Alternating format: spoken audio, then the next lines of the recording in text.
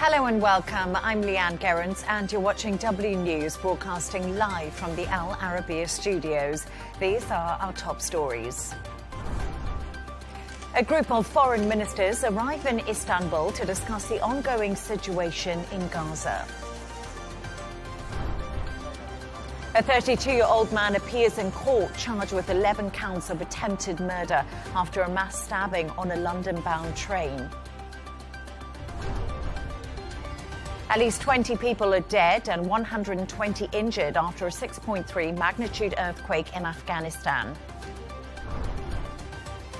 And Prince William travels to Rio for the Earthshot Prize as he hopes to put recent revelations about his uncle Andrew aside.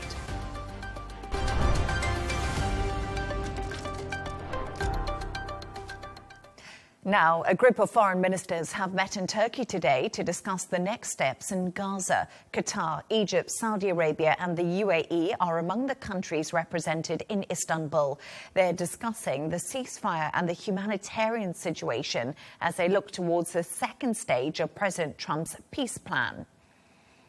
For more on this, I'm joined from Bodrum by retired Turkish Ambassador Cengiz Firat. Thank you so much for your time this evening. I appreciate you joining us. Let's just talk a little bit about ahead of the meeting in Istanbul on Gaza. President Erdogan said Hamas is complying with the ceasefire. This comes despite the wrong remains of hostages being returned to Israel and videos of violence carried out by Hamas inside Gaza being shown. Is Erdogan correct in his view on Hamas, do you think? I think quite a large extent, he's very correct in the sense that when you look at the results of the Sharm el-Sheikh meeting, the Palestinians had agreed, Hamas had agreed to give the remaining hostages, which they did. I think that was the biggest, how can I say it, the biggest thing they had in their hand vis-a-vis Israel. And they handed them over, and they're trying to find the rest of the remains of the other hostages who are presumed to be dead because of the bombardments. So when you look at it from the point of view of the Palestinians, yes, they have. When you look at it from the point of view of the people who are living there, the 2 million plus remaining people in Gaza, the agreement had said that you would have at least 600 trucks of humanitarian aid to be let into the Gaza Strip, which the Israeli side is not allowing. So from the Hamas point of view and from the Palestinians in general, all the Palestinians who live in Gaza, I think this agreement was very well received, and they're trying to do their best. Obviously, you can see on the ground that there's some fighting ongoing.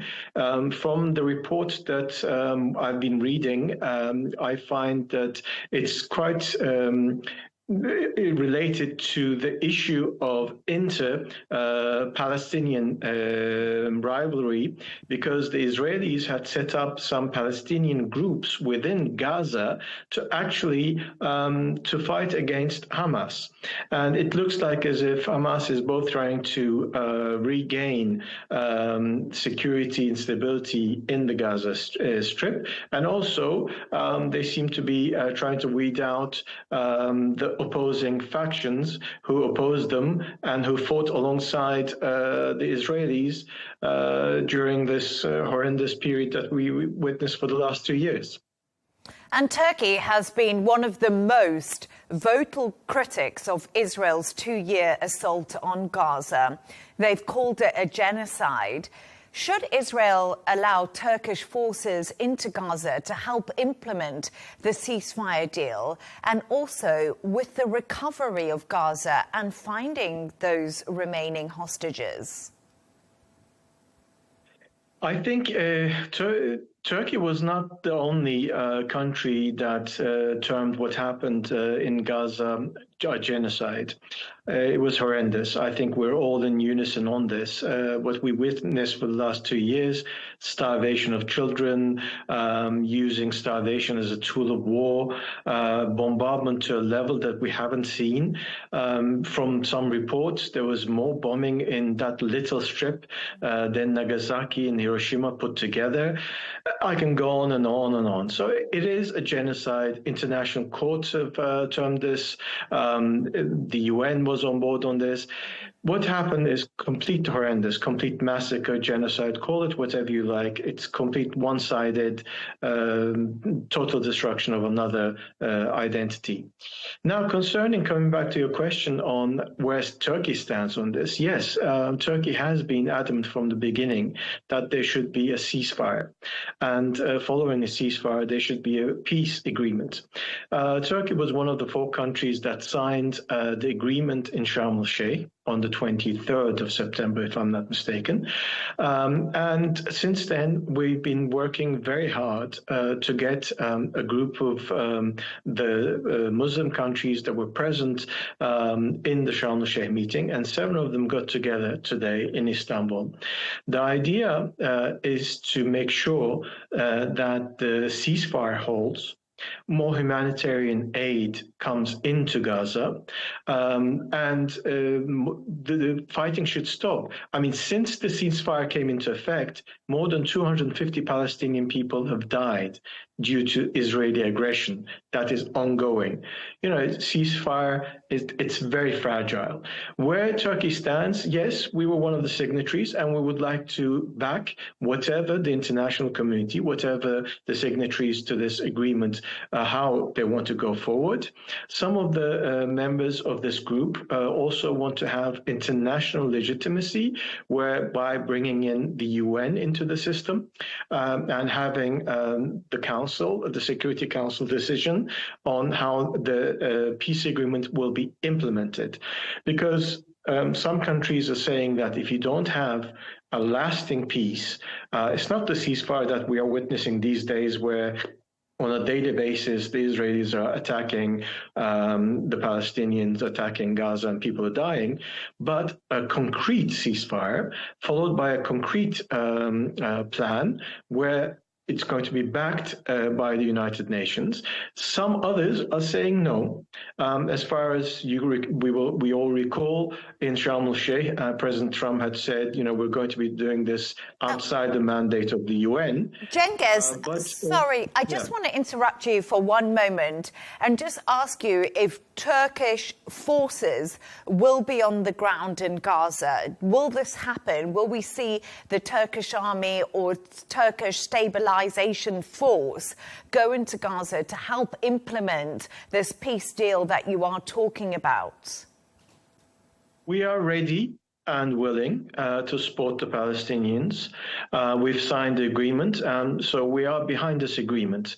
And if the international community will agree on a stabilization force, and if the mandate of the stabilization force agrees that Turkish troops will be allowed to go into Gaza, yes, then Turkish troops will go in. But of course, everything is being negotiated at the moment. We've heard that the Israeli side is not willing to accept Turkish troops in Gaza. Secretary of State Rubio had said this a couple of days ago, but the negotiations are ongoing, so we will see what will come out. It's an ongoing process. But as far as Turkish willingness is concerned, as far as Turkish readiness is concerned, yes, Turkey is ready. But even if troops are not on the ground, Turkey is ready for reconstruction, rebuilding, humanitarian assistance, and all the help that the Gazan Palestinians need. Cengiz Firat, always brilliant to have you on the show. Your analysis and thoughts. Thank you. Thank you for having me. I'm now joined by Dr. Einit Wilf, policy analyst and former member of the Israeli parliament. Thank you so much for joining me on the show. I just want to start with Turkey is hosting this meeting today. Several foreign ministers from Muslim-majority countries will be in Turkey to discuss the fragile ceasefire deal. President Trump has said the ceasefire is not fragile. What do you make of this? Well, it remains to be seen. Right now, we're still in the first phase of the ceasefire. Israel is yet to receive the bodies of the remaining hostages, which were supposed to be handed over within 72 hours. So we're still stuck at this point.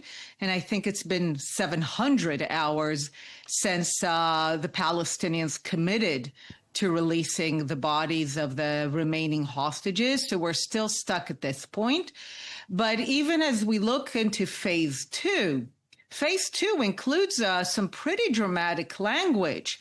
Gaza will not be a threat to its neighbors, basically ever. Gaza, Hamas has to be disarmed completely.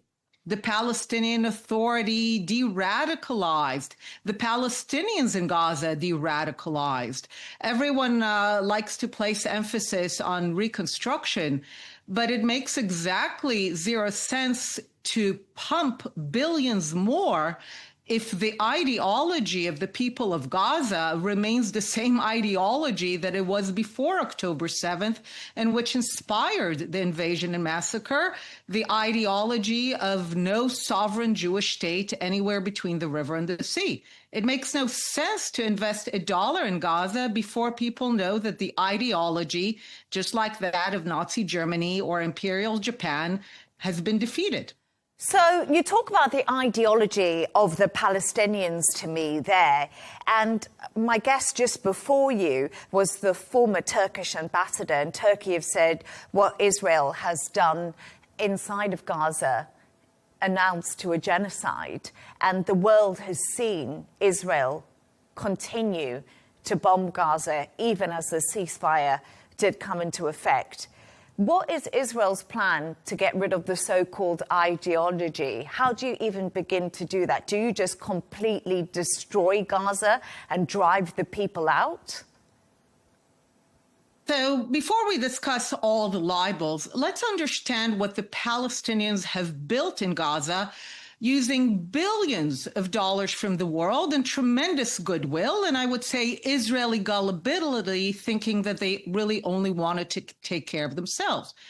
What they built in Gaza is a single integrated weaponized landscape where all of Gaza is connected by now we know 1,000 kilometers of tunnels, hundreds of piers that connect every school, every mosque, home, kindergarten, house, all of them with essentially a force that has made it its doctrine not to abide by the rules of war. The rules of war have a basic distinction, a distinction between militant, combatant, and civilian.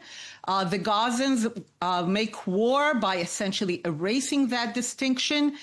And if you look at it, military experts have had to compare it to an island in the Philippines during World War II, where tens of thousands and hundreds of thousands of people were killed in war, or to compare it to ancient fortresses. The people of Gaza have made an ideological choice to turn one of the most beautiful and most geographical areas that have everything necessary to be a global hub of commerce and export and tourism. They made the choice to turn it into a single integrated weapon of war. By every military measure, Israel has waged this war in a way that is exemplary. If you look at the civilian to combatant ratio, as much as the Palestinians try to erase it, it's at most 1 to 2, under conditions where the world even refused to allow the civilians who didn't want to be in the zone of war. Egypt and other countries did not allow them to leave. Under those conditions, what Israel has achieved, and given the way that the Palestinians have weaponized Gaza, it's exemplary. But beyond that, to change an ideology, you do exactly as you did with Nazi Germany and Imperial Japan. You need the people to ultimately understand that their ideology, that their choice to prioritize destroying the Jewish state over building for themselves has led to ruin.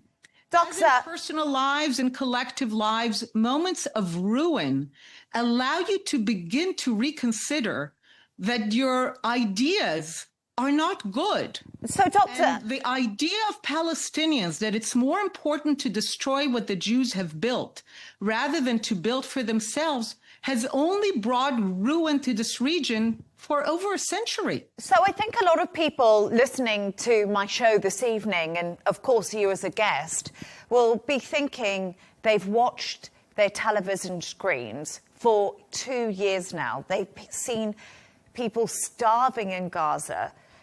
Thousands and thousands of people have died. It's been absolutely horrendous footage, but we're not talking about every single Palestinian with an ideology. We're talking about women. We're talking about innocent children. And this is something that the world has had to witness. And it's very difficult for a lot of the world to try to understand that and the disproportion that the Palestinians have faced. What do you say to those people who are watching this show right now, who've seen famine, who've seen starving people, who've seen people being shot as they try to get aid? These are innocent Palestinians. Not all of them are part of Hamas and part of a radical ideology. So first, we know by now, just like the genocide libel, so is the famine libel.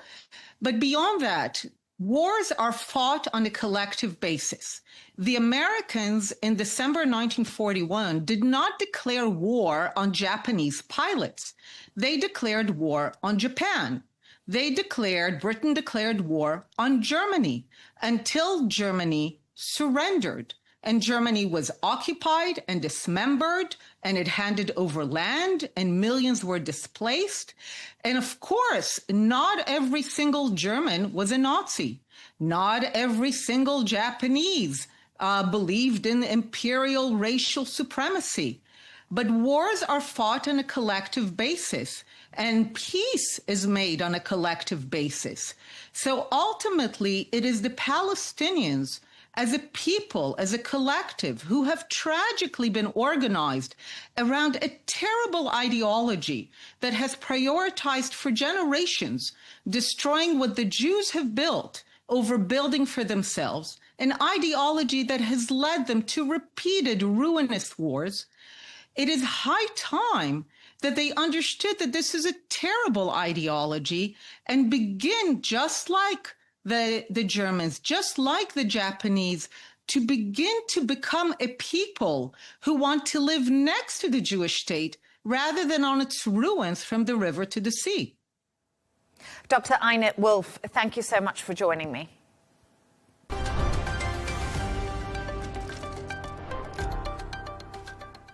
A 32-year-old man has appeared in court today, charged with 11 accounts of attempted murder after a mass stabbing on a London-bound train this weekend. Anthony Williams was arrested on Saturday after an attack on the LNER service.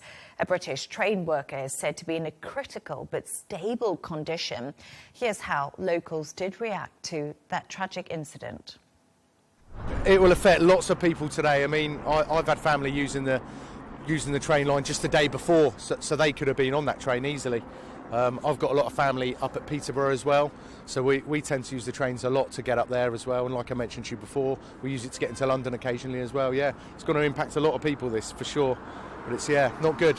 A horrifying incident like this can actually make people think twice about the things that influence them and the things we glorify, like violence and things. It's absolutely unacceptable, and it's got no place in society generally. For more on this, I'm joined from London by our correspondent, Ollie Barrett. Ollie, always great to have you on the show. Let's begin with the suspect. What has he been charged with?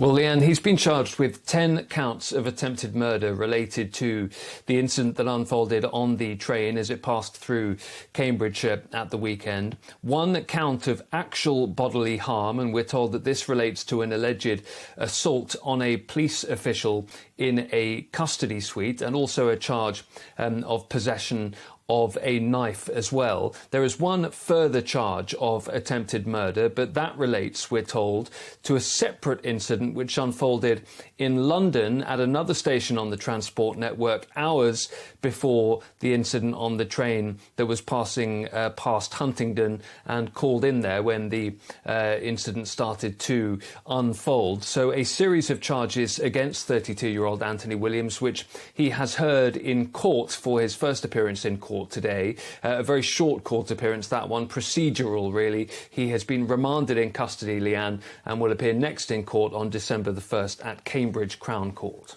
And Ollie, what more do we know about how the incident unfolded on Saturday night?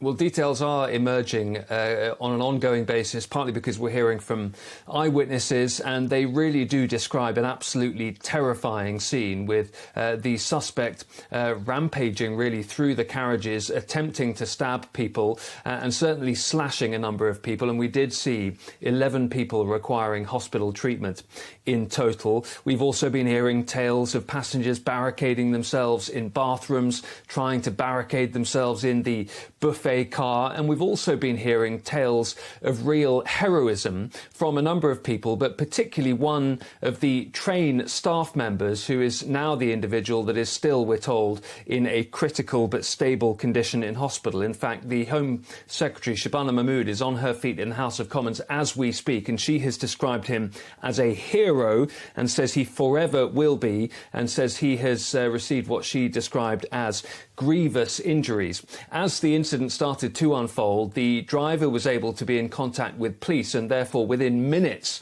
had called in an unscheduled stop at Huntingdon Station. It was there that police were able to arrest the suspect and another suspect as well, although that second person has now been released without charge and police say wasn't involved in this attack in any way. Also worth saying, Leigh Ann, that today police have confirmed that they are looking into 3 other episodes which may be related to this particular case and this particular individual. 2 appearances, we're told, at a barber shop in the Peterborough area on Friday and Saturday. A man said to have a knife and police were called, but by the time they had taken the call or arrived, the suspect, the individual, had left. But also the stabbing of a 14-year-old boy in Peterborough over the weekend as well, and police have confirmed they are looking into whether all of those episodes are linked in some way. And Oliver, this is an absolutely terrifying moment for many people who use the transport network across England. What are authorities saying about whether safety can be increased across the transport network in light of events that we've seen over the weekend?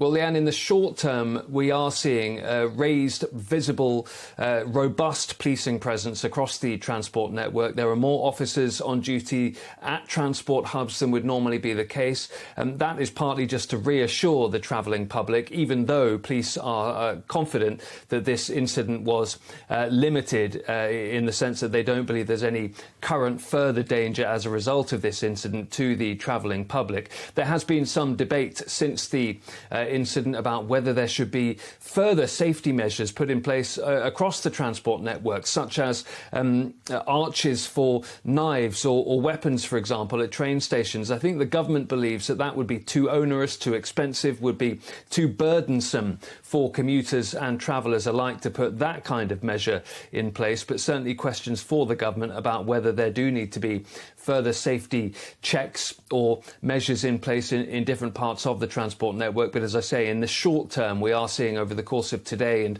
probably the next couple of days that raised, visible security presence at transport hubs. Ollie Barrett in London, thank you so much for joining us.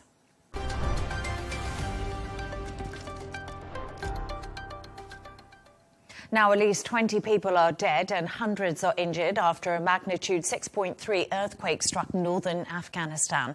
Local officials say the death toll is expected to rise as rescue efforts do continue. Patrick Falk reports.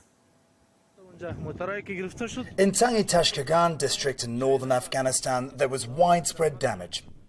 The region lies around 60 kilometers to the east of Mazar-e-Sharif, epicenter of the quake and home to about 500,000 people. Video shot by local media showed burning vehicles and people stretching bodies away from the rubble. In the darkness, rescuers relied on torchlights to find people buried under collapsed structures. In Samangan province, recovery efforts got underway by day. The buildings here stood no chance against an earthquake. Many of them were obliterated. The earthquake started around 1 a.m. It shook so violently that we couldn't even open the door. We tried 3 times to unlock it, but the shaking was too strong to manage. It lasted for about 15 seconds, and when we finally got outside, there was so much dust in the air that we couldn't see anything. My mother was trapped under the wooden beams of the roof, and my brother was buried under the rubble. With the help of the villagers and young men from our village, thank God, we managed to rescue them. They are now in the hospital. The quake also led to a power outage across the country, including in the capital, Kabul. Reports say electricity lines from Uzbekistan and Tajikistan, both major suppliers of power to Afghanistan, suffered damage. It'll take time before the full death toll emerges, but officials say significant casualties are likely. I rescued my brother's wife along with the rest of the family, but one of us was missing. I searched desperately to find him and later realized he was trapped under the rubble. Unfortunately, he had passed away. A Taliban spokesperson posted video that appeared to show debris strewn across the Blue Mosque. Built in the 15th century, it's a site that's revered by Shia Muslims. Afghanistan is prone to earthquakes because of its location on top of a number of fault lines. The quake follows another deadly 6.0 magnitude earthquake that struck the country's east in August, killing more than 1,000 people. Patrick Falk, Al Arabiya English.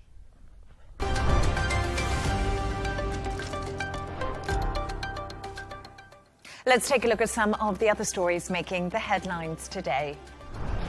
Ukraine has been pressing for the US for long-range Tomahawk missiles, but President Trump says he's not really considering sending them for now. Instead, Kyiv is receiving more Patriot air defense systems to counter Russia's ongoing attacks. This comes after Russian drones killed a man and injured 5 members of his family overnight, as missile and drone strikes continue to target civilians and critical infrastructure. The only survivor of the Air India crash that killed 241 people says he feels lucky to be alive, but is struggling with the trauma and loss. Vishwash Kumar Ramesh, who escaped the burning plane, says he can't talk to his family and suffers from PTSD. His advisors have accused Air India of neglect, while the airline says it's supporting victims' families. President Trump has downplayed the chance of war with Venezuela, but suggested Nicolas Maduro's days are indeed numbered. Trump defended the ongoing U.S. strikes on alleged drug smuggling boats in the Caribbean. He also refused to rule out future land strikes, while doubling down on his call to resume nuclear weapons testing to keep peace with Russia and China. Hurricane Melissa has killed at least 28 people in Jamaica, leaving widespread destruction in its wake. Winds reach 185 miles per hour, toppling homes and blocking roads across the Caribbean. Relief efforts are underway, with the UK sending emergency aid and repatriation flights for stranded citizens. In Haiti, at least 25 more people died after flooding from the Loudoun River. And US airports are facing major delays as nearly 13,000 air traffic controllers are working without pay during the federal government shutdown. Newark Airport issued a ground stop with average delays over 3 hours, and cancellations are expected nationwide.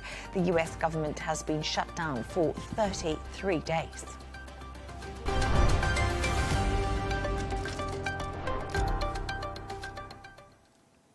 Now, Prince William has travelled to Rio de Janeiro today for the 5th annual Earthshot Prize Award, focused on finding environmental solutions. The British heir to the throne arrives in Brazil ahead of COP30 later this week.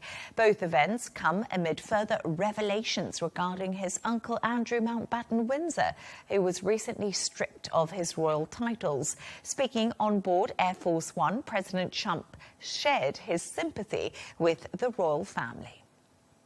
I feel very badly. I mean, it's a terrible thing that's happened to the family. That's been a tragic situation, and it's too bad. I mean, I feel badly for the family.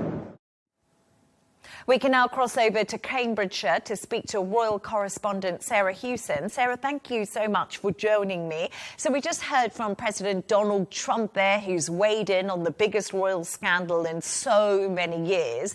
Is he right to feel sorry for the family after more details of Andrew's relationship with sex offender Jeffrey Epstein emerged? Hello to you, Leigh Ann. Well, it's a really interesting intervention by President Trump, isn't it? And we know that he is very fond of the king and the royal family. And it is his statement of sympathy to them. But I think for the victims of Jeffrey Epstein, the families of the victims of Jeffrey Epstein, these comments are likely to generate anger because he has not expressed such sentiments of sympathy towards Epstein's victims at any point. And Trump, of course, is facing many questions himself about his own links to Epstein. He once described Jeff, as he called him, as a terrific guy. He said that he likes women as much as I do, and many of them on the younger side. And he's also coming under increasing pressure to release the Epstein files, not least of all from the family of Virginia Giuffre, who say that President Trump should follow in the King's lead and actually front up to this Epstein scandal and do something about it. Such are the calls for transparency. So I think these comments made today, again, off the cuff, Trump speaking on Air Force One, expressing his sympathy for the family, but they jar for many, I think. Yes, Sarah, and you're right, because many people are still asking the question, where are the Epstein files? But let's focus on the UK Defence Secretary, because he's looking to strip Andrew of his last remaining military rank. Let's be honest, things are just getting worse for Andrew. What more do we know at this stage? Another week, Leigh Ann, and yet more headlines for Andrew Mountbatten Windsor. Stripped last week of all vestiges of royal life. And now the Defence Secretary in the UK, John Healey, looking at whether he can strip Andrew of his last remaining military title. That's the Honorary Vice Admiral of the Royal Navy. He lost most of those military titles back in 2022, but this is the last one remaining. And even more damaging to Andrew is the suggestion that they could also strip him of his Falklands Campaign Medal that was awarded to him after his service in the Falklands War, when he came back a war hero. And I think for Andrew, there's been an awful lot of damage to him for someone who places such high esteem on titles and on status. But these military titles and the loss of those, and if he does lose that Falklands Campaign Medal, that will really sting. And let's talk a little bit about Prince William, because do you think he'll be able to drag attention away from Andrew during his Brazil visit for his Earthshot Prize event, which is arguably the most important week of his year? And we do know that William loves and cherishes this event, Sarah. Yeah, this is often what's described as William's Super Bowl moment. The Earthshot Awards and his work around homelessness are his two big legacy projects. And all of the work that he does around Earthshot culminates in this Earthshot Prize ceremony, which is taking place on Wednesday in Brazil. He's arrived there today, and he really wants the focus to be on his work around climate action. He wants to put it back to the good work that the royal family is doing without the distractions of his disgraced uncle. And so I think the timing of the statement from Buckingham Palace last Thursday was important. They wanted to get this out there and dealt with so that it didn't overshadow William's work this week. And it is a really important week, not just the Earthshot Prize this week, but also William addressing the COP30 summit at the end of the week, a role that was previously performed by his father, and a speech which he has discussed and collaborated with his father over the past few weeks. A very high profile moment for William, and again seeing him in that global statesman role. That's what he wants us to see this week, not more headlines about Andrew. And let's just turn our attention to where does Sarah Ferguson go now? And of course, we know Fergie and the Queen's corgis are quite close, and they've been at a royal lodge since the death of the Queen. Any information about what's going on there? Well, firstly, for Fergie, we know she's going to make her own arrangements. What might that be? She's not going to be living with Andrew, we understand, on the Sandringham estate. Where might she go? Well, she has recently sold a property in Belgravia in London for nearly £4 million. She has ties to Switzerland. They previously owned a chalet there. She could, of course, head to the United States, where she's previously been, where after scandal, and, of course, to Abu Dhabi as well, where Andrew and Fergie and their daughters have been given access to a palace there. So there are options for Sarah Ferguson, and it's been reported that she wants to distance herself from Andrew, to regroup and to rebuild her brand as a mother and a philanthropist. Although at the moment it feels too toxic for many brands to get involved with her. As for the corgis, Sandy and Mick, these were the late Queen's much-loved corgis. After her death, they were adopted by Andrew and Sarah. They've been living at Royal Lodge.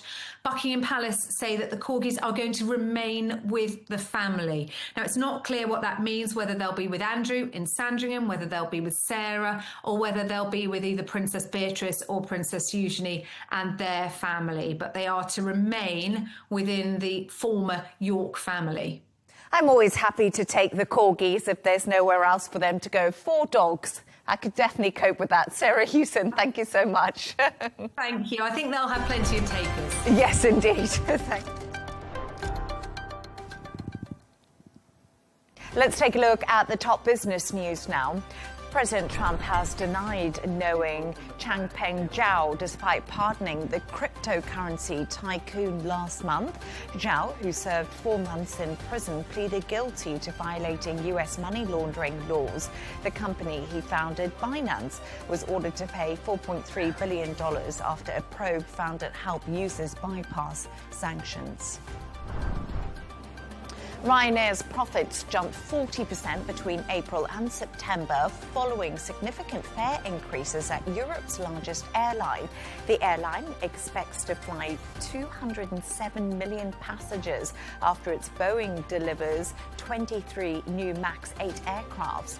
Ryanair CEO said improved deliveries by Boeing enabled the business to add capacity for the current quarter. Turning to all the sports news now, and Barcelona have bounced back in La Liga after a 3-1 win over Elche.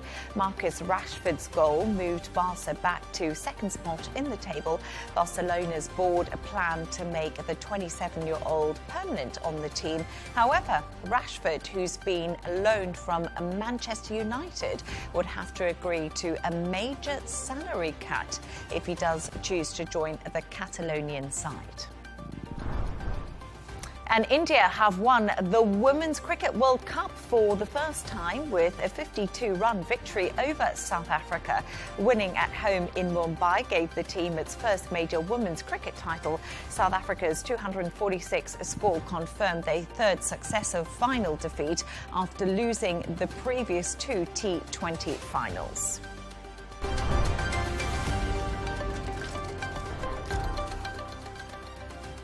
A reminder of our top stories. A group of foreign ministers arrive in Istanbul to discuss the ongoing situation in Gaza.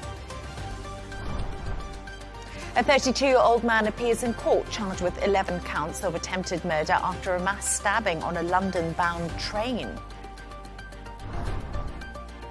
At least 20 people are dead and 120 injured after a 6.3 magnitude earthquake in Afghanistan.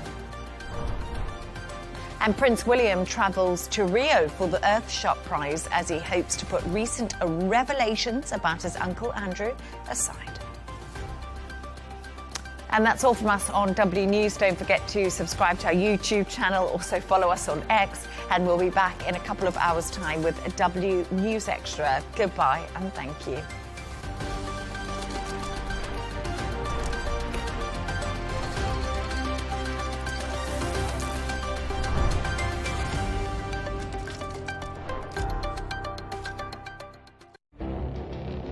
It feels like the gates are passing by in a matter of weeks.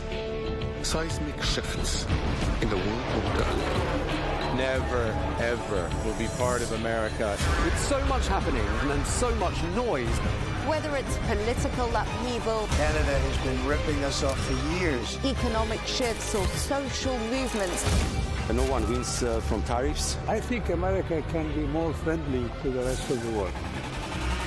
The in-depth analysis and all the latest developments across the globe. To have an inclusive policy together. The meetings with Hamas gave me some hope. We're in another nuclear arms race. The most important development straight to your screen. Welcome to the dressing room. I'm on my own. I need backup. And an insightful look at the issues shaping our world today. It was not going to happen, that war, and it happened. Join us on Arabiya News, where the world talks.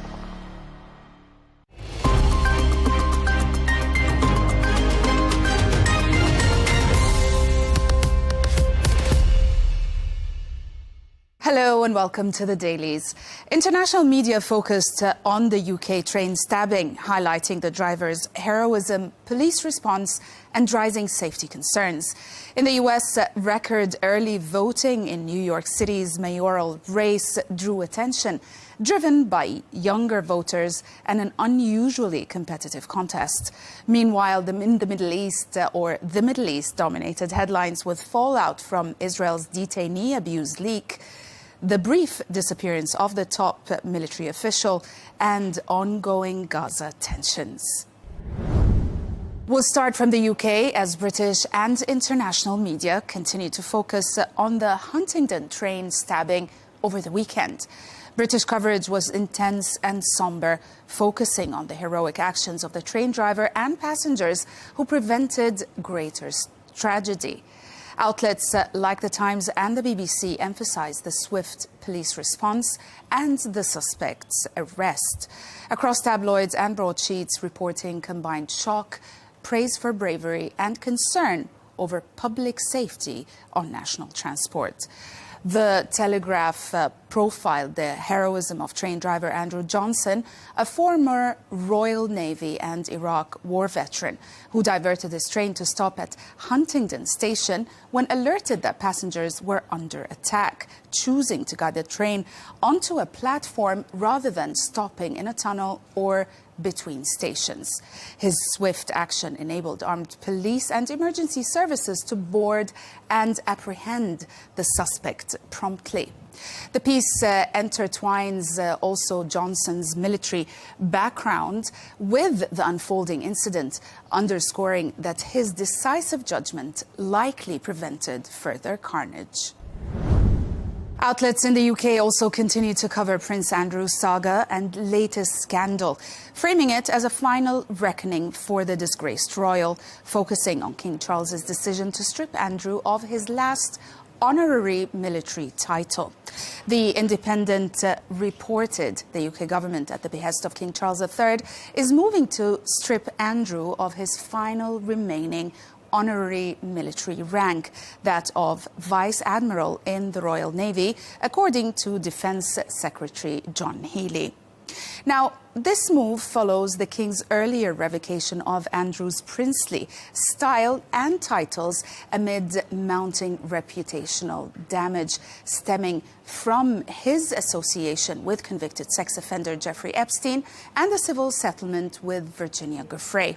The piece frames the action as the monarchy's bid to draw a clear boundary, signaling that no role, symbolic or even military, will be tolerated for Andrew while these unresolved controversies shadow the institution. Across the Atlantic in New York, early voting ends in the highest early in-person turnout ever for a non-presidential election in New York. The New York Times chronicles the city's record-breaking early voting turnout ahead of the 2025 mayoral elections.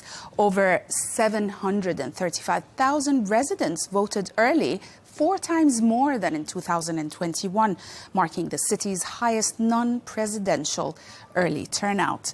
The piece highlights a notable surge among younger voters, particularly those under 35, who flocked to the polls during the final weekend. Also, the median age of early voters dropped to 50, signaling shifting engagement trends. The report blends statistics and also political insight, underscoring the competitiveness of the race between Democrat Zohran Mamdani, Andrew Cuomo, and Curtis Sliwa. The New York Times also published the latest poll ahead of the elections, giving a data-driven view of the city's heated mayoral race. The piece tracks the shifting dynamics between Democrat Zohran Mamdani, Andrew Cuomo, and Republican Curtis Sliwa. The piece highlights Mamdani's steady rise, overtaking Cuomo's early lead, revealing generational and also ideological divides. Young progressives or progressive voters leaning towards Mamdani and older moderates favoring Cuomo. The polls depict how Mamdani gains momentum in later rounds, reflecting New York's evolving voting behavior. The New York Post's editorial commented on the New York City mayoral elections, presenting a strongly critical portrait of Mamdani and listing 20 specific claims against his candidacy. Claims also from his comments about the NYPD and plans for public safety to alleged ideological extremism and inexperience. The piece argues that his proposals like free buses, city-run grocery stores and rent freezes are financially reckless and untested, and warns they could exacerbate crime, housing and debt problems as well. It frames his candidacy as risky for New York, portraying him as a radical with ideological priorities rather than pragmatic leadership. The Washington Post examines the latest statements by American Energy Secretary Chris Wright. The secretary clarified that despite President Trump's calls to resume nuclear testing, no explosive tests are currently planned. Instead, the administration intends to conduct subcritical experiments to assess warhead reliability without detonations. The report puts in context this stance within U.S. moratorium on nuclear testing since 1992, highlighting the tension between political rhetoric and technical policy. The piece underscores international concerns also over deterrence and arms control. To the Middle East, where the scandal of Major General Yifat Tomer Yerushalmi, Israel's military advocate general, dominated media coverage. Some left-wing outlets focused on the institutional crisis and diplomatic fallout from the leaked detainee abuse video, calling it one of Israel's worst image blows, while right-wing outlets emphasized national security concerns. The Major General disappeared after her car and a note were found near Tel Aviv, alarming relatives who feared she might commit suicide. Apparently, she had faced heavy criticism over her handling of a leaked video showing abuse of a Gazan detainee at Sdei Timan prison. Though not involved in the leak, she was accused of weak oversight and indecisive leadership amid mounting political and moral pressure. Of course, she was later found alive, but the case exposes deep tensions within Israel's military and justice system. Left-wing Haaretz focused on Prime Minister Netanyahu's characterization of a leaked video as the most severe diplomatic attack Israel has ever faced. The piece traces how the footage, which reportedly depicts soldiers assaulting a Gazan detainee, ignited both domestic outrage and also international condemnation. It describes the leak's fallout, internal military investigations, political backlash, and also diplomatic damage. The piece contends Netanyahu's framing elevates the incident beyond a legal or ethical matter into a foreign relations crisis. The Palestine Chronicle commented on this scandal by providing harrowing details regarding the leaked video. According to the report, the video shows the gang rape of a Palestinian detainee by Israeli troops. It also explains that Israeli authorities have launched an investigation while simultaneously dismissing the footage as blood libel aimed at the military. The piece also frames the incident as showing deeper problems in how the war in Gaza is being handled and points out that calling it blood libel is indeed a way to dismiss the abuse claims. And we'll end with Le Monde, which delivers a gripping yet understated account of the recent Louvre jewel heist, revealing that the suspects, an ordinary couple with children from Saint-Denis, are believed to be small-time criminals. The report highlights prosecutors' remarks which challenge assumptions that such a daring 7-minute theft of 88 million euros in treasures must have involved organized crime. The piece spotlights the pair's modest background and the amateurish yet bold execution using scooters and a furniture lift for escape. The piece contrasts between the heist's grandeur and the suspect's ordinariness. That's it for today. Thanks for watching.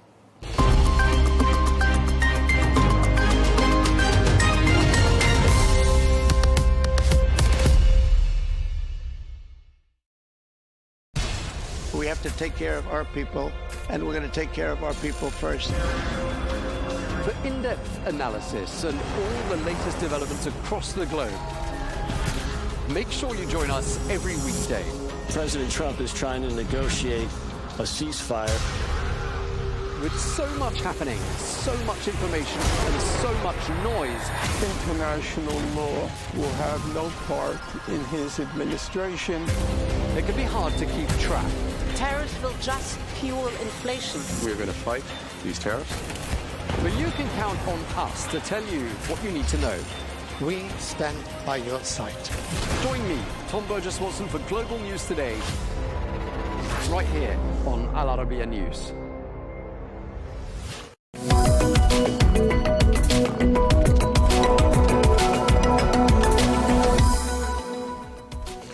Hello and welcome to this special edition of the Real Deal Plus, coming to you from the Al Arabiya English studios. I'm Tom Burges Watson. Now, football holds unparalleled global power as the world's most popular and commercially valuable sport. Or more than just a game, many would argue that football functions as a global language with international reach and significance that are hard to match. Well, the beautiful game has had an important part to play in Saudi Arabia's Vision 2030 and beyond the year 2030, because the Kingdom will, of course, host the World Cup in 2034. Well, let's find out more now. We can speak to Dr. Christian Coates-Ulrichsen, who is the author of a new book entitled Kingdom of Football, Saudi Arabia and the Remaking of World Soccer. Thank you very much indeed for joining us, Christian. Yeah, thanks for having me. Now, let's start by making a point, really, which is that Saudi Arabia isn't new to football, is it? The Kingdom has got a rich football heritage. Some clubs are reaching centenary milestones, aren't they? Yes, some of the earliest clubs, especially Al Ittihad in Jeddah, will be celebrating its centenary in a couple of years. And some of the other clubs in the Eastern Province in the 20s, 30s and 40s. So there's been a football ecosystem for decades, there's been a football league since the 1970s. Rivelino, the captain of Brazil, joined Al Hilal in 1978, made a splash comparable to when Ronaldo joined Al Nassr in 2023. And of course, Saudi Arabia will all remember the USA 94 World Cup 30 years ago, more than 30 years ago now, when the Saudis beat Belgium with that incredible goal from Saeed El Owaidan and got to the second round. And the Saudis have also reached 5 successive Asian Cup finals, winning 3 of them in the 80s and 90s. So there's a long history that we don't maybe see in other Gulf states that we have seen in Saudi in their engagement with football. Absolutely, Christian. You make that point, don't you, that Saudi Arabia has indeed played in some World Cups. Now, I want to ask you, how do you see football helping to deliver some of the goals of Vision 2030? Well, I think there's a couple of different ways in which they can contribute. One is, of course, having major events in Saudi Arabia. There's the AFC Asian Champions League every year now in Saudi, the final 8, quarterfinal, semi-final and final. The Asian Cup in 2027, obviously the World Cup in 2034. So these will bring huge numbers of visitors to the kingdom to try to strengthen the tourist and sport sectors, which are key areas of Vision 2030. I think we have to also look at the sports policy in collaboration with tourism, using sport to generate awareness that something's changing in Saudi Arabia, that the Saudi Arabia people thought they knew 20 years ago is no longer the Saudi Arabia we see today, that many more people have probably heard of Vision 2030 as a result of football and investments in golf and boxing and other sports than would have been the case had there not been such investment, and really creating a sense of excitement, creating a sense of buzz that Saudi Arabia is the place to be. And of course, when you have stars like Cristiano Ronaldo and Lionel Messi posting on social media to their 500 million followers about the times they're having in Saudi Arabia, that gives you a kind of an unparalleled global reach. So I think it all helps to generate awareness that things are changing and that creating a buzz that will be necessary if the giga projects are to come to fruition and to be populated by residents, by visitors, to meet all the ambitious targets that Saudis have set for tourist numbers and obviously foreign direct investment as well.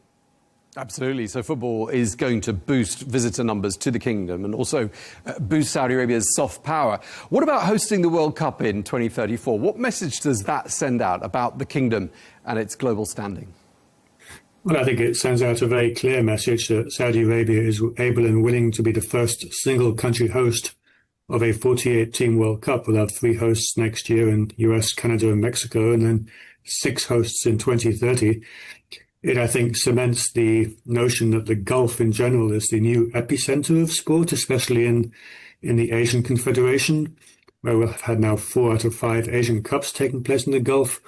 Obviously, we had the World Cup in Qatar in 2022, so a second World Cup in 12 years.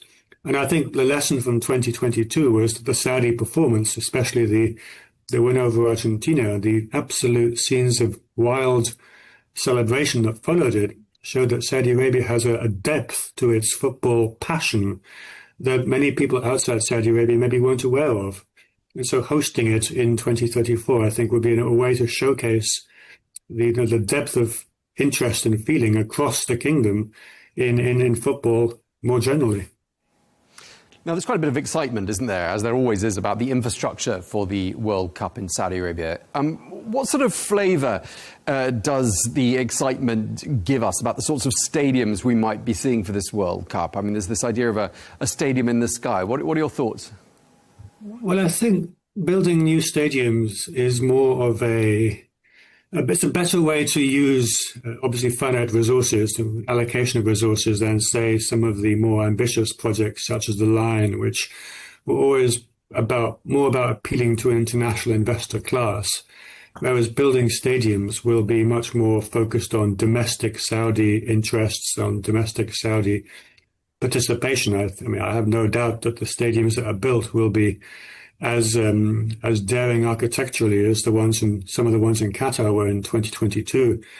And I think it obviously will be an infrastructure that will be there for the future. It won't just be a one-off. We obviously have some of the stadiums being built for 2027 for the Asian Cup, and these will remain infrastructural projects that will continue into the 2040s probably. So they're looking, I think, much further ahead in 2030 and creating that infrastructure that will last for decades. Now, can you put a figure on, or even give us a sort of a guesstimate on the sort of value that football adds to the Saudi economy? Well, I think that's maybe difficult to pin down specifically, but I mean, football and sport in general is probably undervalued. It's a huge untapped market, and there is obviously a massive interest in Saudi Arabia for the sport to grow. We've obviously seen already Al Hilal, Al Nasser, the big four teams that the PIF has invested into, getting sold-out crowds, 40 to 50,000. Once the supporting infrastructure is there, I have no doubt there's at least in the billions of dollars that the Saudi sports economy can begin to generate. And I think this indicates also that Vision 2030 is able to evolve, because when the vision was launched in 2016, there wasn't that much emphasis on sport. But we now see a much greater focus on sport and tourism and entertainment, of course, as well. And it shows how the vision is able to adapt to changing circumstances and new opportunities as they arise. And I think also the 2034 for the World Cup, it obviously takes the pressure off 2030 as the kind of delivery date for all the projects, in the sense that it gives an extra 4 years of construction of major projects that will allow existing projects to open in sequence, maybe an initial phased opening in 2030 and then scaling up to full capacity by 2034. So it takes some of the pressure off 2030 as the delivery date for some of the projects, just because 2030 is now only 4 years away. It seems a long time away in 2016, but it's coming up quick. Absolutely. Now, 70% of the population of Saudi Arabia is under the age of 30. So we're talking here about a young population, by the looks of things, a very connected population. How do you see football fitting into that and also shaping national Saudi identity? Well, I think it gives Saudi youth something to look at, to feel proud of. Certainly another way of connecting with the vision, with the progress made on securing the World Cup, on transforming the big Saudi teams and potentially other Saudi teams as well. It's another point of connectivity. And I think also internationally, it indicates that Saudi youth are just as fun-loving, as football-obsessed as young people all over the world. And I would argue that the win over Argentina in the World Cup in Qatar did more for Saudi soft power than anything the government could have said or done, because it was spontaneous, it was bottom-up, it was just scenes of pure joy. And so the image it sent of Saudis being just as obsessed as people all over the world, I think, was very powerful. Now, do you think that football is shifting global perceptions about Saudi Arabia? Yes, I think it is. And I think it's also been striking how, so far at least, there hasn't been as strong a backlash to Saudi Arabia hosting the World Cup as there was, for example, in and after 2010, when Qatar won the rights for 2022. I think that's partly because Qatar was the first. Obviously, the first is always the most sort of consequential in some ways. But I think what was striking in 2023, when the Saudis became the preferred bidder for the World Cup, was there was a sense almost of not resignation, but inevitability about it. That something just even 5 years before, the idea of Saudi hosting a World Cup would have been almost unthinkable. And by 2023-24, it became inevitable. So I think it already has begun to shift external perceptions about Saudi Arabia.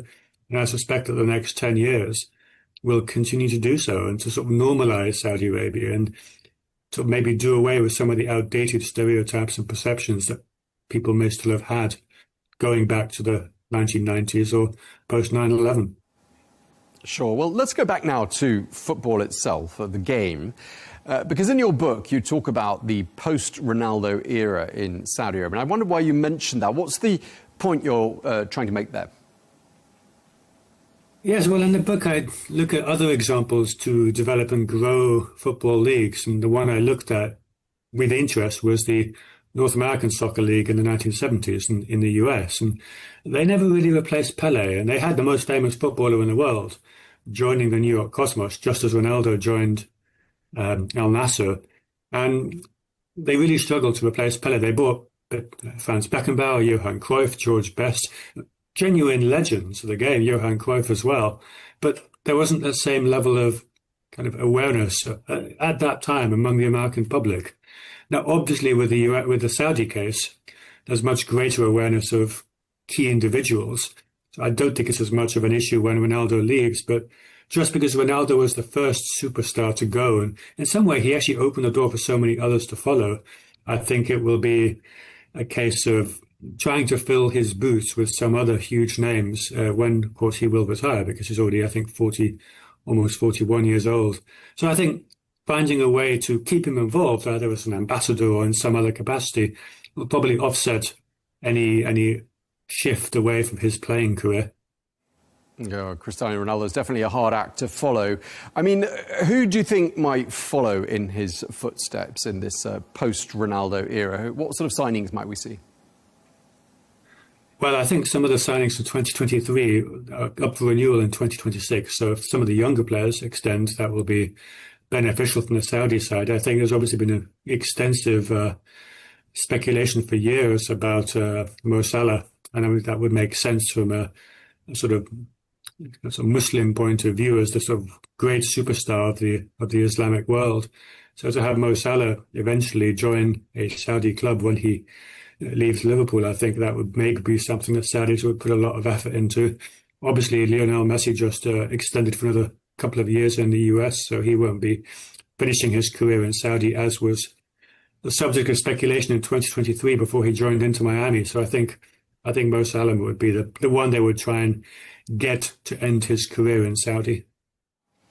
Yeah, you say end his career, but do you think we might also see some players going to Saudi Arabia in the prime of their careers?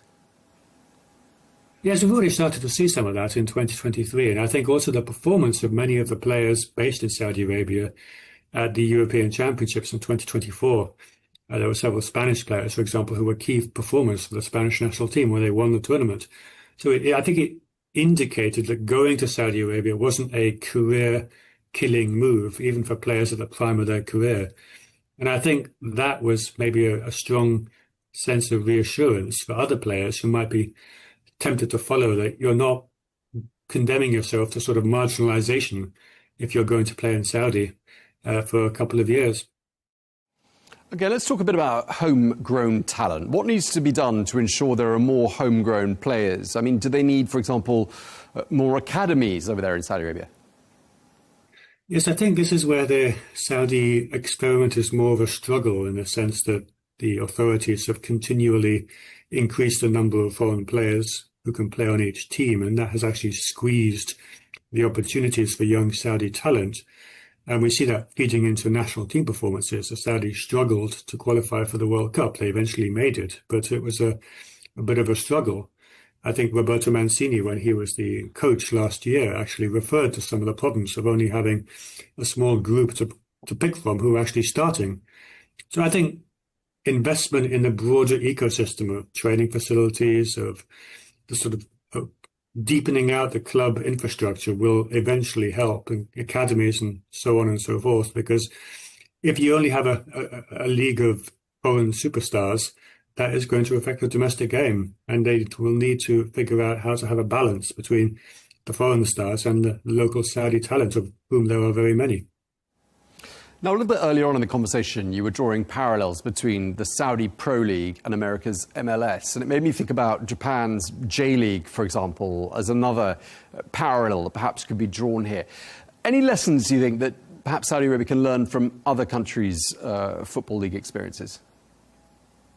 Yes, I mean, I also actually do look at the J-League in the book, and also the Chinese Super League too. And I mean, the Chinese Super League in the mid-2010s was grabbing international attention for the same reasons as the Saudi one, with massive transfer fees bringing key players to China.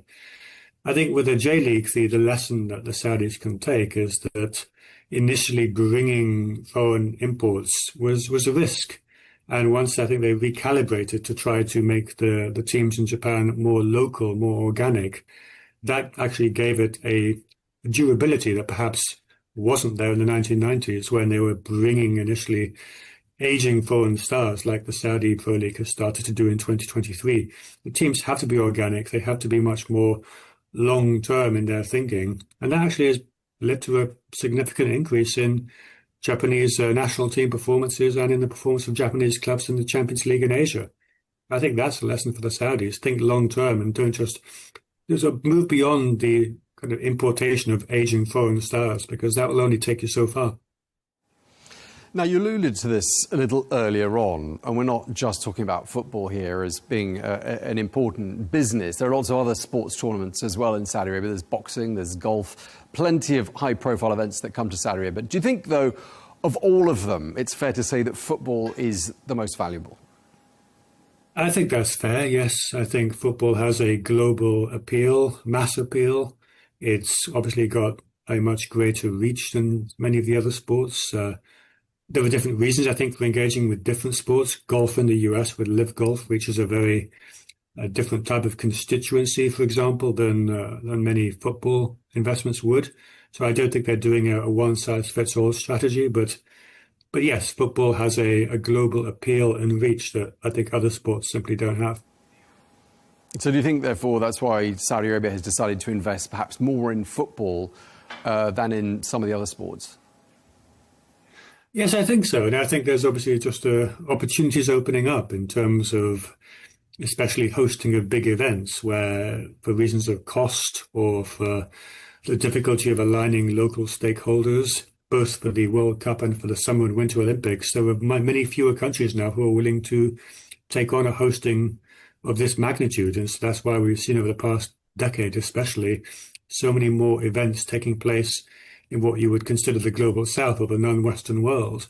And I think this has opened up opportunities for countries like Saudi Arabia to really engage in a much greater way. And of course, we see the relationship between Saudi Arabia and Gianni Infantino at FIFA really deepening too. So I think stamping Saudi Arabia as the epicenter, the center of gravity for football going forward is probably a very strategic and clever move.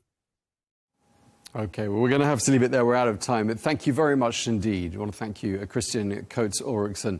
Thank you for your time. Thank you for having me. And I think there's a lot going on. There's clearly going to be huge interest in how Saudi Arabia performs at the World Cup in 2026. And so we'll have to sort of watch this space and see what happens next. OK, exciting times indeed. Well, thank you for watching this special episode of The Real Deal Plus with me, Tom Burges Watson. See you again here soon on Arabiya English.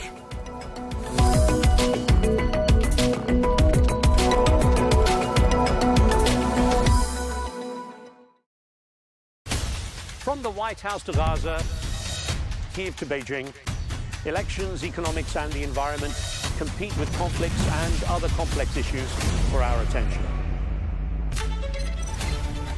In an age of fake news, deep fake and artificial intelligence, they've got to have a vote and a say. It's important to look beyond the loudest voice to understand the truth.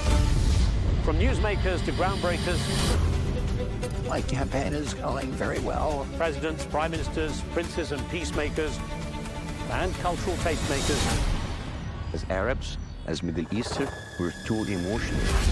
Join me on the Riz Khan Show for empowering conversation.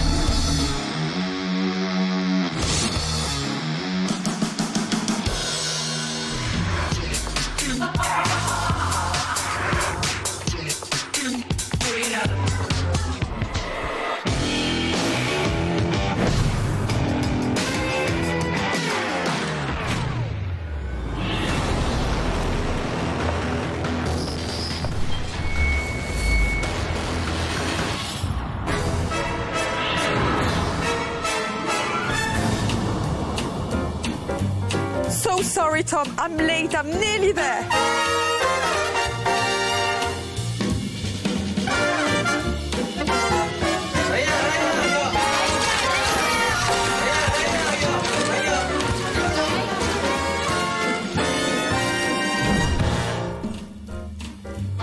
the main people in the cast of the Anaconda. We gotta kill that snake. Let's reboot Anaconda. Yes. Wait, what? You make so many people laugh. Who makes you laugh and what? Gene Wilder comes to mind. That's the first person that I think of because he sometimes seems like he's almost insane. There's a little bit of crazy in his comedy that I appreciate. He's right behind you! Yes. What the hell is on my back? It's a long story! Run!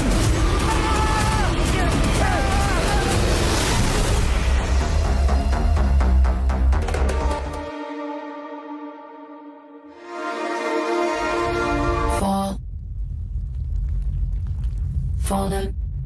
I can follow you like a dog to the end of the world. There's obviously the scene of the crying. How good are you as an acting crier? My daughter is fantastic at it. She's 6. She can put it on in a second. I would just, yeah, no, I'm pretty good. You know what? I don't really cry in real life, ever. Not never, but very rarely. Maybe like once every 6 months. And then I guess I save it all up when I need it on screen, because when I need it at work, I can do it pretty quickly.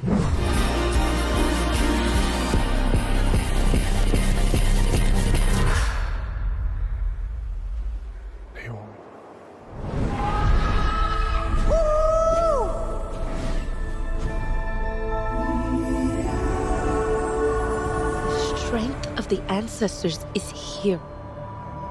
For you, it always feels like, you know, the condition is that for the role to be different from a film to the other. How important is that things remain as eclectic as they've been for you? For me, that's probably the most important thing. And that's not always easy to find, I have to say, you know. But I like playing lots of different characters. I mean, you know, that's what acting is about, and that's why it's so much fun to get to play those different roles and wear those different costumes and really inhabit someone else's life so entirely. And yes, it remains incredibly important to me.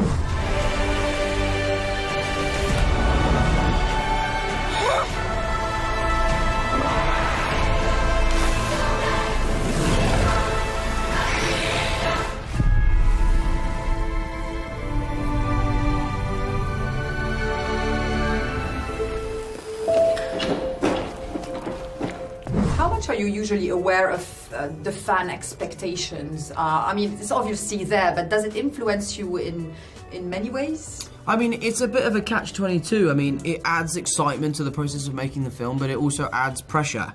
You know, we were very lucky that while making this film, the entire world was talking about the movie and the story and who was going to be in it and who's not going to be in it. And yeah, like I said, like it was very exciting and fun to be on set and know all of the secrets, but it also was very pressurizing because we knew that we needed to deliver on quite a high level. We ready?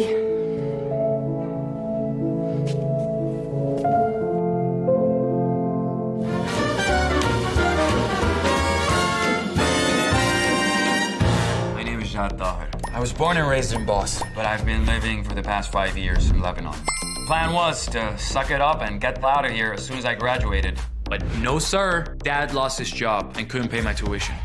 How was I gonna find $7 grand in 10 days? And action! What? Are you guys serious? We're off the grid. We're basically invisible.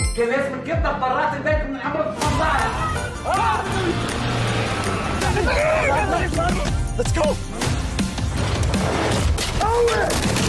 This is perfect.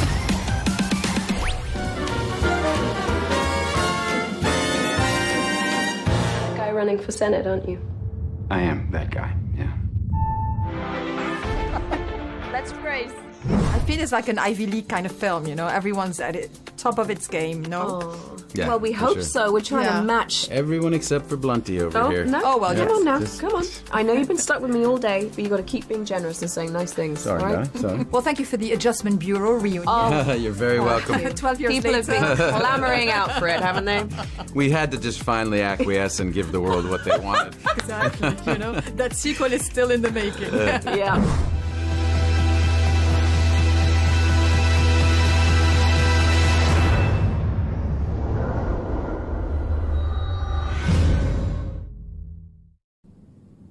I used to watch this perfect couple. They were the embodiment of true love. Is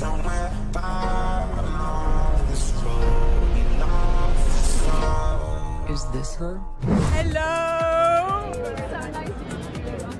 When did you have your baby? 7th of July, so I think Oh, a few weeks after you. yeah, a few weeks after mine, yeah. Oh, isn't it weird going back? It's just a juggle. It's too early. Yeah. But let's talk about the film and how complex the character is. Is it a great challenge when it's nuanced like that, when you can do with her a lot of things? Yes, it is, and exciting because there's so many layers to explore. You are dealing with someone who feels like a victim and damaged and vulnerable, and yet she's potentially quite dangerous and afraid of herself and her capability. She has no relationship with her own actions, and I think that that must concern her very much.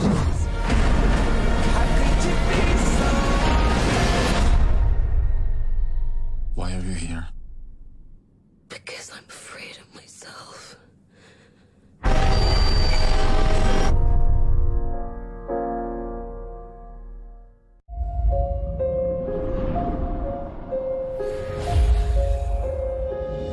Mirror, mirror on the wall, who is the most powerful of them all?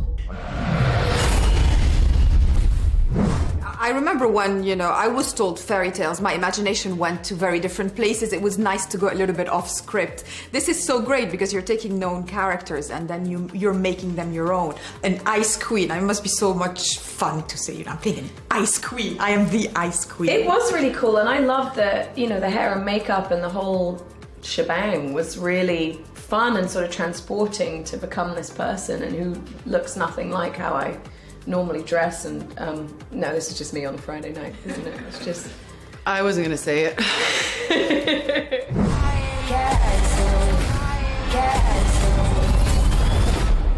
Hello, huntsman.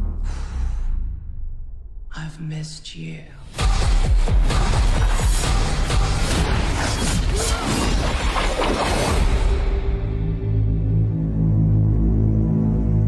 State Department is pulling an agent that specializes in responding to escalated cartel activity.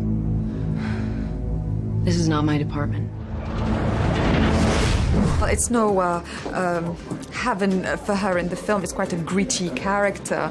So how did you approach it? It was such a pleasure to play her with vulnerability and strength at the same time. Yes, it was really exciting to see somebody with a tough exterior but put in the most vulnerable position she's ever been put in. And she's in a very incoherent world, and one that is alien to her and unfamiliar and lawless, and that doesn't sit well with the character. She's in the dark for most of the film, but I found it profoundly sad, actually, when I read the script and actually when I saw it the first time, to see those ideals be torn to pieces, and it's quite affecting.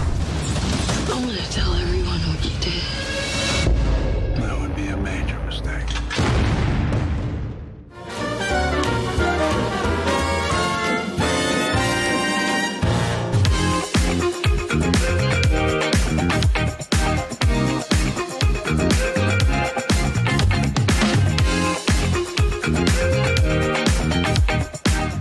Congratulations on one of the most anticipated films of the year. How have you felt so far about the whole reception to the film, from Venice to Toronto and now touring Europe? It's been really kind of amazing, because the movie, you make it because you want certain people to have a certain reaction. You want to connect with the audience, and I'm thinking about the audience while I'm making the movie.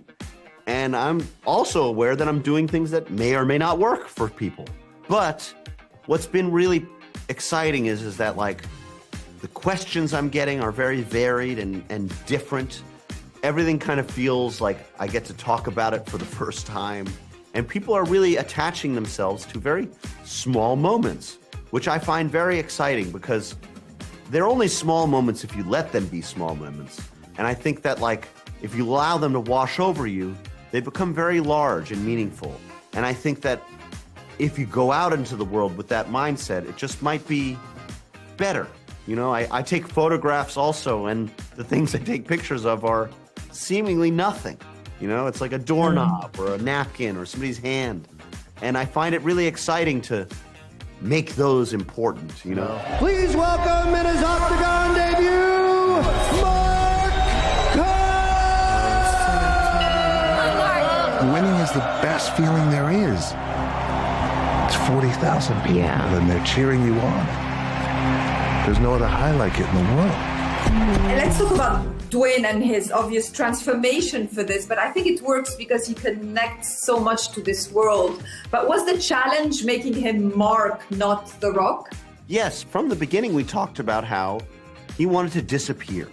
He wanted to become somebody else. And he does. And he does. Like, when you're watching him in this movie, he's being. And it's really a special, remarkable thing to see, because I'm setting the bar very high in the sense that, like, there's a lot of real people around him. It's shot in a way that feels real. I'm saying this actually happened. He's playing a real person. But at the same time, I wanted you to not be able to tell the difference. I wanted you to believe him 100%, which is hard given how big of a figure he is in people's lives. You know, he represents a certain level of kind of invincibility and also kindness. He's a really beautiful person in that way. But he wanted to show a new side of himself, a complicated side that understands pain and what it means to go through struggle. And I think that that's really interesting, that despite all of that, he is still the person who you know and love. And I think that that only deepens your love and understanding of him, because he's allowing himself to be so vulnerable. And I think that what I tried to do was create a place for him to be vulnerable, to cry and feel these feelings, and allow other people in to do the same thing, you know? Don, would you like? No. They're handing them out like candy. Let's all get in. Everybody get in. Yeah, Don, can you take this picture for us? Yeah. What are you thinking at the beginning of the fight? It's simple.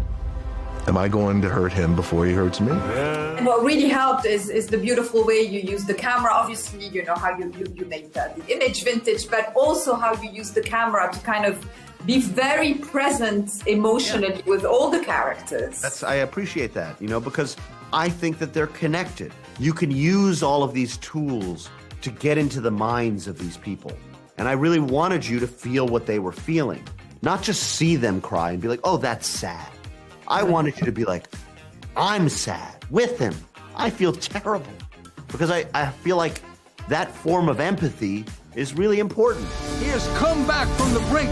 Let's see if he can pull out a victory over Mark Coleman. Have you spoken to either about fighting such a good friend for a life-changing amount of money? The last question is about the presence of Mark Kerr. Obviously, I saw him with you in Venice and then in Toronto. I think this also adds a layer of emotional core to this whole project. Yeah, and I wanted to show him in the movie because I think part of the thing that's really special is he's okay. And everything you just saw, if you question 1 inch of it, here's the real guy.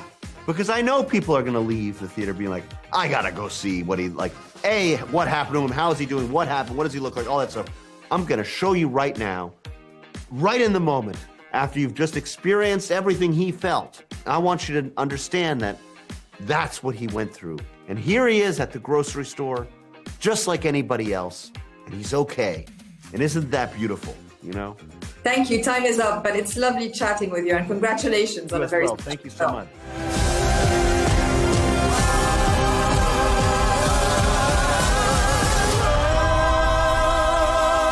Big, strong man, I love you.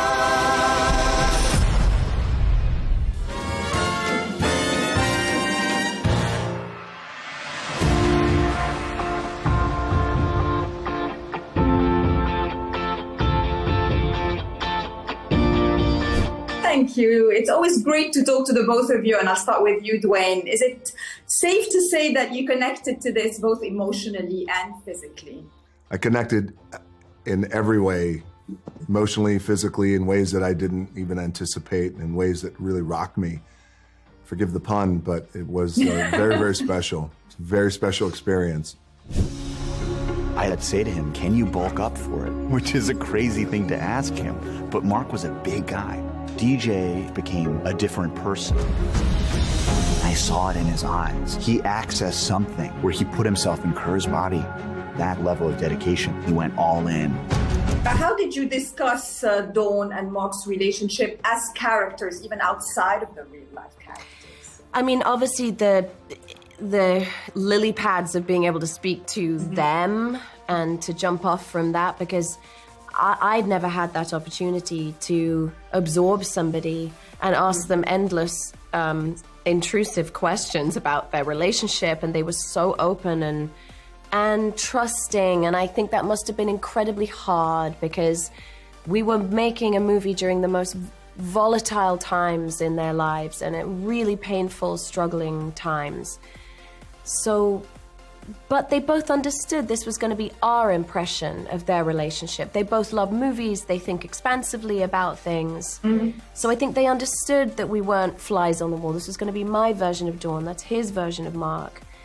And there was an openness to that, but I think their relationship for me was terribly exciting to play because it wasn't a movie-fied relationship. There was nothing tidy or easy to sum up about it. They fluctuated between pent-up rage and pent-up passion, and that was the love language. They couldn't live with each other, couldn't live without each other, and I think we may not all have been in relationships to that amplification when it comes to the volcanic nature of it, but we have all been there in some way. Whether you say things you don't mean, whether you are in a toxic relationship that you get out of, like we've been there, we've been them. And that felt really exciting to offer a mirror to people or an invitation to explore the brokenness they've had in their relationships. That was a new thing for me on an on-screen relationship. Yeah, Don, can you take this picture for us? Yeah. What are you thinking at the beginning of the fight? It's simple. Am I going to hurt him before he hurts me? Was it liberating or scary for you to be so vulnerable and kind of completely lose yourself, Dwayne? I mean, at some point of sitting in the film in Toronto, I forgot about you, you know? There was a character. It was very liberating for me because I was hoping maybe one day, but I didn't know how or when or what was possible in terms of disappearing and playing that kind of part that allowed for that to happen. It's not been in my wiring and in my makeup or my even conscious to do that as an actor, to completely disappear. Prosthetics, physically, emotionally, vocally. And so it was liberating. And I stepped on set for the first time as Mark, and it sounds weird, but it felt really good to be in his skin and be somebody else. And I loved it. This Grand Prix to crown the greatest fighter in the world. He has come back from the brink. Let's see if he can pull out a victory over Mark Coleman. Yeah, it must have felt quite also overwhelming, to hear all this response to the film, all the award buzz, all these things. Yes. Well, we made the film. It's so personal to us. It's so deeply personal to myself and Emily and Benny Safdie, our director, and we just wanted to make something that that people could connect with and possibly teach something about us, about ourselves. True. I have a small surprise. Quite makes sense, but I kind of know what you meant. Yeah. Sorry, I've been promising her for as long as she's been here. Hi, how are This you? is it. You have Mary Poppins and Maui. Hi, honey. Hi. See how grown she is, Dwayne. I promised her that next year when she stands, she'll come interview you with me for Moana Live. Yes. Oh, she's so grown, so cute. Hi, honey. We met her. She was pregnant, I think. I know. Yeah. Yes, I was pregnant, and then all of you have older daughters, so it's nothing like daughters. Girl squad. Yeah. Exactly. She's beautiful. Exactly. She's so cute. Well, thank you. I look forward to seeing you on the award cycle, and I'm really proud of you, Dwayne, and always proud of you, Emily, and congratulations on such an amazing project. Thank you so much. Good to Bye, guys. see you. Bye, honey. Bye. Take care. Bye-bye.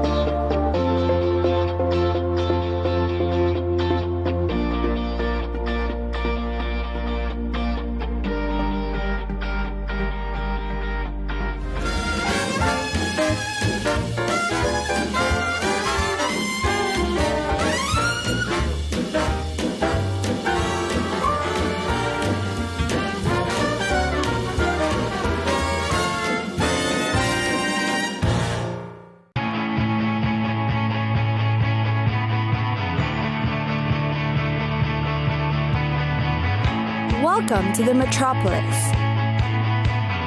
the big city. This is where tech, trends, and culture meet. Meet the people. See the sights. Walk the city streets. And experience the lifestyle.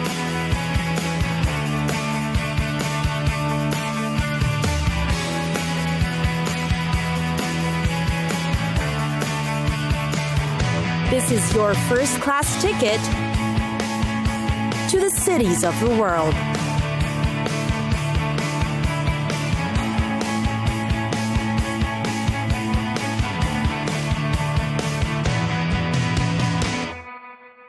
Luxor, the famous city of Luxor, Egypt. On the outside, the city is admittedly not all that charming. So what is it that will make you visit the city, with its scorching hot weather and dust-choking streets? Dare to explore deeper into the sun and sand to find its hidden gems. Egyptian sites, monuments, tombs, and temples. Amid the ancient sites are modern attractions as well. First is the Temple of Karnak. It's a massive ancient site that has several different temples that are dedicated to specific gods. The hypostyle hall is a pinnacle part of this temple. The pillars, so grand, will make you feel like you're in the middle of a canyon with cliffs surrounding you. Visit this majestic place that will make you want to learn more about the ancient gods and their beliefs. Next is the Temple of Luxor, a rather easily accessible place right at the center of town. It was founded by Amenophis III, but altered in later years by Tutankhamun, Horemheb, and Ramses II. The secret is to pay a visit at night, as you will see the illuminated yellow lights that paint nicely on the ruins and statues. It's a calm and curious place to sit by and hang out, or watch the people or little children playing. There's also the Luxor Museum, another breathtaking tourist spot. It houses some of the most important relics collected from temples and tombs around Luxor. The Valley of the Kings is also worth the trip. You can access it from across the Nile from Luxor. It's tucked beneath a barren mountain, and you will see its top like a triangular pyramid. The valley is hollowed out like an anthill. Buried beneath it are some of the most legendary pharaohs of ancient Egypt. It is considered a sacred place that secures and ensures eternal life. You will surely be amazed at the relics, reliefs, hieroglyphics, and spells plastered on the walls and carved into the stones. Nearby is the Valley of the Queens. The place has been hailed as the resting place of royal family members and relatives. It is where princes, royal children, and of course, queens are represented. And then there's Deir al-Bahri. It is the mortuary temple of Queen Hatshepsut, the only female pharaoh to rule Egypt. Its interiors are quite deteriorated, but the view of its facade, with its multiple terraces and colonnades, is impressive. Indeed, a visit to Luxor gives you a dose of heavy history and a culture you won't have in any other city.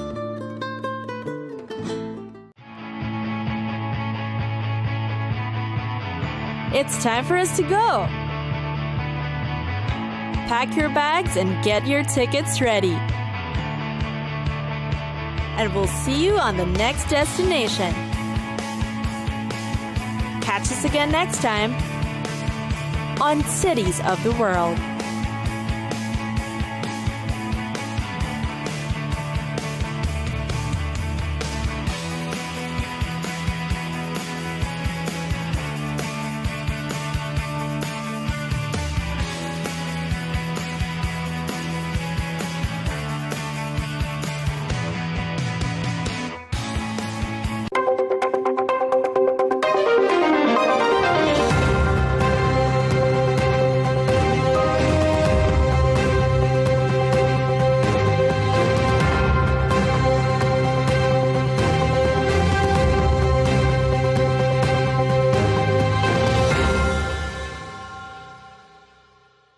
Thank you for watching this special episode of Counterpoints on Al Arabiya English. I'm Melinda Nucifora. Well, it was at this very summit, the Manama Dialogue in Bahrain, that news broke last year that Bashar al-Assad had been ousted from power in Syria. So it is my great pleasure to be able to welcome Dr. Najib Ghadban here to our conversation, the Director for the Centre of Strategic Studies within the Ministry of Foreign Affairs in Syria. Dr. Ghadban, thanks so much for being here on Counterpoints. Thank you for having me. More than a decade ago, in about 2013, you left your role as a university professor and you took up a position as a major Syrian opposition figure, taking up the role of Syria's opposition coalition representative to the United States. 12 years on, you are now operating within a transitional government in the Ministry of Foreign Affairs. Describe what that feels like. It's overwhelming. For so many years, many of us have been in the opposition to the Assad regime. Some of us, actually, myself included, even before the 2011. We always felt that the Syrian regime was an anomaly. It's focused on creating a state of fear in Syria, and the world watched what unfolded with the collapse of the regime. This is something we always knew that. But honestly, December 8 was a bit of surprise to some of us because we reached a point where we felt that there was a kind of a dead end, with the Syria. The complexity of the Syria conflict having a local, regional, international level made some of us really almost believe this is not going to happen soon. So it was an overwhelming, sense of, satisfaction, euphoria, if you will. But again, some of us would even believe there was like a divine intervention in what happened on that night. Countries are slowly starting to re-establish their diplomatic relationships with the new transitional government. How hard is it to rehabilitate Syria's reputation on the world stage? And what do you think the main challenges are to greater diplomatic recognition? Actually, assuming normal relations with the rest of the world hasn't been that difficult. For once, the Assad regime, was a source of instability to its neighbors. Just look at the last 2 years. It's been nicknamed as a narco state. He was exporting Captagon to the neighbors, exporting trouble, exporting weapons to groups like Hezbollah and so on and so forth. So when the change happened, I think most countries realized that this is a great opportunity to really rehabilitate the whole country, first into its Arab, kind of really normal place. Second, that this country, which has been a source of instability to the rest of the world, can be the opposite. But the challenges are, really great, some of which have to do with the legacy left by the regime. Having a huge refugees problems around the world, lacking resources. The current government inherited a destroyed country, literally. 75% of the infrastructure is destroyed, 90% of the people under poverty. So to come back to not only the world stage, which actually a lot of people say we've made a good progress toward that, but to lift the country out of those levels of misery is going to take some time.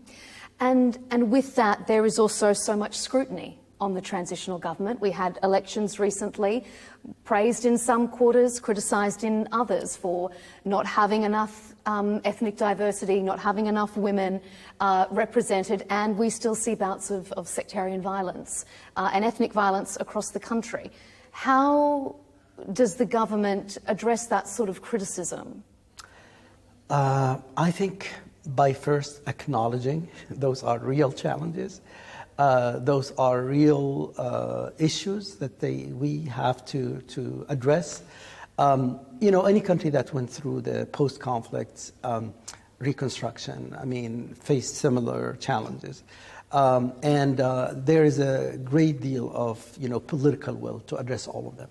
For instance, the elections could have not happened. We could have not had like a normal elections when half of your population are displaced, when you don't have registry of so many people and addresses. So I think the choice was to do like the semi-election, to have a electoral college, if you will, and from which you select people. I think that we will hopefully see that the appointment by the president is going to address some of the lack of representation but there is no intention to exclude anyone, any community. And it was unfortunate, there were the event in the coast and finally in Suwaida. I mean, the Suwaida events had something to do with a troubling neighboring country called Israel. So that was difficult to really do, but definitely we want national solutions to these problems. We want to address all of these communities. I would say legitimate demands to be included and to have equal citizenship for all. The major Saudi Arabian firms are looking to invest billions of dollars in Syria as part of the country's rebuilding efforts. You mentioned there how much of the country has been destroyed. How vital is investment like that from a country like Saudi Arabia? Extremely, extremely vital. Number one, we need to mention that Saudi Arabia was one of the first, forthcoming countries to really recognize the new government and to show willingness to support it. I mean, let's not forget the Crown Prince invitation of Mr. al-Shara to meet with President Trump, which, led to... Did that come as a shock? Not as a shock for some of us who have been following the development, but definitely it was in the minds of so many as important as the liberation itself, because it saved us time and energy and money to be able just to lobby for the suspension of those sanctions. Of course, we hope now they would be lifted totally with an act of Congress. So I think, prior to this willingness to invest in Syria, there was this political support, which is extremely, extremely important. It provided the country with the opportunity again to be received by other countries because of the credibility of Saudi Arabia. And so now I think everybody is waiting for those promises, those understandings, those meetings. And our president was in Saudi 2 days ago, where he met with, at the greatest investment conference in Riyadh. So there's a lot of, again, will, but I think a lot of people are waiting for that to be translated, to be, trickle down into people's lives, to see improvement in the standard of living. So, things I think would really bring about the real change that Syrians are hoping for. You mentioned that meeting in Riyadh because when he was visiting, President Shara said that the transitional government is choosing the path of reconstruction through investment rather than rebuilding Syria through aid and assistance. Surely there is a lot of challenges still in place to attracting that sort of foreign investment. How do you tackle that? I think we are studying, the government is studying all of those, obstacles. So, first of all, I think finally having a legislature will be able to pass laws to protect investment, which is extremely important. I think strengthening stability and security in the country is a second requirement for investment. I think that the effort, the kind of reach out to everyone and to highlight that we are thinking truly in terms of what Syria needs in investment, not aid. That's what we're looking for, and believing in the human resources that Syria always had. It's the ability of Syrians, the resilience of Syrians to rebuild their countries. So, and of course, Syria has other, resources that would really be attractive for anyone. Of course, priorities are giving, to those countries that supported Syria always. So it's a great, really opportunity for everyone. You alluded to this. President Trump has said that he would lift sanctions on Syria, but that repeal requires an act of US congressional support. How confident is the current transitional government that that will happen, and in a timely manner? We are hopeful. First, one actually version of it already passed the Senate. So we are kind of following how it's going to be in the House. And we are, again, positive that it would pass. And once it's passed, I think the president will sign it, and then that would do it. I think the significance of this, because the Caesar Act is so comprehensive and imposes sanctions not only on the previous regimes, but any country that would do business with Syria. So it's becoming like the last symbol of that's needed to be lifted in order to really attract that investment, which so badly needed. Is there a hope it will happen by the end of the year? That's what we're hoping for. All right, watch this space. Huh? Okay.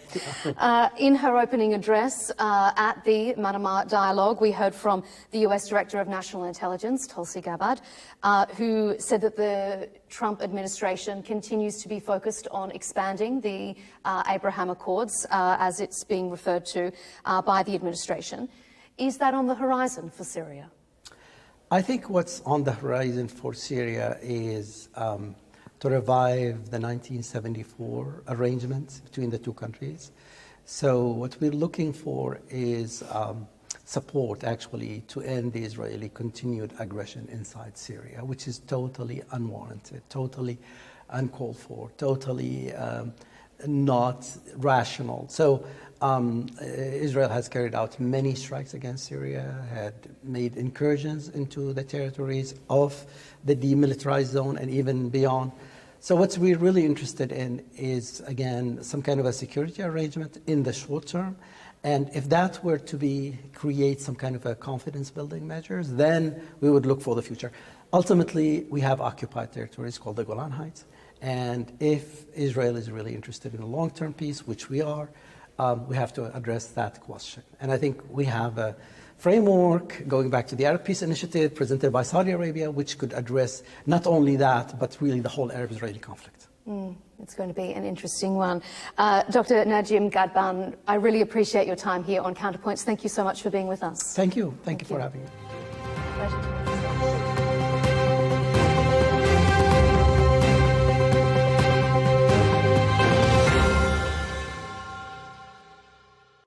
Hello, and thank you for joining us for this special episode of Counterpoints with me, Melinda Nucifora, here from the sidelines of the Manama Dialogue in Bahrain. We have the pleasure of being joined by the chairman of NATO's military committee, Admiral Giuseppe Cavo Dragoni. Thank you for joining us here on Counterpoints on Al Arabiya English. Thank you.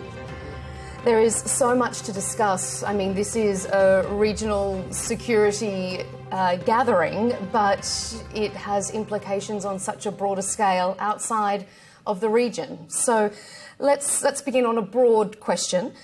You have said that Russia, China, Iran and North Korea pose an unprecedented challenge to everyone in the West. Given the heightened global tensions and things that have been discussed here over the past couple of days, do you assess that as a future threat or a very real and present threat? No, they are, I mean, as a matter of fact, from what we see and we witness, they are a present threat, and will keep on being that way, because, I mean, they are really interacting, they are supporting each other. I mean, we have the example of a war in Ukraine. That was a war of aggression.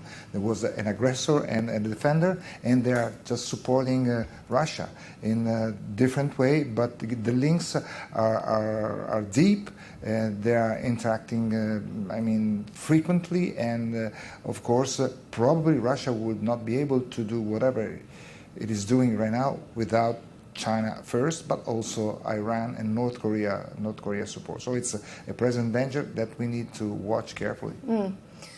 To NATO's mind, what does victory look like for Ukraine? Is it a freezing of these current front lines and negotiating a lasting peace, or is it Ukraine regaining its sovereign territory?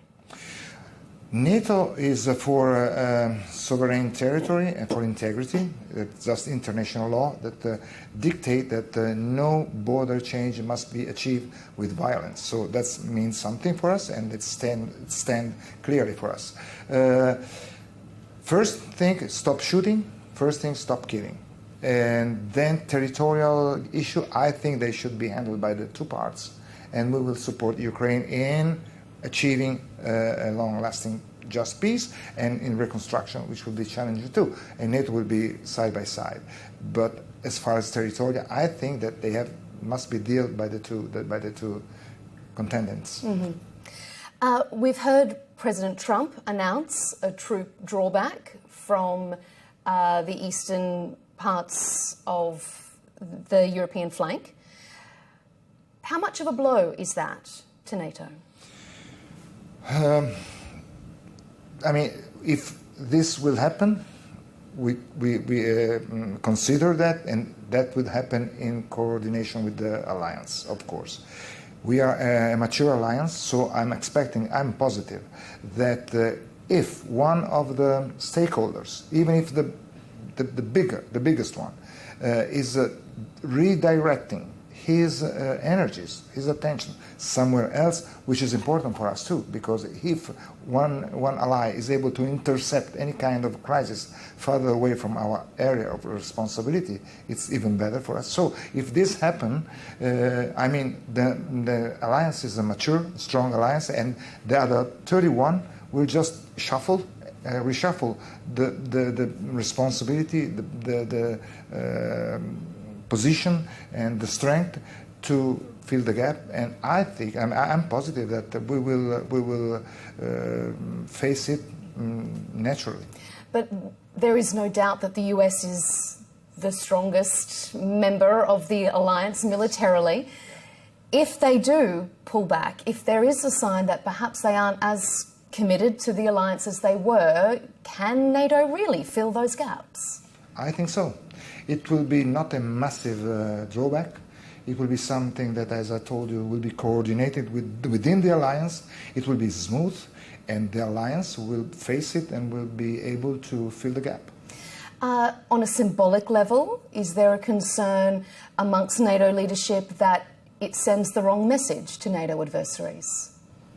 No, I don't think so. I mean, NATO will show that it is a strong alliance, being able also to be flexible. Let's say it this way: it's flexibility, resilience will be part of this phenomenon, and we will show to the world that we will be able to face it. Do you think President Trump was correct in calling for and pushing so vehemently for this increase in defence spending amongst NATO partners? And how do you think that increased defence budget needs to be spent? I think he's right. Probably we need to rebalance, spending responsibility. I mean, telling that the European states, the European nation of the alliance should be more in charge of our own space defense. It's right. And that something that meant an increase in spending. We will reach 3.5 plus 1.5 within the 2035. How? There are priorities, and also just consider that our planning is a change, it's the living phenomenon that we have to adapt on what is the situation, what is the threat, how the threat evolves. But I would say that there are some top list issues like air defense, cyber, resilience generally speaking, also mobility, and also enabling what is the operational effort of the alliance. These items, these issues, I think would come first. We've already seen drone incursions into sovereign airspace across parts of Europe, NATO allies. Is 2035 too late? No, it will be a process, a phenomenon that will grow and will change within time. Now we face some events that are... Is that concerning? It's it's not concerning because this happened before. Now we are talking a lot about that because of the situation. But no, I mean, airspace violation has been pretty frequent on the north. We have been facing that, escorting the intruders out, not necessary to shut them down if they are not meaning a direct threat to population and installation, infrastructure and on. So this is something that we have been facing and dealing with from a long time. This latest event was drone massive number and on and on. We react with an activity which is an eastern sentry, reinforcing our air defense system all along the eastern flank, and we will achieve that within months because there is a lot of stuff you can buy around. So that's something that we will achieve soon. And then we will adapt to the evolving threat. And again, we will be setting up our defenses compared to what will be the evolving threat. But I can tell you that NATO is perfectly ready to face this kind of threat. I'm conscious of your precious time, so allow me just to ask a couple of final questions. The Arctic, is that NATO's new frontier? It is. The Arctic is a new frontier. The southern is a new frontier. We are now concentrating on east and southeast, of course, but a lot of things will happen in the Arctic. They are already happening. We have an increasing presence of Russia. Russia is building its infrastructure in the Kola Peninsula. Russia submarines and Russia ISR aircraft and bomber are flying over the Arctic. Chinese are proposing them as a strong ally with Russia. So Russia is putting their geography and the hardware, and China is just their aim to become a near Arctic country. So we are expecting that. Is it a militarized zone now? Do you expect it to be? I'm expecting, and that's something of the part of the mission of the NATO, try not to militarize the Arctic. Arctic has been also a place where there has been exchange and on and on. We would like to keep it that way. And just finally, I know earlier this year NATO and Jordan signed their first agreement for a Middle East liaison office to be stationed in Jordan. Is that a sign that NATO anticipates a greater role in the region or greater cooperation with the region? NATO now is pointing a lot with partnership. Let me tell you something. Partnership is as important as alliances. Our allies are as important as our partner, and we want to increase this. This area is very important for us. Whatever is happening here have reverberation in our area and vice versa, of course. So how important our partners is now really on a top agenda of NATO. The reason why I'm here, I've been in Emirates, and I will be in Saudi in January, because really we care and we think that the winning posture, the winning attitude is just get strong partnership and have all the like-minded nation just sharing with us values, principle, and on. And that's the reason why we are here, and I will be there soon. How do you assess NATO's relationship with Saudi Arabia? It is very strong. It is successful, but we really want to increase that and to make it stronger and stronger. We look forward to hearing how the January meeting goes. Perhaps we will cross paths with you there. Admiral, it's a pleasure to have you here on Counterpoints on Al Arabiya English. Thank you for your precious time. Thank you. Much appreciated.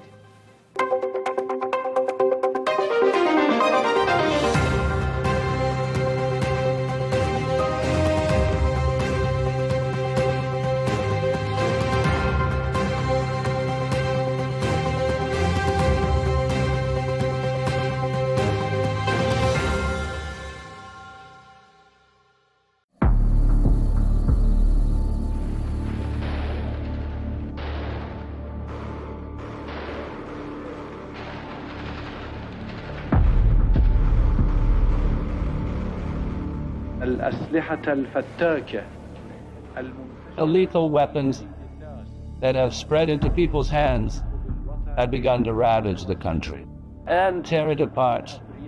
And they are killing the innocent. tarnishing the reputation of the country and its people.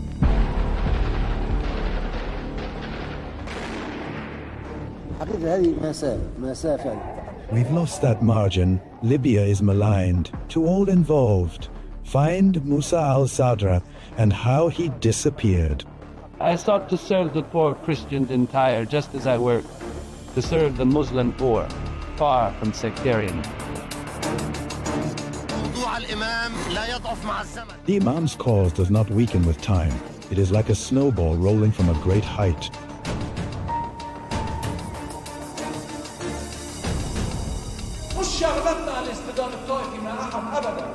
It is not our business to clash in sectarian conflict with anyone. We are not the Lebanese people's adversary, and we will never be the citizens' adversary. We are the victims of the conflict between traditional politicians and party politicians, and we are paying the price.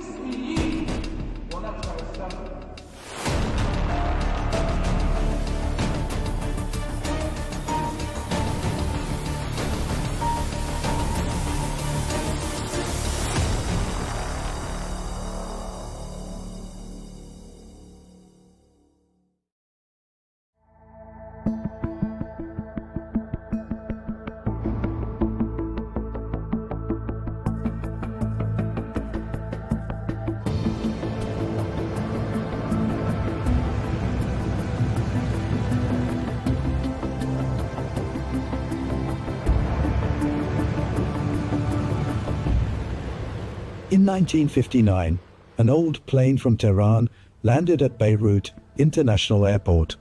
Among its passengers, Musa al-Sadr. The young cleric, born in the Iranian city of Qom in 1928, where he studied jurisprudence and philosophy before continuing his higher studies in Najaf. Before earning a degree in law from the University of Tehran.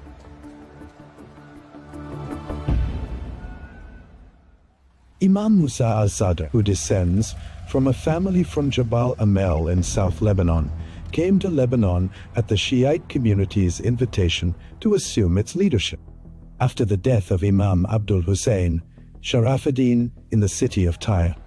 From the moment he arrived, he stepped beyond the traditional religious framework and engaged in field and social work, laying out a plan to uplift marginalized areas and integrate them into national and political life, especially in the south and the Bekaa, starting from his belief that his project is inseparable from the Arab framework. Based on solidarity among the region's states and peoples, and confronting everything that threatens the unity of the Arab world. Imam Musa al-Sadr holds both Lebanese and Iranian nationalities, but he is of Lebanese origin from the village of Shower in South Lebanon, Tyre district.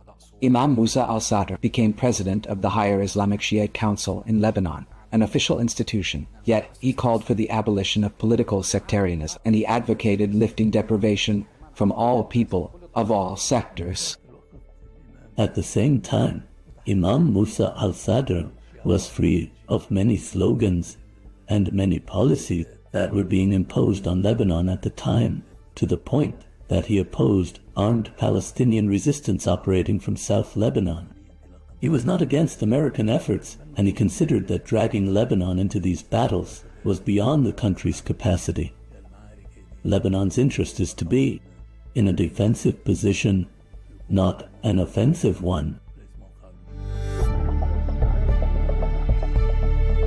As security tensions rose in the south, Imam Musa al-Sadr warned against turning Lebanon into a regional battlefield, contested by rival axes, and paying for it with Lebanese blood. He saw salvation in supporting the Lebanese army and enabling it to extend its authority over all Lebanese territory. He called on the Lebanese army to protect the south. Today, some Lebanese are very pleased that the army has gone to the south. And this was Imam Musa al-Sadr's demand since 1975. He insisted that the Lebanese army be at the border to protect the land in the south and safeguard Lebanese sovereignty. Today, the Shiites need the logic of Imam Musa al-Sadr, who was a pioneer in anchoring the principle of the state among Lebanese Shiites, after they had, for a time, drifted away from Greater Lebanon, he brought them back together with Imam Shamsdeen into the fold of the Lebanese state. This is what we need today. And when he also founded the Shiite Council in Lebanon, he was the first to declare that Lebanon is a final homeland with an Arab identity, meaning even before the Taif Agreement. Imagine in 1989 in the Taif Agreement that Lebanon would, in its first 2 articles, affirm in the Lebanese constitution that Lebanon is an Arab identity homeland. This is what Imam al-Sadr, with Imam Muhammad Mahdi Shamsdeen, wove into a paper of political and social reform that was adopted at the Higher Shiite Council on May 11, 1977. He had a famous saying, "I am against the unjust ruler, even if he is a Shiite, and with the just ruler, even if he is Maronite or Christian." For Imam Musa, sectarianism was the real affliction of the political system, one that brings with it a lack of trust among Lebanese. Therefore, he focused in his discourse on the relationship among 3 levels: the homeland, the citizen, and the state. He was on guard and wanted to confront this project, the arming of the Shiites in Lebanon in confrontation, and he sought to preserve the link between Lebanese, Shiites, and the Arab community. At the start of the 1970s, the Lebanese scene began changing gradually due to political and sectarian tensions, along with the strain from armed Palestinians, pushed the Lebanese militias to prepare for internal confrontation. They began organizing their ranks and arming themselves, heralding the country's slide towards civil war. So Musa al-Sadr worked to open channels of communication with various political forces and Lebanese sects. In his speeches, he stressed that social justice and national unity are the real gateway to Lebanon's stability and the strength of its position in the Arab world. What was Musa al-Sadr doing at that time? He, together with Imam Shamsuddin, staged sit-ins in mosques and churches along the front lines, in Ain al-Ramani and in Antelius, to say, "Stop this war." Consequently, Sayyid Musa, like Kamal Jumblat, became an obstacle to the forces that had their hands on the country. In protest against this civil war, Imam Musa al-Sadr staged a sit-in, and many Lebanese joined him. He tried to launch a role for intellectuals and elites through the body he formed, with roughly more than 120 intellectuals from all sectors. And even in the midst of the Lebanese civil war, when he entered the town of Deir al-Amar, he said, "Every bullet fired at Deir al-Amar is a bullet fired at my turban, my pulpit, and my family." Thus, he was a true unifier of coexistence as a principle.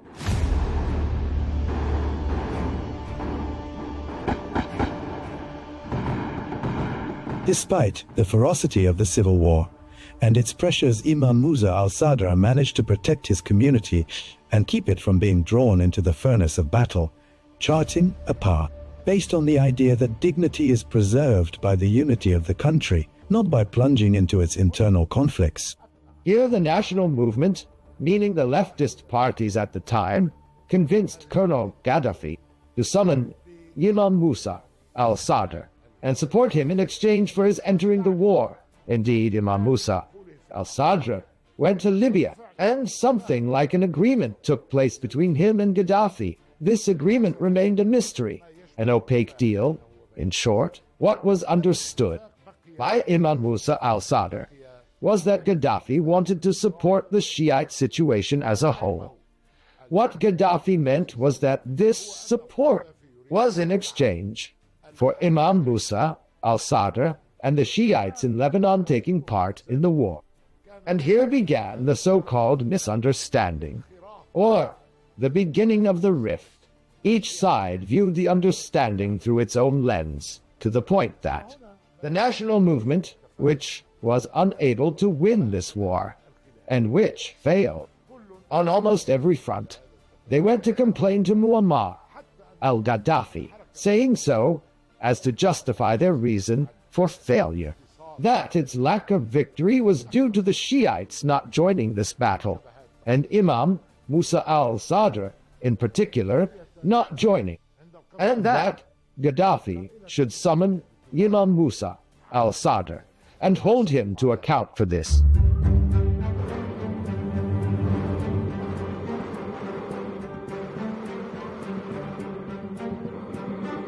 On the fateful day of August 25th, 1978,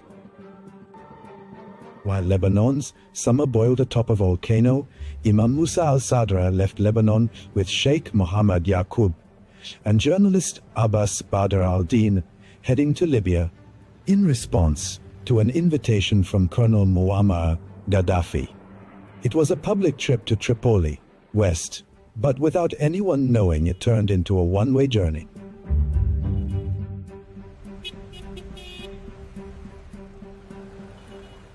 The fate of Imam Musa al-Sadr and his two companions became an open riddle in which testimonies intersect and diverge. Narratives multiplied about the last trip to Libya. What I learned is, first, that Gaddafi was not about to invite Imam al-Sadr to the Al-Fateh celebrations in September 1978, and Hafez al-Assad intervened. With Algeria's President Houari Boumediene, a friend of Muammar Gaddafi, and asked him to invite Imam al-Sadr to the celebrations and to arrange the relationship with him. I will reveal to you something for the first time. There are two figures whom I know, and I'm certain, warned my father, Sheikh Mohammed Yaqub, not to go to Libya, though I don't know whether Imam al-Sadr was also included in that warning. The first figure is Rifat al-Assad. Rifat al-Assad loved my father greatly and told him and advised him not to go. The second figure who advised him was the late former president, Camille Chamoun. I don't know the background of these warnings, but it turned out they were correct.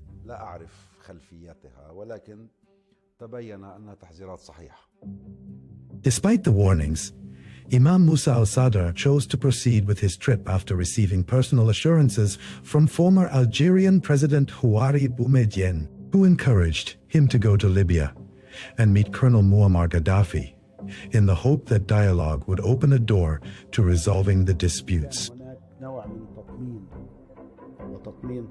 There was a kind of reassurance in the positive sense, not in the sense of deceit and treachery, from the president of Algeria, Houari Boumediene. He asked the Imam to make this visit, and believed that with this visit, all the differences in viewpoints and opinions between Imam al-Sadr and the Libyan leaders would disappear. There was a studied, planned conspiracy, calibrated to the circumstances I mentioned, especially since Muammar Gaddafi had some time earlier sent his prime minister, Abdel Salam Jalaud, to Lebanon, where he met most of the leadership, national or Islamic at the time, under a certain banner, and most of them differed with Imam Musa al-Sadr in their approach to the Palestinian issue and to the Lebanese reality. Imam Musa al-Sadr's trip to Libya came to coincide with the Al-Fateh anniversary, which led many to believe that his visit was tied to the festive atmosphere that Tripoli, West, witnessed. However, the official committee following up on the Musa al-Sadr case affirms that the direct aim of the visit was to hold a meeting with Colonel Muammar Gaddafi. He went to Libya at Muammar Gaddafi's invitation to meet Muammar Gaddafi, not to attend the Al-Fateh of September celebrations, nor for anything else. To meet Muammar with the aim of addressing the issue of the civil war in Lebanon, which was raging at the time, and to solve the problem of South Lebanon and the scorched earth policy. A meeting took place with Muammar Gaddafi on August 31st, 1972, in Bab al-Aziziyah, with the Imam's two companions, the travel companions, His Eminence Sheikh Mohammed Yaqub and journalist Abbas Badr al-Din. The meeting was stormy, and Gaddafi ordered his aides to detain them. The days preceding Imam Musa al-Sadr's trip were laden with shifts. In the streets of Tehran, the features of the revolution were emerging, and as the Israeli incursion neared its end, Lebanon groaned under its wounds and was ablaze with merciless internecine fighting.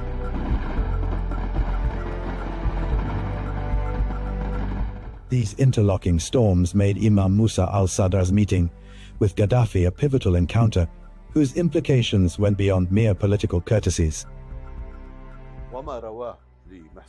And as he recounted to Mohsen Dallo, whose memoirs I wrote, and which will be published before long, he says that Riyad Taha and Abu al-Mutasim in talks with Libyan, that in the session where Muammar Gaddafi met Imam Musa al-Sadr and his two companions, there was discussion of supporting the communist Iranian opposition.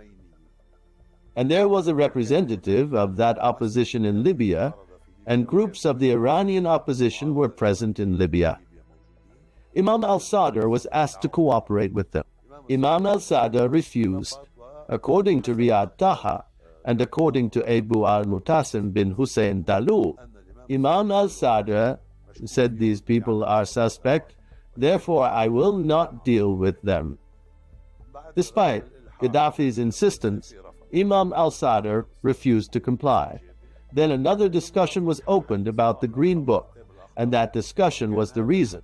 A problem in a previous meeting between Imam al-Sadr and Gaddafi also developed into disagreement over the idea of the Green Book, and Imam al-Sadr's view of this was negative. When Gaddafi would ask Imam Musa al-Sadr where this support was going, while Imam Musa al-Sadr showed him a list of all the social, health, and medical achievements, hospitals, schools, and so on. This led Gaddafi to say to him, "My support for you is not for that purpose. My support is for you to enter the war." Then, according to my information, Imam Musa al-Sadr replied to him, "I am Lebanese, and above all my patriotism compels me not to enter this war. Indeed, the Palestinians are committing aggression against us in South Lebanon, and if I am to enter this war, I will enter it only against the Palestinians, not with them, and I consider that the Palestinians are trying to destroy Lebanon's sovereignty, its security, and its stability." The testimony of former Lebanese President Amin Gemayel, who lived through that period, revealed a different scenario as he considered that former Syrian President Hafez al-Assad was the one behind the operation to make Imam Musa al-Sadr disappear. Hafez al-Assad was fundamentally a pilot, and air intelligence had taken charge of all aviation in Libya, meaning the airport Sousse, and the influence of the Amal movement in Lebanon grew at the expense of Syrian interests and Syria's goals in Lebanon. Musa al-Sadr began to be a source of annoyance. On the surface, relations were good with everyone, but in reality, Syria was irritated by the Amal movement. As for arranging the disappearance Musa al-Sadr in Libya, Syrian intelligence at that time had complete control over the airport. In Libya, Gaddafi was confronted with a fait accompli on this matter, and it's possible he had no knowledge of the operation until after it happened. And this, he argues, confirms that the operation was Syrian, not Libyan.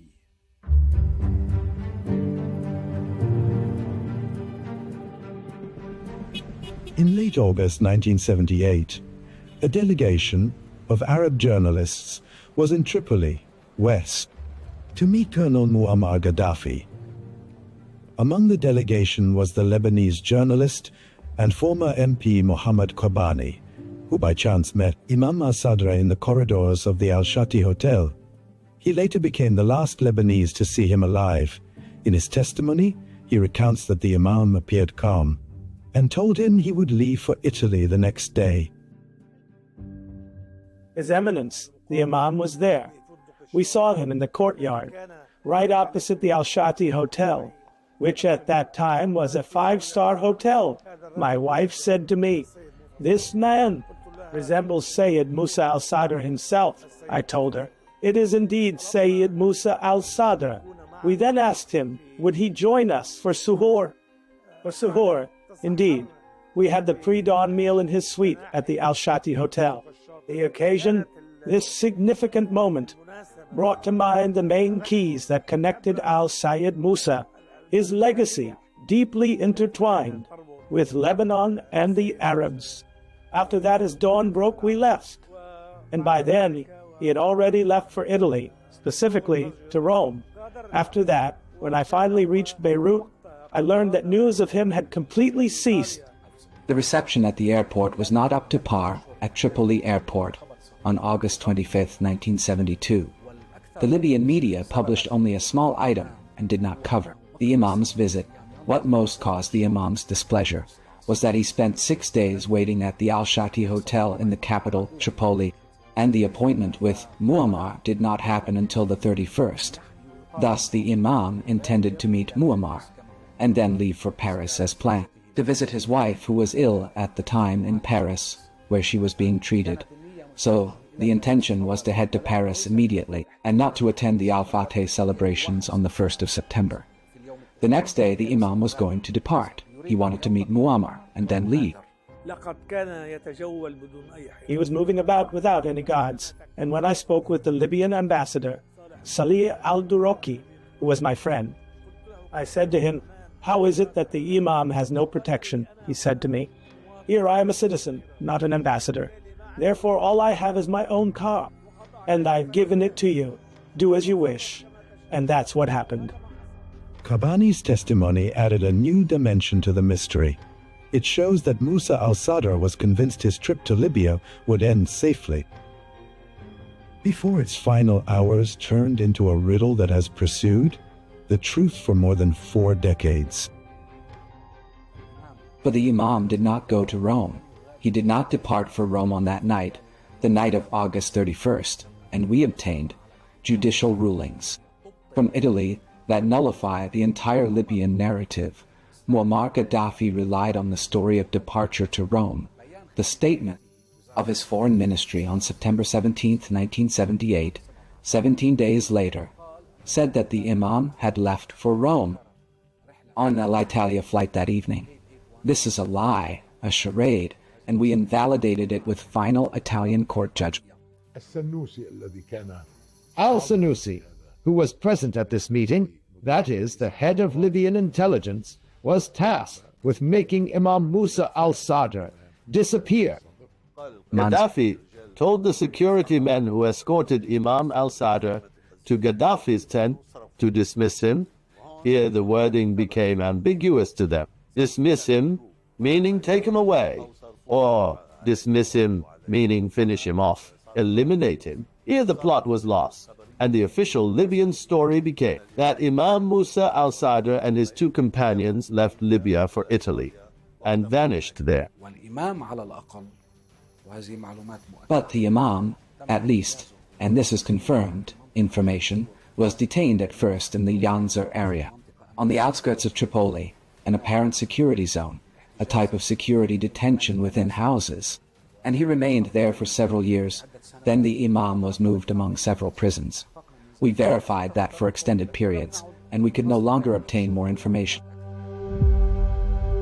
Among the most prominent chapters of ambiguity in the case is what later emerged about 3 people entering Italy using the passports of the Imam and his 2 companions. This identity theft operation was later documented in airport records, which sent the investigations spinning in circles and opened the door to endless questions.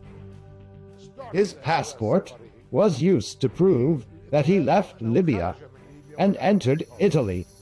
So, a person, a man who resembled him, was selected, and this passport was presented. He left Libya and entered Fiumicino Airport in Italy using Imam's Musa al-Sadr passport. Therefore, in the Italian police records, it appears that Imam Musa al-Sadr entered Italy. The Imam never boarded the plane. The intelligence officers who impersonated the Imam and his 2 companions are known by name: Al-Ruhaibi and his 2 associates, Mansouri and Samun.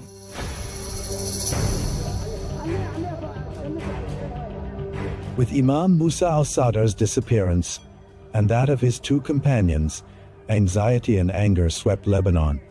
Demonstrations erupted, demanding to reveal his fate while institutions moved through their official channels to pressure the Libyan authorities and demand clarification of what happened. The Lebanese state, the Imam's family, and the pillars of the higher Islamic Shiite Council mobilized when news of the Imam and his companions was cut off. And the one who reported that was the Lebanese ambassador, or the chargé d'affaires of the Lebanese embassy at the time in Libya, Mr. Nizar Farhat, who went to check on the Imam at the hotel. They told him he left, meaning he did not vacate the room. He left meaning he went out for an errand. They hadn't even cleared the hotel. So he became suspicious. Where did the Imam go? The then president, the late Elias Sarkis, and the then prime minister, the late Salim al-Hos, took action and tried to make contact with Muammar, but Muammar Gaddafi refused to answer Elias Sarkis's calls. May God have mercy on him, and the Libyan side did not respond at all. He imposed blackout and tried to evade contact, and this incriminates him. Prime Minister Al-Hos had called me several times and said, "Why don't you return to Libya to look for Sayyid Musa?" And I called, as I said, my friend Kamal Younes, in whose house I had met the Imam. He said to me, "Call me back in 15 minutes." And after 15 minutes, he told me, he is in his suite at the hotel, which means that in Libya, they did not know the whole world was searching for Musa al-Sadr.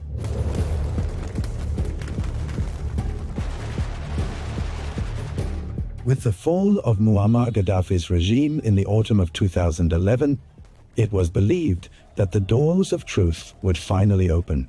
An official delegation, a delegation from Lebanon, including state representatives and Imam al-Sadar's family, set out for Tripoli, hoping to unravel the mystery of his disappearance. They toured official headquarters and security centers and met officials of the Libyan Transitional Authority in an attempt to seize any thread that might lead to the whereabouts of the Imam and his two companions, but despite media momentum accompanying the visit, the delegation returned to Beirut empty-handed. In truth, when the regime fell, we immediately went, as an official follow-up committee tasked by the Council of Ministers, to Libya, to the capital, 3 days after the regime's fall, in October 2011. We were given promises, and there were subsequent high-level official visits. We were given promises, many times by the President, the Prime Minister, and the judicial and also the security leaderships to cooperate. But nothing happened. None of the promises were carried out, and nothing at all regarding the Imam's case. No serious investigations were carried out, even with Abdullah al-Sanusi, and the pillars of the regime who were imprisoned in Libya, among them Abdullah Hajizi and Farah Abu Ghalia, and Ahmad Ramadan. There was never any serious investigation in the Imam's case. We, through investigations, found the Imam's clothes, or what is believed to be his clothes. They contacted our Lebanese brothers in Benghazi and then in Tripoli, and we arranged for a judge from the Lebanese government to coordinate with the investigative committee and the prosecutor general's office. There was suspicion about a certain body in a certain grave in a certain place. That grave, a mass grave, was not exhumed except with the knowledge of some of our brothers. In Lebanon, the judge attended and the members attended. The grave was exhumed, and a sample was taken from that body, which is believed. God knows best, whether it was the Imam's body or someone else's. We left the matter to the Lebanese government and authorities, as they have many scientific and technical means, and we entrusted the matter to them. He may have been imprisoned. Perhaps he's still in another prison we don't know about, or maybe he was moved elsewhere. But he is not the person who went to Italy. That is something certain, real, and factual.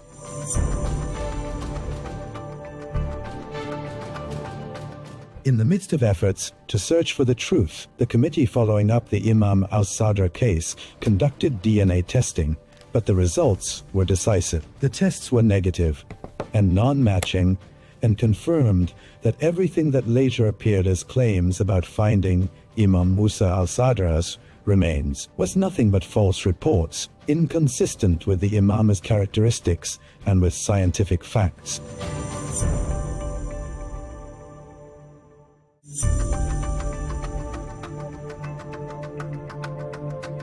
After decades of ambiguity, the kidnapping of Hannibal Gaddafi in 2015 revived the file of Imam Musa al-Sadr and his two companions and pushed it again to the forefront of the Lebanese scene. Hannibal was living in Damascus as a political refugee after the fall of his father's regime before he received a call from a security officer named Captain Fatima.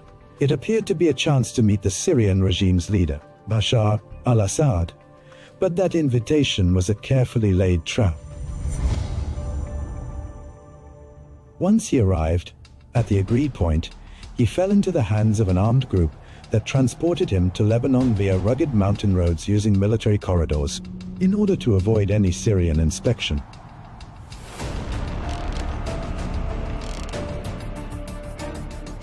Later, accusations were directed at former Lebanese MP Hassan Yaqub as being behind the operation. As long as the total consensus of those who like and those who dislike says there is no real, serious action of substance, except for the matter of Hannibal Gaddafi, who is under the hand of the Lebanese judiciary, and one person described this as a trove of information. The central question: if I am accused of arriving at this result, then why did the world rise up against me? I was arrested, and there was an attempt to assassinate me physically, politically, and in the media, and the matter is still ongoing. After days of secret detention, Hannibal appeared in a video with bruises on his face, issuing an appeal to anyone who has any information about Imam al-Sadr to disclose it.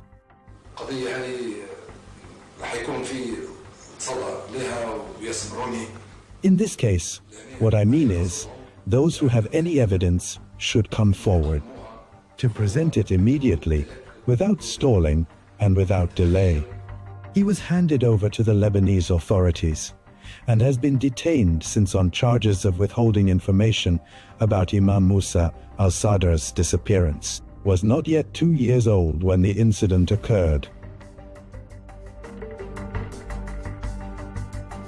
10 years have passed, during which he remained in detention without a clear trial, amid criticism from various human rights organizations. Hannibal's problem is that he is Hannibal Muammar Gaddafi. That is Hannibal's problem. That is his only crime. Of course his case is moving even before international courts. There is also contact with global human rights organizations, including Human Rights Watch, which wrote an official report. That is, it contacted the Lebanese authorities and conducted its investigation and procedures regarding this file, and it issued an official public finding that he is a political detainee and an arbitrary detainee, and that he should be released immediately. He decided to withhold the rest of the information and told the judicial investigator, "I will not say the rest of the information until I am on the plane. This is a crime, an offense," so he was immediately detained. A person who has exculpatory information might try to withhold it at first and hold out, but not for 11 years. If Hannibal had any information, he would have given it from the first moment. Hannibal has no information. Consider the circumstances of Hannibal and his life, how he grew up. The incident happened when he was less than 3 years old, and throughout his life he never held any position. And this is by official acknowledgement from the Libyan authorities after the Gaddafi regime. Diplomatically and as a matter of record, they say he held no security or military post.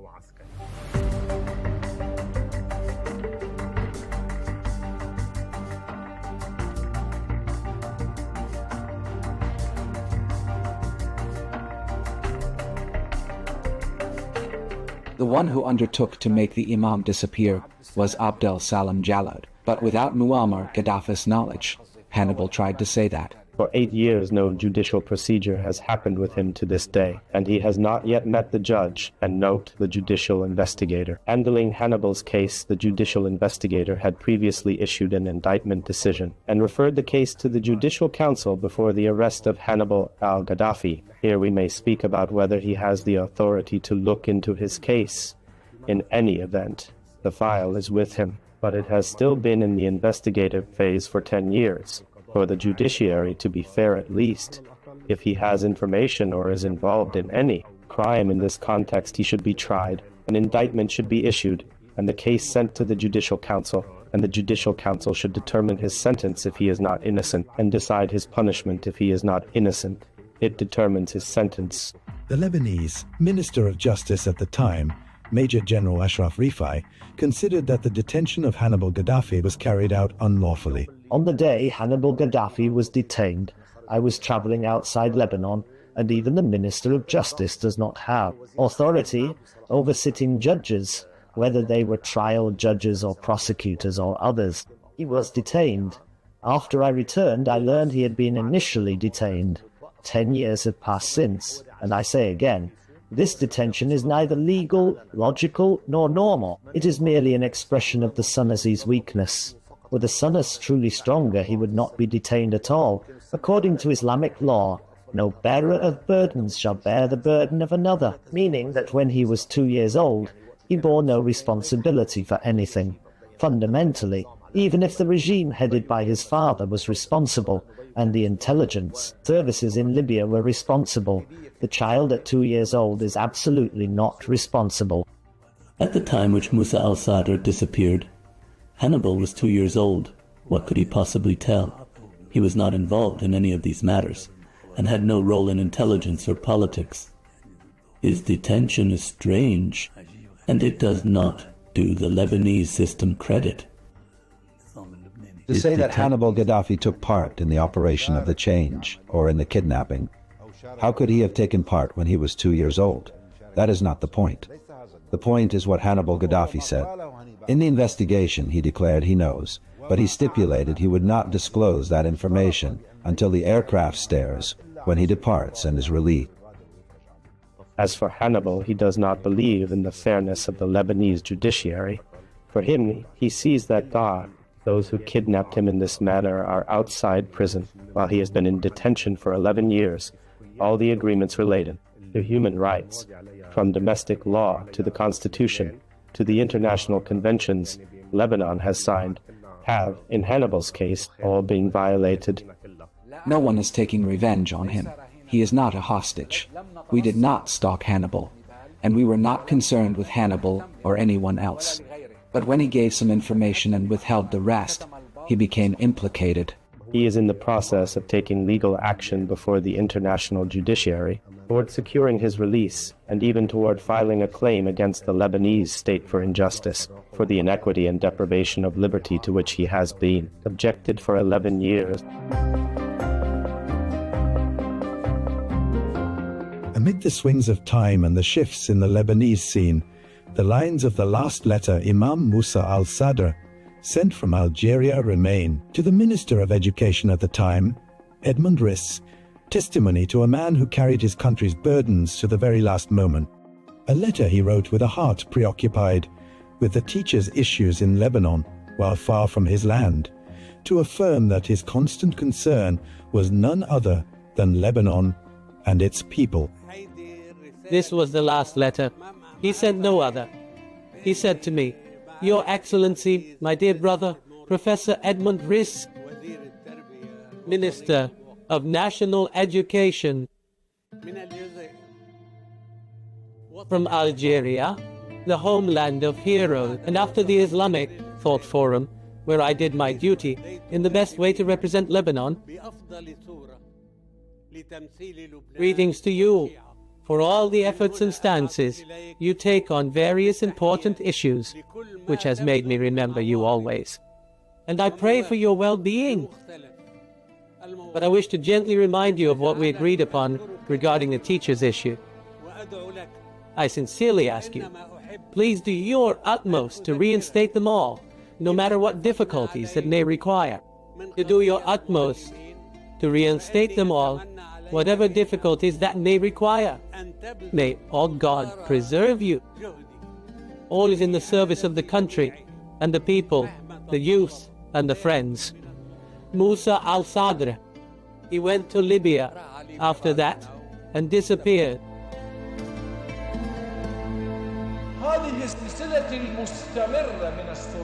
This continuing series of conflict between oppressor and oppressed, however you label both the oppressed and the oppressor. But that heart that beat for the homeland suddenly fell silent in need. Late August 1978, leaving a deep void and hanging questions. 4 decades have passed, regimes have fallen, faces have changed, and this case has remained a riddle shrouded in silence, resistant to oblivion, as if the Imam departed on a journey with no return, leaving behind a people who await him, and a homeland that awaits the truth, and a justice yet unborn.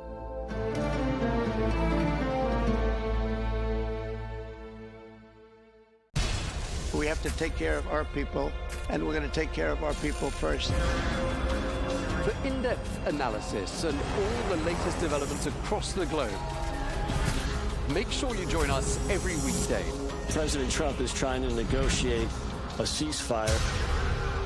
With so much happening, so much information, and so much noise, International law will have no part in his administration. It can be hard to keep track. Tariffs will just fuel inflation. We're going to fight these tariffs. But you can count on us to tell you what you need to know. We stand by your side. Join me, Tom Burges Watson, for Global News Today, right here on Al Arabiya News.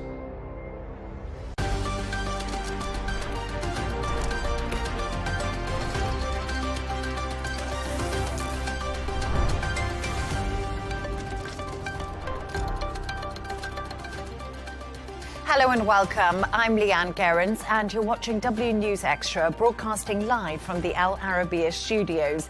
These are our top stories. A group of foreign ministers arrive in Istanbul to discuss the ongoing situation in Gaza. A 32-year-old man appears in court charged with 11 counts of attempted murder after a mass stabbing on a London-bound train.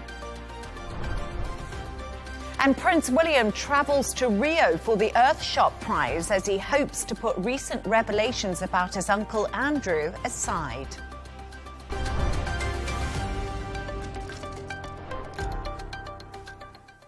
Now, a group of foreign ministers have met in Turkey today to discuss the next steps in Gaza. Qatar, Egypt, Saudi Arabia and the UAE are among the countries represented in Istanbul. They're discussing the ceasefire and the humanitarian situation as they look towards a second stage of President Trump's peace plan. To discuss this and all of today's stories, I'm joined by writer and broadcaster Esther Craig, who's in Florida for us, and broadcaster and journalist Isabel Webster, who's joining us from Surrey. Great to have you both on, Isabel and Esther. Esther, let's start with you right now and talk about how fragile is the US brokered ceasefire deal as we look at it between Israel and Hamas.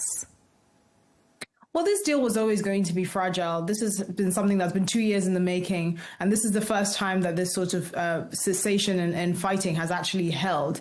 So I think the fact that it's even lasted this long is a small miracle. Now, Donald Trump obviously insists that the ceasefire is still solid, despite the fact that you've had a brief sort of bout of hostilities that has left, according to the Hamas-run health ministry, 200 Palestinians dead. But by and large, we're seeing kind of this ceasefire being held up with duct tape and super glue and a bit of chewing gum. That being said, I think the leaders in the region are not being complacent, and they know that this could end at any time, especially as Hamas is slowly releasing, I think it remains 8 dead bodies of hostages. So once that happens, and it looks like the Hamas fighters have no basically leverage over the Israelis, there is a likelihood that hostilities could recommence again.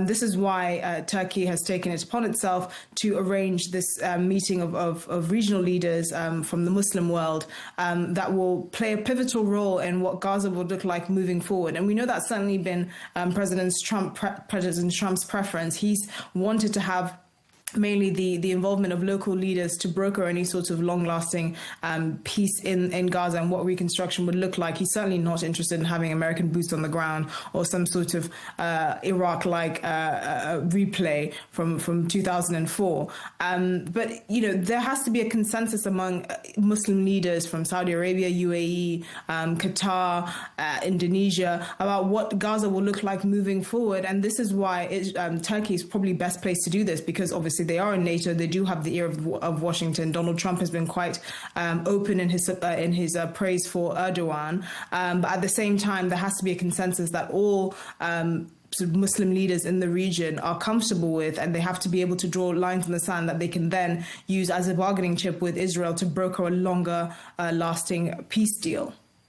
And Isabel, as Esther said there, it is a fragile ceasefire deal. We know that, but actually somehow it's holding together to some extent at the moment. But Turkey has been so vocal about Israel. They have openly said that Israel was committing genocide inside of Gaza, and we've heard a lot coming from Turkey. But what are they hoping to achieve with these talks? There's so much we still don't know about the ceasefire at the moment. I mean, there's so many probably egos at play as well in all of this. Let's not forget in geopolitics, because for President Erdogan, there is a huge opportunity here to cement his nation as a significant Islamic power in the region. And, you know, there's a lot of argument that will say that that's the right thing, that it certainly should be Islamic majority countries that are responsible for, restoring civilian and, basic utilities, and the Palestinians sort of getting back on their feet should be led in this way. But let's not forget, this is also about power plays and positioning. And it will be very interesting to see, because of the outspoken criticism that has come from Turkey of Israel, but in the past also Turkey's fractured relationship with the West. It's a bit love-hate. Sometimes things are good. We've seen Trump praising Turkey's role in accepting his peace deal. But, the European Union have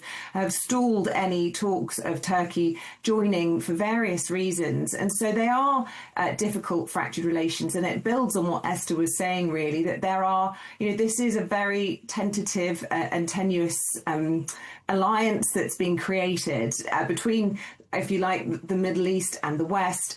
And, there are very testing times ahead, I think. And earlier I spoke to retired Turkish ambassador Cengiz Firat and asked him if Turkish forces are ready to be on the ground in Gaza to help implement that peace deal. Take a listen to what he told me. Yes, Turkey has been adamant from the beginning that there should be a ceasefire. And following a ceasefire, there should be a peace agreement. Turkey was one of the 4 countries that signed the agreement in Sharm el-Sheikh on the 23rd of September, if I'm not mistaken. And since then, we've been working very hard to get a group of the Muslim countries that were present in the Sharm el-Sheikh meeting, and 7 of them got together today in Istanbul. The idea is to make sure that the ceasefire holds, more humanitarian aid comes into Gaza, and the fighting should stop. I mean, since the ceasefire came into effect, more than 250 Palestinian people have died due to Israeli aggression that is ongoing.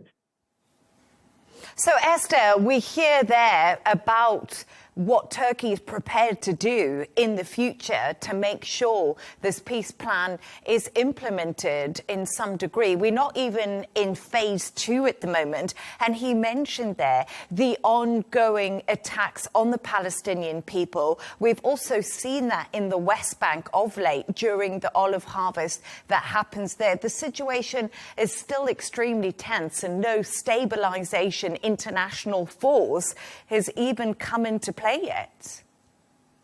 Yes, exactly. And I mean, it's important to remember that this is probably the worst that Israel-Turkish relations have ever been since about 2006, really.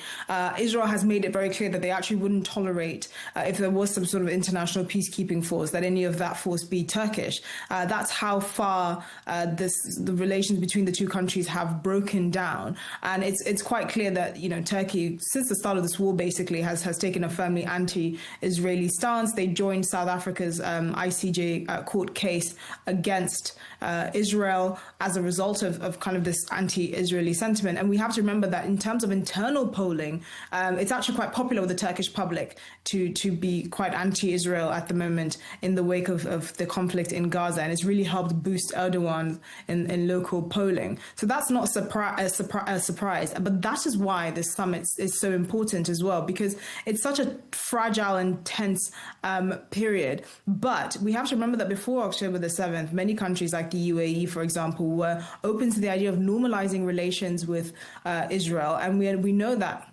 certainly from Jared Kushner and Donald Trump, that's something that the Trump administration would like to at least get back to. They'd like to get back on the trajectory where Israel can have normal relations with many of the Gulf Arab states and countries in the region more widely. So while Turkey has obviously taken quite a firm stance against Israel in this war, it's important for other players in the region that are going to be part of rebuilding Gaza to be part of this process, to at the very least temper Turkey's strong stance against Israel, or if nothing else, to make some sort of relationship with Israel in brokering a lasting peace and fostering the kind of trust that's needed to actually rebuild Gaza and to purge it of Hamas more, quite rightly, but also the kind of very strong anti-Israel sentiment and the leaning towards sort of terrorist sympathies, to purge it out of the Gazan population. You have to have some sort of trust, which is why there has to be a unified bloc that has sway with Hamas, but can also say to Israel, listen, we're going to toe this fine line between bringing Gazans back to a sense of normality in their day-to-day life, while also maintaining the security guarantees which Israel and the USA would undoubtedly insist upon. And I found it interesting, Isabel, you said to me earlier when we were talking about Turkey being a vocal voice and this meeting happening, you mentioned egos, and it made me think about Donald Trump. And Donald Trump is adamant the ceasefire is still in place. How important is it for the Trump administration to keep the pressure on Israel to make sure that this is successful? I think at the end of the day, it's not just ego. I think it also boils down to money. There's a lot of money to be lost for America if Israel is not able to hold this deal and is not able to accept the terms. And I just want to pick up on some of the points Esther made there, which, I think are true. But I think that there is this fine line to be walked between having some sort of relationship with Hamas in order to purge Gaza of those people with the extremist views in Gaza. But also we know that Turkey has a history of being supportive of Hamas. And I think that is why Israel has a huge problem with Turkey holding this meeting. They don't want any of their help with aid workers trying to get inside the rubble with hostage returnings either. So, there is a lack of trust, and, there is high stakes for everybody to try and make this hold. But, there are serious issues around who can be trusted and what people's intentions are. But I think we are witnessing in this meeting an interesting diplomatic shift. And, I think, right thinking minds would have to agree that the future of Gaza has to be led by stakeholders in that region rather than America, for example. But I also think it's interesting, and I'll ask Isabel and Esther the same question here. Isabel, you can go first. But I was speaking to somebody from Israel a little bit earlier, and they were talking to me about the threat to Israel because of the ideology that Hamas has brought to the Palestinian people, and how Israel would like to be able to live in peace in many ways and not be so frightened of that ideology. But it seems to me, in an impossible task to ever rid an ideology. And I don't know what you think, but of course it's going to be very entrenched now as we into almost the third year of this terrifying situation. Yeah, it is important to remember that Hamas was chosen to lead Gaza. You know, this was a democratic decision by the Palestinian people. And so Israel might not like that, but that was, you know, the destiny that they chose for themselves. And, you know, given the situation, and everybody must condemn the atrocities of October the 7th, and they were absolutely abhorrent and immoral. But what has happened since in the, you know, the number of women and children specifically, in their tens of thousands, being killed by Israeli attacks and bombing and whatever it might be, will have only entrenched any radical views, surely, within Gaza, because they will have, and we have seen it there, you know, they've been accused by the International Criminal Court of using starvation as a weapon of war. We've seen aid being denied getting in, and we've seen horrendous conditions for years now. And so if you are somebody, a child right now, who has lost your parents, your family, your livelihood, your home, you've been moved from pillar to post, there will be deep levels of hatred, and that is a genuine security threat for Israel. Esther, I don't know what your thoughts are on what Israel are scared of in the future with this ideology. Well, I mean, the argument here is quite clear. You can't unthink an idea, as Margaret Thatcher said. And when you have a population that for the last 2 years have basically seen their homes destroyed, not unprovoked, of course, they understand what Hamas did was always going to call for some sort of retribution. But it's very hard to get this idea out of your head that this level of destruction and your livelihoods being completely destroyed is due to Israel.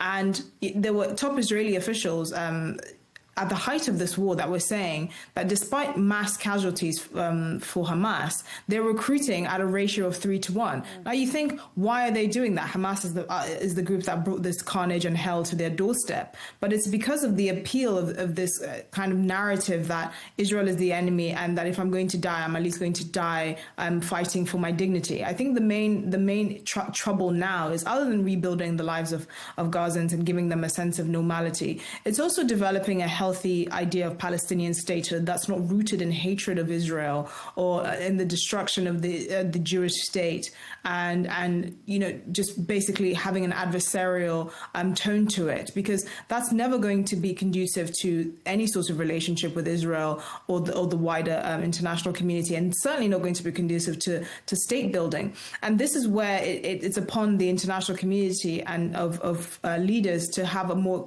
diplomatically creative idea of what a Palestinian state could look like. One that, of course, respects Israel's need for security and security guarantees, purging it of hateful figures like Hamas, but also creating a version of Palestinian statehood that's not rooted in hatred or adversarial politics, but more about day-to-day life and normality, and, you know, like caring for your children more than they hate Israel, as a former Prime Minister of Israel said. And that might look like, you know, really strong regional identities, like having mini emirs in the Palestinian territories that are solidified. The land boundaries are set in stone, and you're not going to see further encroachment from Israeli settlers, but having sort of strong local politics that puts the onus of regional identity on the people and their day-to-day lives, like education, like housing, like personal and familial prosperity, as opposed to an identity that's simply rooted in fighting the oppression and hating Israel. Thank you so much, Esther and Isabel, for your thoughts on that meeting in Turkey today. But let's move on to another story. A 32-year-old man has appeared in court today, charged with 11 counts of attempted murder after a mass stabbing on a London-bound train this weekend. Anthony Williams was arrested on Saturday after an attack on an LNER service. A British train worker is said to be in a critical but stable condition. Here's how locals did react to that incident. It will affect lots of people today. I mean, I've had family using the train line just the day before, so they could have been on that train easily. I've got a lot of family up at Peterborough as well, so we tend to use the trains a lot to get up there as well. And like I mentioned to you before, we use it to get into London occasionally as well. Yeah, it's going to impact a lot of people, this, for sure. But it's, not good. A horrifying incident like this can actually make people think twice about the things that influence them and the things we glorify, like violence and things. It's absolutely unacceptable, and it's got no place in society generally. Isabel, we just heard some thoughts there from some local people, but this was an absolutely horrific attack that unfolded in the UK on Saturday. What more do we know about the incident at this current stage? Well, 2 days on, we've learned quite a lot more, actually. The defendant has appeared at Magistrates Court just briefly, sort of less than 10 minutes. But in that appearance, we learnt that 32-year-old Anthony Williams was accused of 10 counts of attempted murder and a further attempted murder at a separate station in London itself late on Friday night, so early Saturday morning. This was at a Docklands Light Railway station. And we now know from Cambridgeshire Police as well that they are looking into 3 further incidents in relation to the attack. One involving the stabbing of a 14-year-old in Peterborough, and then 2 appearances at a barber shop, one on Friday evening and then one on Saturday morning. Now, the proceedings are active. There's a limit to how much we can speculate about whether these cases were linked or not. There's certainly lots of footage doing the rounds in some of the newspapers here in the UK. I should actually also point out that we learned whilst he was in court today that Anthony Williams also charged with assaulting a police officer. A broken nose was given in a custody suite to a police officer, allegedly.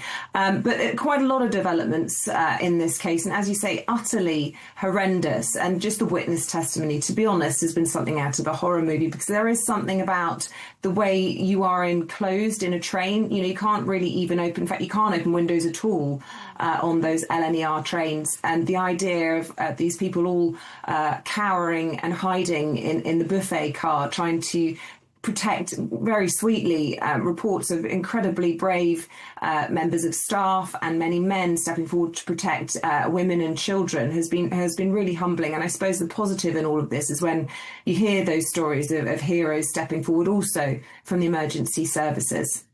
Yes, indeed. Horrifying attack. But like you say, there is some heroic stories coming out of what happened on Saturday. But Esther, this does begin to raise serious questions about the safety on the British transport network. Right now, we heard about this horrific attack. What do you think? Well, I mean, this attack kind of hit home a lot for me because I've been taking that particular train for 15 years. So I'm very familiar with that train line, and it's really the stuff of nightmares. I mean, I genuinely was quite horrified when I heard of this, because I just thought, how many times have I been on that train to and from work or on various trips, and that could have easily been me. And it's not, I hate to say it's not surprising, but our public transport has been one of the areas that you hear many people, particularly women in particular, saying they feel unsafe.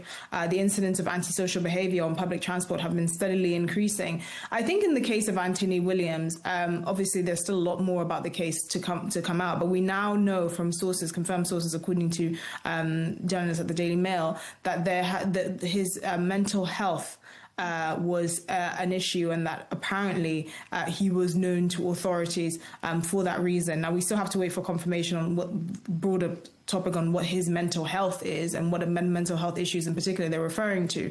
However, what we're seeing, this is the third time a situation like this in the last 2 years has come in this kind of high-profile nature, and a lot of the facts around this case fit into a pattern that we're seeing. So back in 2023, we saw Valjo Calacane, who was a black British national, a male, who went on a stabbing spree in Nottingham and killed 3 people, including 2 students at Nottingham University. Now, he did so a few weeks after going down to London to the offices of MI5 and begging them outside of MI5's office to arrest him because the voices in his head were unbearable. And actually, on the morning that he stabbed those 3 people in Nottingham, he was saying it's because the voices in his head told him to do that, or his family would be in danger.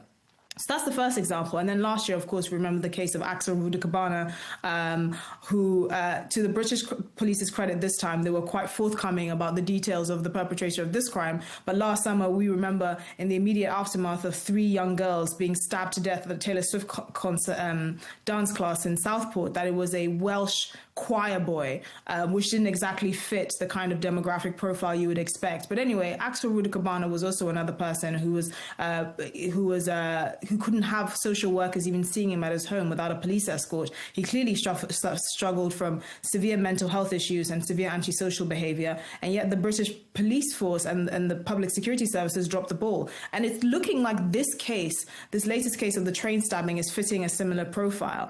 And we're seeing a trend in British public services where there's a lack of honesty, or at the very least a shying away from certain issues when it comes to seeing certain acute demographic trends or certain issues coming from certain communities in the UK. So, for example, most people wouldn't know that black men in Britain are 6 to 9 times higher to suffer from schizophrenia than the rest of the general population. Now, this is a group of people that make up about 2% of the British population. So when you blow it up, it's actually quite significant. And yet most people don't know that. And that is not to say that our public health services are not adapted to targeting groups of people that present with certain illnesses or have certain higher prevalences of certain illnesses. So, for example, people of South Asian descent in the UK are 2 times more likely to suffer from diabetes. And the NHS's public health program has adapted to that. And we have targeted screenings, particularly higher rates for those communities, so we can tackle those public health issues. It's the same with multiple sclerosis. People of Northern European descent have a higher prevalence for multiple sclerosis. And our public health officials have created strategies to adapt to that. But when it comes to schizophrenia and mental health, particularly with black men in the UK, this seems to be a gaping hole because you have many public health officials that don't want to seem racist or to stigmatize that group. But what's happening is it's putting the public at risk. It's affecting public safety, but it's also affecting the people that are most likely to suffer from this. And then you couple that with the increased use of recreational drugs like cannabis, which is known for causing psychotic episodes, particularly amongst heavy users, and then it's a recipe for disaster. So, of course, this is a 2-pronged issue of lack of security services that can adequately assess risks, like people coming onto a train and stabbing the British public, but also issues of public health concerns, and many people, like this individual that we will soon discover, falling through the cracks and not getting the adequate treatment that they need to not pose a threat to the British public. And Isabel, right now, we just heard from Esther talking about mental health, talking about the lack of security, the lack of people and police and even armed officers. We don't see any of that in the UK. And let's be honest, knife crime is rampant in the UK. It has been going up. The stats are high. And it doesn't seem like anything's been done about it. Stop and search is something that the Conservatives are saying we should bring back. Yeah, and, for people looking outside into the UK, it really doesn't do UK PLC any good to be seen to be in the grip of this knife epidemic. I think there were 250 murders, caused by a knife or a sharp weapon last year. And I think there were 50,000 knife offences, according to the Office for the National Statistics, just in England and Wales last year. So clearly a huge problem. I think what's interesting about what Esther is saying, and I am acutely aware actually of the high prevalence of schizophrenia in young black men in particular. I think the issue is around the mental health services and the provision and the lack of funding in this country. I don't think the answer is more policing. I don't think we should be introducing, airport style security so that people getting onto trains are checked. I mean, just imagine the disruption and imposition that would cause to commuters who are already being, cattled class and on their way into work. It's miserable enough as it is, isn't it? That's not the solution. I think clearly this is a mental health problem, obviously tied to a violent issue. I don't know what the answer is, but I do think that Esther's absolutely right to highlight that issue. And I do think that we need to have more knife amnesties. I don't know why no one talks about that. There have been hugely successful amnesties in the past where people voluntarily give up their knives and you see knife crime being decreased rapidly. But something has to be done. And I think it has to be done in collaboration with what is quite clearly a medical issue as well as an issue. I don't think this is all about gangs. I don't think this is about radicalization. I think this is about mental health, particular cohort of young men. Esther, I don't know what your thoughts are, but we spoke a little bit about stop and search before we did come on air, and that was hugely successful. And is this something that governments are shying away from because of the problem it had in the past when it came to different ethnicities and what that caused? Yeah, I mean, this is a carrot and stick sort of scenario that we have to have. We have to have a carrot and we have to have a stick. Clearly, the British public or the British judicial system doesn't adequately penalise knife crime. So, you know, it has been proposed that if you're caught with a knife at least twice, 10 years in prison, no questions asked, which I think is quite a strong deterrent. But that's just for the kinds of level of urban knife violence that you're seeing with young people carrying knives. Now, stop and search was so effective that in one in 5 stops and search that were done, it led to a police outcome, which, if you know anything about policing, that's very successful. 20% hit rate is extremely successful. Now, of course, the politics has come into it, where you have people like Sadiq Khan, who introduced a ULEZ fine on old diesel vehicles and used the justification of racial justice as a way to basically fine motorists with certain types of cars £15 a day. So when you have someone like this saying, I'm charging you £15 a day because black and brown people are breathing dirtier air, even though there's no robust evidence that this ULEZ implementation has had a positive influence on air quality in London, it's very hard for him to turn around to then say, actually, the capital city that I have been running for the last almost decade has seen an increase in knife crime, which is disproportionately higher than the rest of the country. And yet he cannot talk about knife crime because it would look like he has no understanding of the kind of racial politics behind it, even though he has built a lot of his platform on racial politics. Of course, the argument should be whatever works should be implemented, and we should find other ways of reinforcing and strengthening police relations with communities, for example, like having police officers that are from the communities that they're serving within, as opposed to police officers that don't live in those communities. For example, there are many other things that have been discussed. But at the end of the day, we should be looking at what works before we look at the kind of shallow politics behind it. And on the mental health front, which is now what we're seeing rise in, even though it's usually lone actors and it's not very common, for example, like this knife incident on the train, it's still very terrifying for the public, and it causes a deep sense of terror and disquiet. And this is why mental health services and the provision of them should be so robust. If people feel like they're having manic episodes, for example, there should be a robust public health network that would see people on the same day, give them the medication and the treatment that they need. There should be widely spread literature, specifically to most acutely affected groups, in this case, Black young men, about what the use of recreational drugs like cannabis can have on mental health, about what resources are available, how quickly they can access it, and what kind of community resources are available to help these people lead as normal lives as possible, whether it's going to church, whether it's having a job in the local community, whether it's having access to extra education resources. I know young Black men in the UK that have had manic episodes, that have lamented at how slow the process is for them to get treatment. And it's thankfully, thanks to their families and the robust social networks that they live in, that they've been able to lead some sort of normal lives. But you will inevitably have people that fall through the cracks. And unfortunately, this is what we end up seeing. Yeah, and can I just add to that, the strain on the public services is exacerbating all of these problems. There aren't the police that we want to see in order for the stop and search. There isn't the space in prison for those really deterrent sort of sentences. And there aren't the mental health provisions because the NHS is underfunded. And we're only going to see that get worse, I'm afraid, over the next 5 to 10 years. Thank you so much for your thoughts on that, Esther and Isabel. Let's move on now. And Prince William has travelled to Rio de Janeiro today for the 5th annual Earthshot Prize Award, focused on finding environmental solutions. The British heir to the throne arrives in Brazil ahead of COP30 later this week. Both events come amid further revelations regarding his uncle, Andrew Mountbatten-Windsor, who was recently stripped of his royal titles. Speaking on board Air Force One, President Trump shared his sympathy with the royal family. I feel very badly. I mean, it's a terrible thing that's happened to the family. That's been a tragic situation. And I mean, I feel badly for the family. Isabel, what do you make of what Donald Trump had to say there on board Air Force One? Do you know, Leigh Ann, when I saw that clip earlier on social media, I didn't hear the reporter asking the question saying, you know, you're very close to the royal family. What do you make of all of this? And I just heard President Trump's response, which was, I feel very badly for the family. And I mistakenly thought for a nanosecond there, he was talking about the victims, the Epstein victims in all of this. And I thought, wow, that's a really sort of, significant comment that we're getting from him there. And then I realised there wasn't even any mention of the victims at all. And, you know, I actually agree with him. I feel bad for the King, Prince William, having to clean up after Andrew Mountbatten Windsor. What a nightmare for them.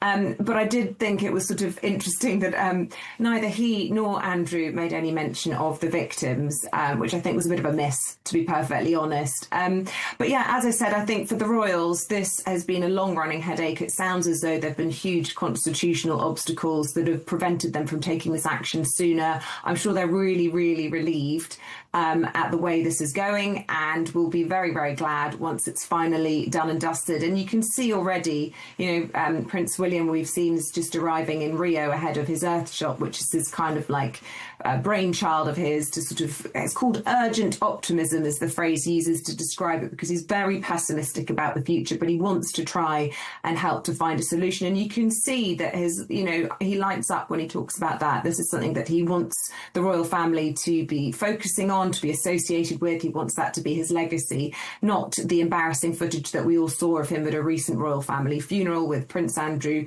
trying to butter him up. And, if his face could speak 1,000 words, he said it all there in the sort of disdain and absolute fury for his uncle. But they'll be very much hoping to draw a line under all of this embarrassment, and with any luck, be able to talk about a lot of the really good work that the royal family, to their credit, tries to do.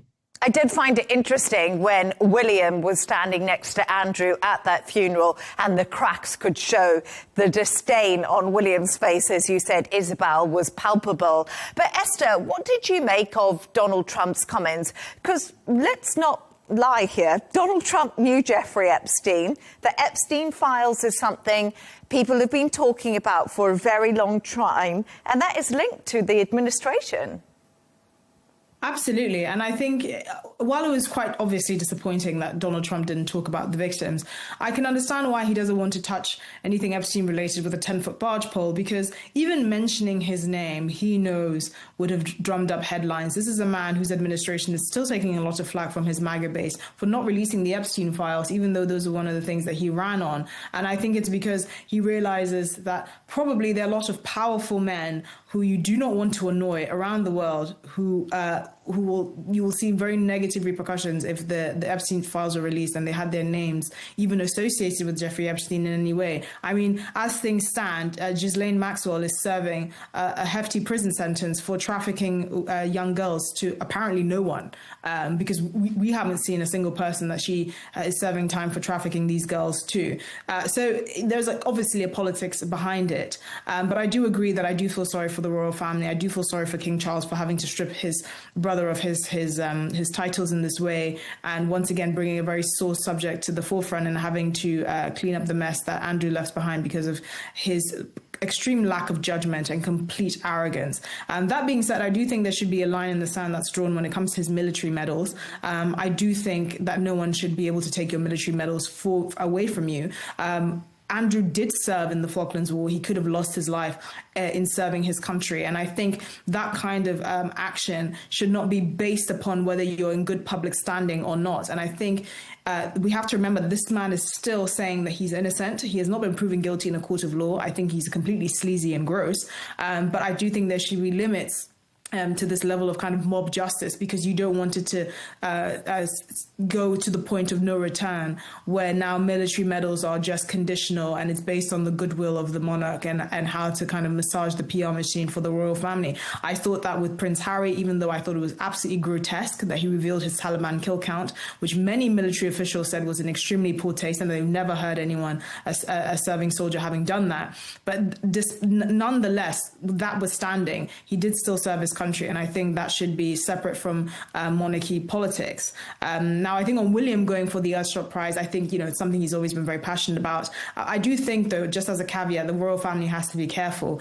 I think when King Charles was the Prince of Wales, he kind of got away with it for so long because he was the Prince of Wales for so long, and he crafted a role that gave him a bit of leeway. I suspect Prince William will be king in the next 5 years. You want to strike the right tone with it. You obviously want to talk about optimism and the future and taking care of the planet, which no one can disagree with, but also understand that, people are facing economic hardship. If you're a laborer in Botswana, you're not really interested in hearing a Greta Thunberg talking about not burning fossil fuels when you don't know where your next meal is coming from. So there can be a bit of a Western arrogance when it comes to talking about climate issues that I think the royal family should be cognizant of. Yeah, I think that's absolutely true. I think from Western countries, we don't always realise the impact that burning fossil fuels is needed in the likes of Southern Africa, where still electricity is not available to all communities. But Isabel, there's a lot there to unpack that Esther was talking about. Andrew's military medals. We know that the Defence Secretary in the UK is thinking of stripping him of these. I don't know how far they've got with that. And also just really Prince William becoming king and what needs to change.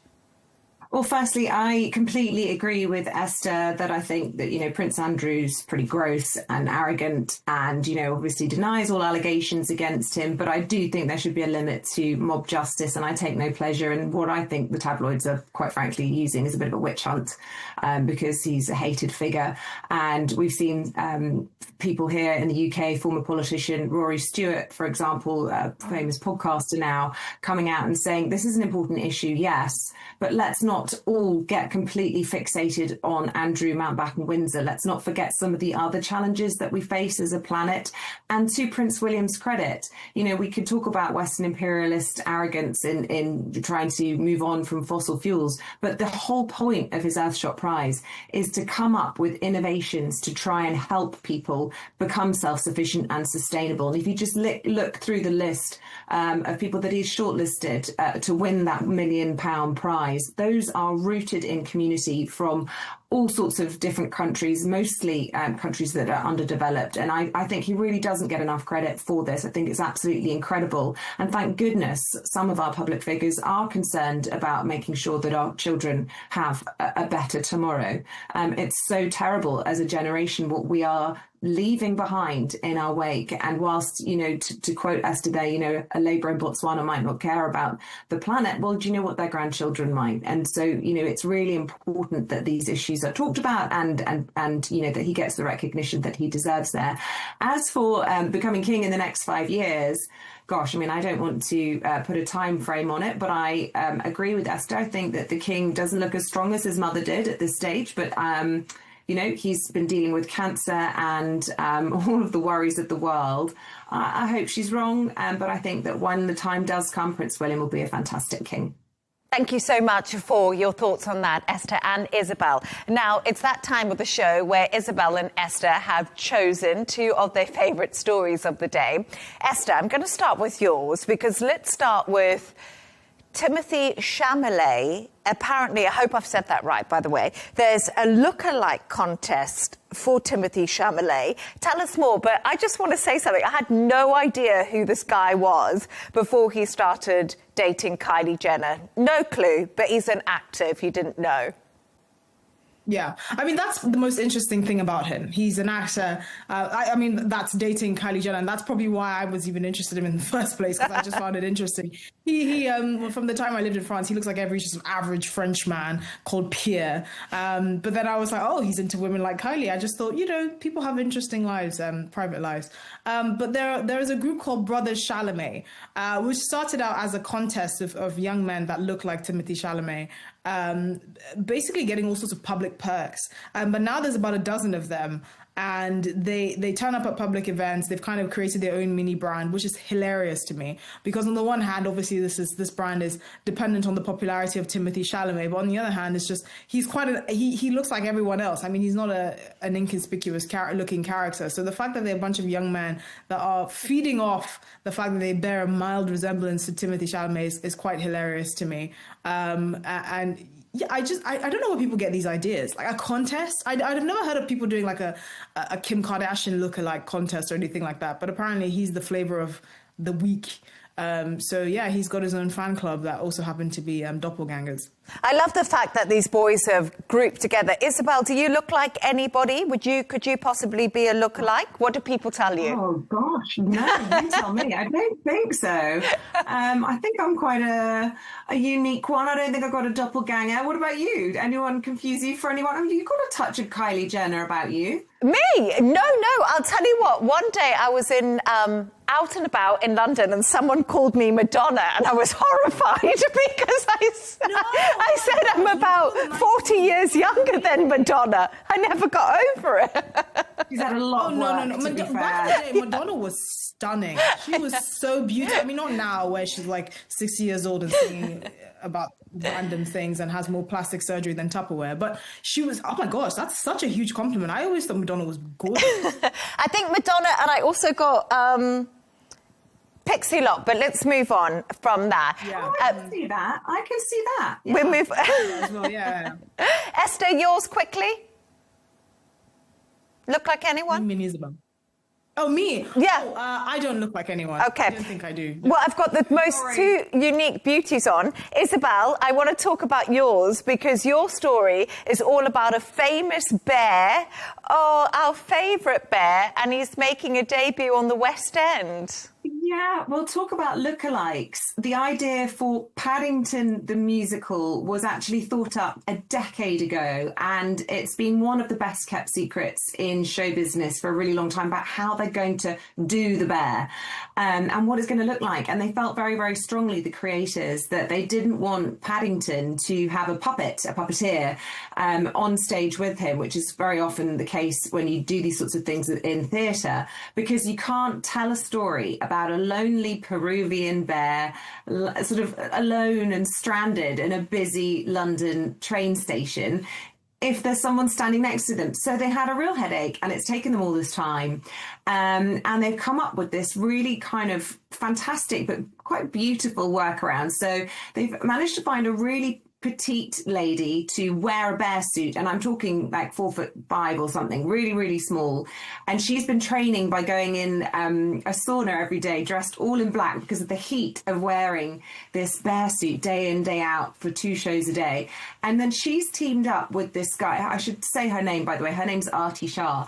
And then she's teamed up with an actor called James Hamid, who's also a bit of a gamer, and he's remotely controlling all the facial expressions, because if you think about Paddington, he's got the steely-eyed stare and then the bewilderment, and so he's controlling that remotely from the wings of the theatre, and then provides the voice. But they've got this synergy where they work so well together that it's the first time that Tom Fletcher, who's written the music for this musical, and he's of course the star behind McFly, but actually he starred as a boy, as Oliver in the West End. So he's incredibly talented himself. But the first time he met Paddington Bear, he burst into tears, which I just think is so lovely. So the secret's out, but they don't like to give too much away about how it all works, and they just want the audience to get swept up. And it debuted on Saturday night at the Savoy in London, and all accounts are that it's absolutely incredible. And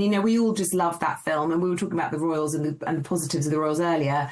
I just always associate it as well with, do you remember that famous ditty where they had Her Majesty the Queen having tea with Paddington? It's just a British institution is Paddington, and so I'm really excited. Hopefully I'll be able to get my hands on some tickets, but I might have to remortgage first because it's quite expensive.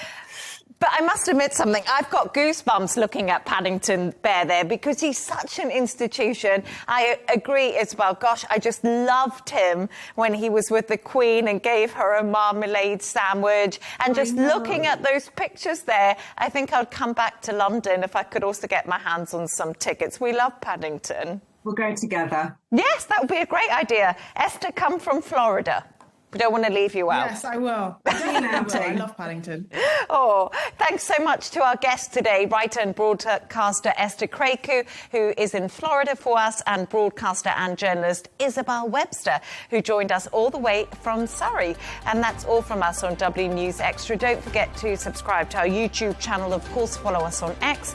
G&T with Tom Burges Watson will be coming up next. Goodbye, and thank you so much for joining us.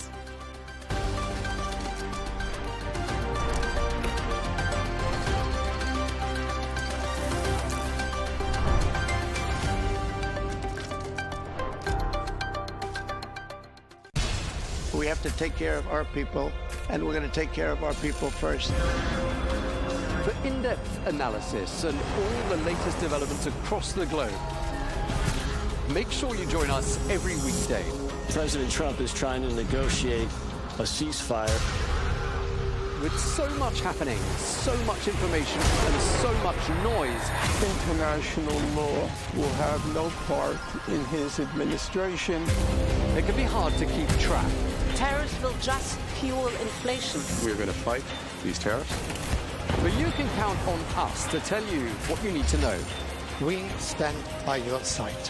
Join me, Tom Burges Watson, for Global News Today, right here on Al Arabiya News.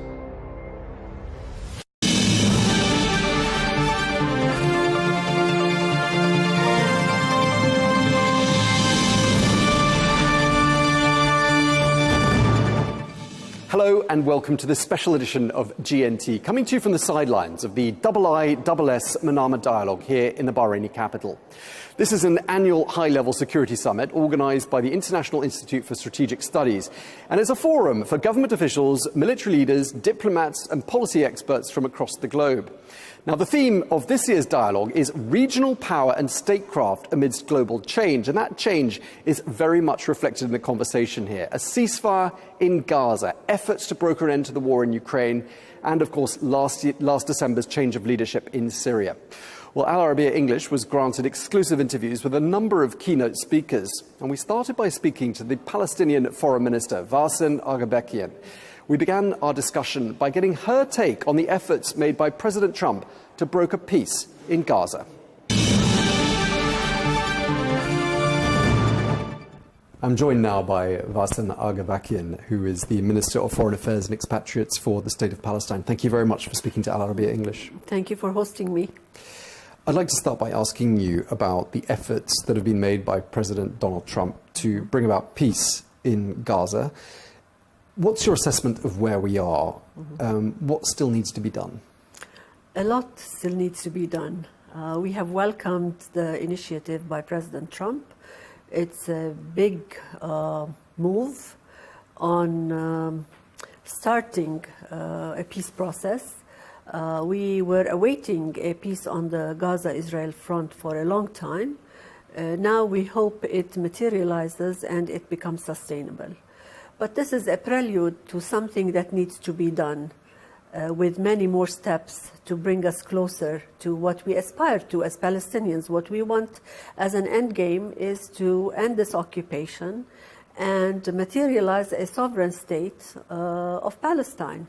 And that would require to move from a peace on the Gaza front to a peace that entails the entirety of Palestine, meaning the West Bank, the Gaza Strip, and occupied East Jerusalem. We hope that the first stage continues, and then we can embark on a second stage. Now the people in Gaza need not only a ceasefire, but need to recuperate. They need to have immediate needs met, and we need to embark on a reconstruction process as soon as possible, because the time is of essence, and we cannot leave a population that is so devastated and has been for 2 years under brutal attacks and total destruction to wait much longer.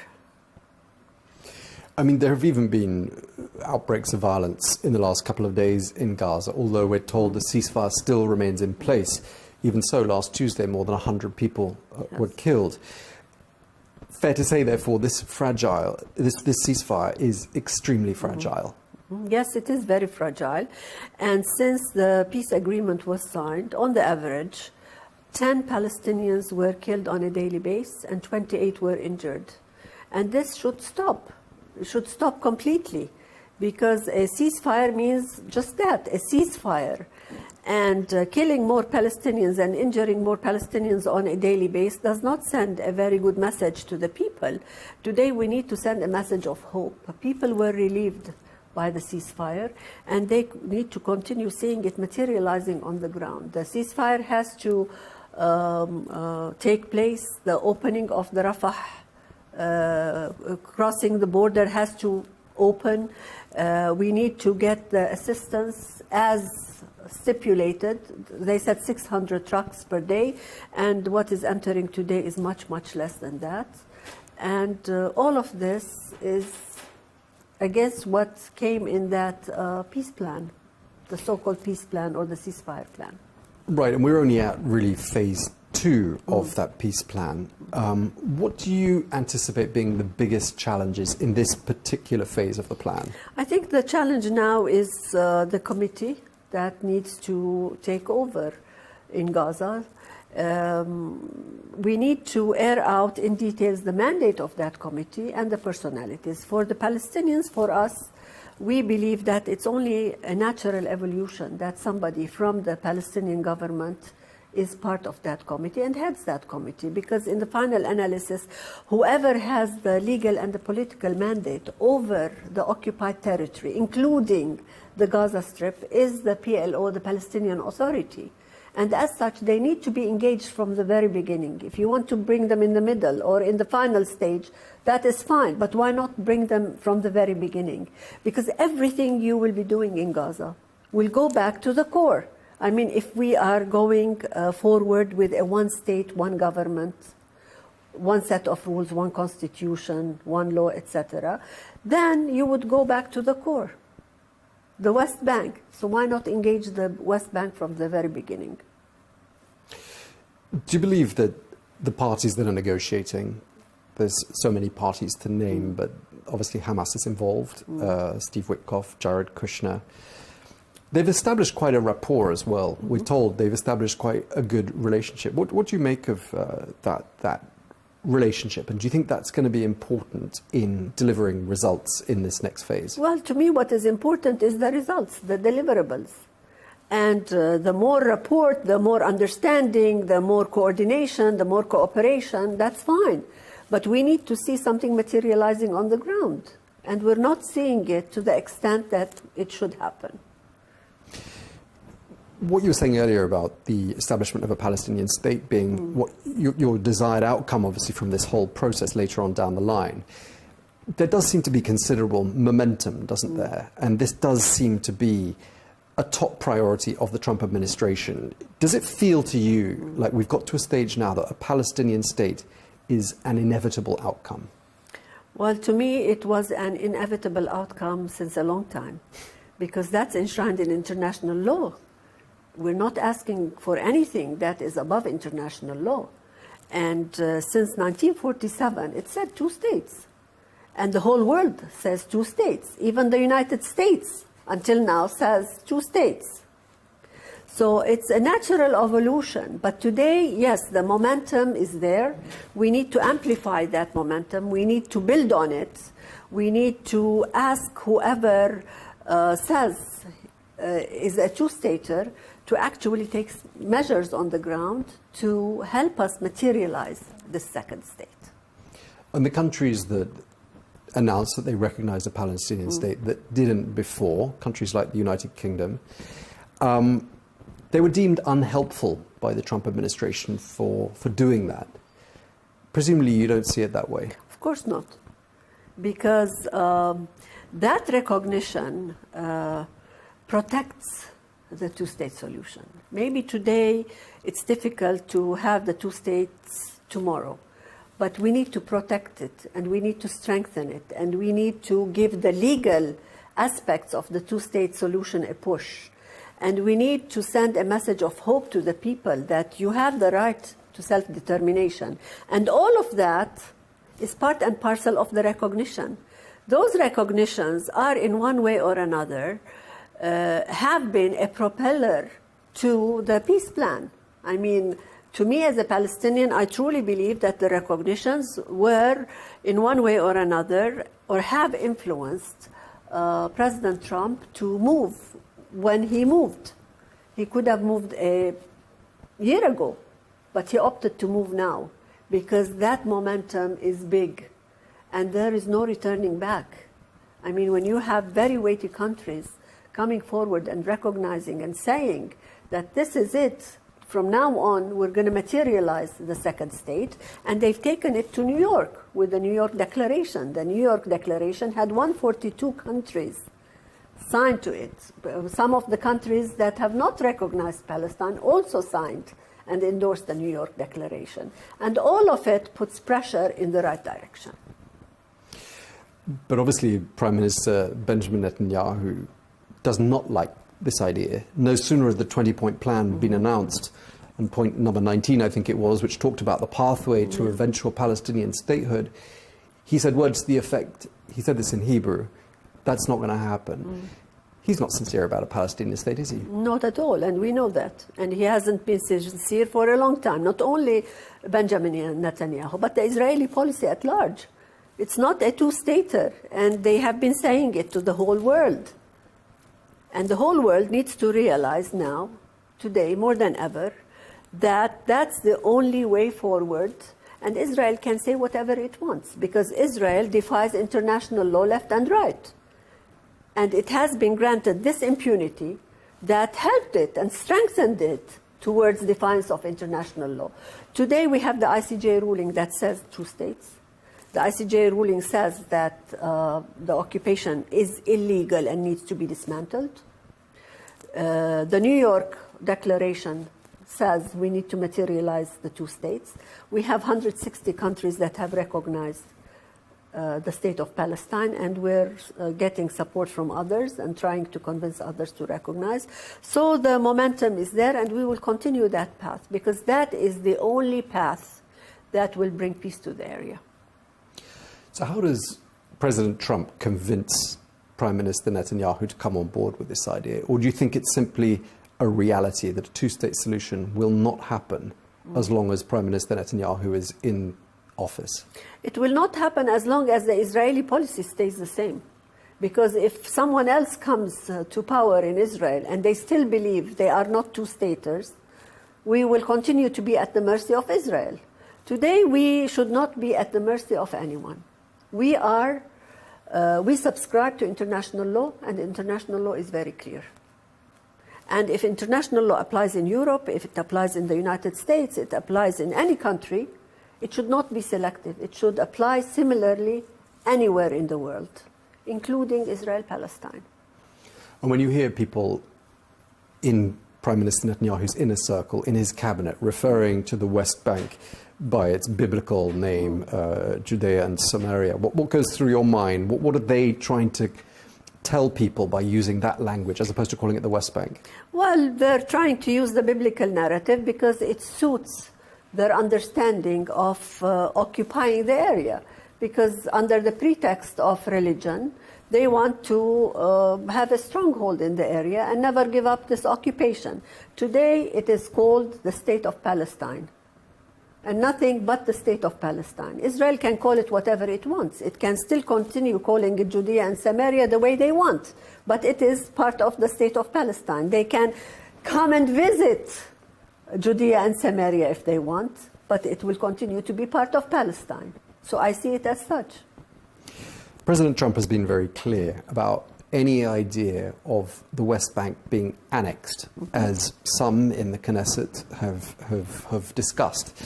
Are you reassured by what you've heard from President Trump that he will never let that happen? To some extent, yes, and I appreciate that. We all do, because that creeping annexation is very threatening to the very existence of the Palestinians. The problem is not with the assurances or reassurances. I mean, that statement was made, and we appreciate it. But what we see on the ground is contrary to that statement, because only yesterday Israel announced that it is expanding its settlements and it is adding new housing units. What does that mean? It means creeping annexation. And they have tabled this draft resolution on the annexation of the West Bank. And they did it with an audacity that the Americans were in the country at the time they tabled it. And what message were they sending the Americans when they knew that President Trump had already said no to annexation? And they know that. But this is Israel, and I don't want to say we've gotten used to what Israel says, but it is unveiling the true intention of Israel. But the US reaction and what Vice President J.D. Vance said in response to that whole discussion, probably the strongest language we've ever heard used by a US administration directed at the Israeli leadership. I mean, that's unprecedented. And we appreciate that very much. And we need to hear it more often. And we need to see it followed with measures that would deter Israel from the wrongdoing that it has been doing for a long time. If you had a message for the Trump administration right now, what would it be? I will say to the Trump administration that President Trump can make it. But there needs to be an intent to look at the two peoples and the rights of the two peoples and the dignity of the Palestinian people and the struggle of the Palestinian people for 7 decades under occupation and the rights to self-determination, and that there will be no peace, not for Israel, not for Palestine, not for the region, if the Palestinian rights are not respected and they are given a chance to materialize their state on the 22% of historic Palestine. And just lastly, I spoke to one of your colleagues last week, and he said to me that he thinks the Palestinian cause is going through a very dangerous phase right now. I wonder why you think he said that and whether you would agree with that assessment. Well, dangerous, true, because of the monumental challenges we are facing. But with challenges come opportunities. We have to stay cautiously optimistic and say there are opportunities and we need to seize those opportunities. We have to amplify the momentum that has already been created and move forward. Okay, well, we thank you very much indeed for taking the time to speak to us. Varsan Agabekian, Minister for Foreign Affairs and Expatriates of the State of Palestine. Thank you for your time, Madam. Thank you.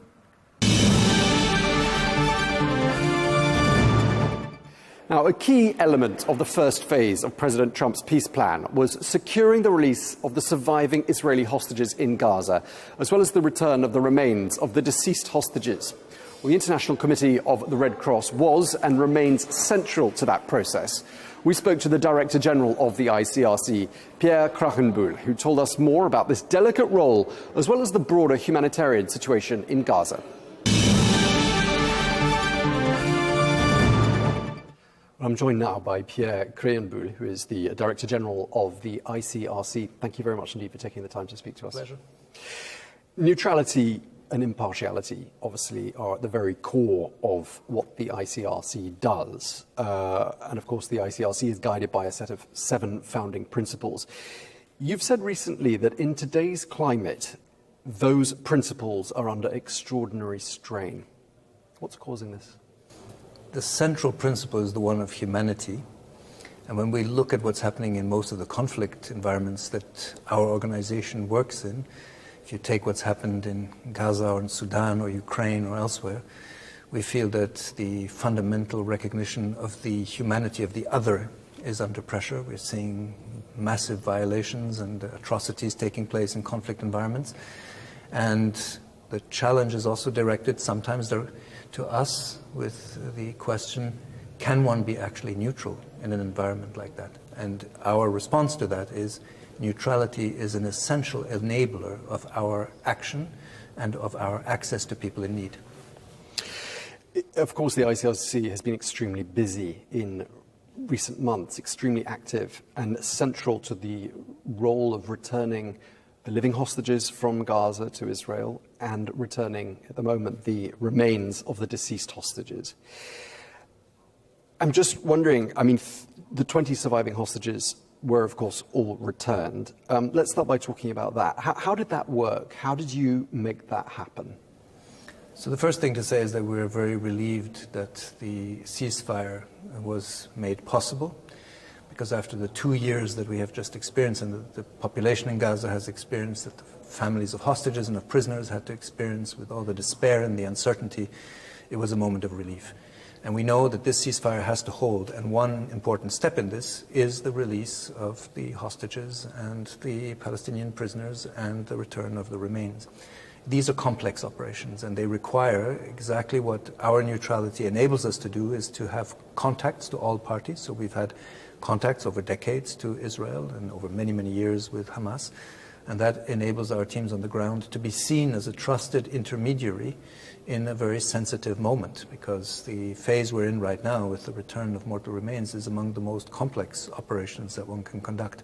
It might look on the surface like simply transporting and driving remains back to the other side, but it requires a lot of communications, a lot of logistics, and a lot of capacities on the ground. So you're saying that it's actually more complicated what's happening now, which is returning the remains, than returning the living hostages from a logistical point of view? So the release of living hostages and prisoners is already complex because it takes place in a very polarized environment with huge emotions individually but also politically, and to operate in the midst of this is sensitive. But it's true right now we're of course seeing, and we saw again last night when we were able to have another 2 remains returned to the Israeli side, and we believe there will be further operations today and in coming days. This is something where everyone's attention is on this.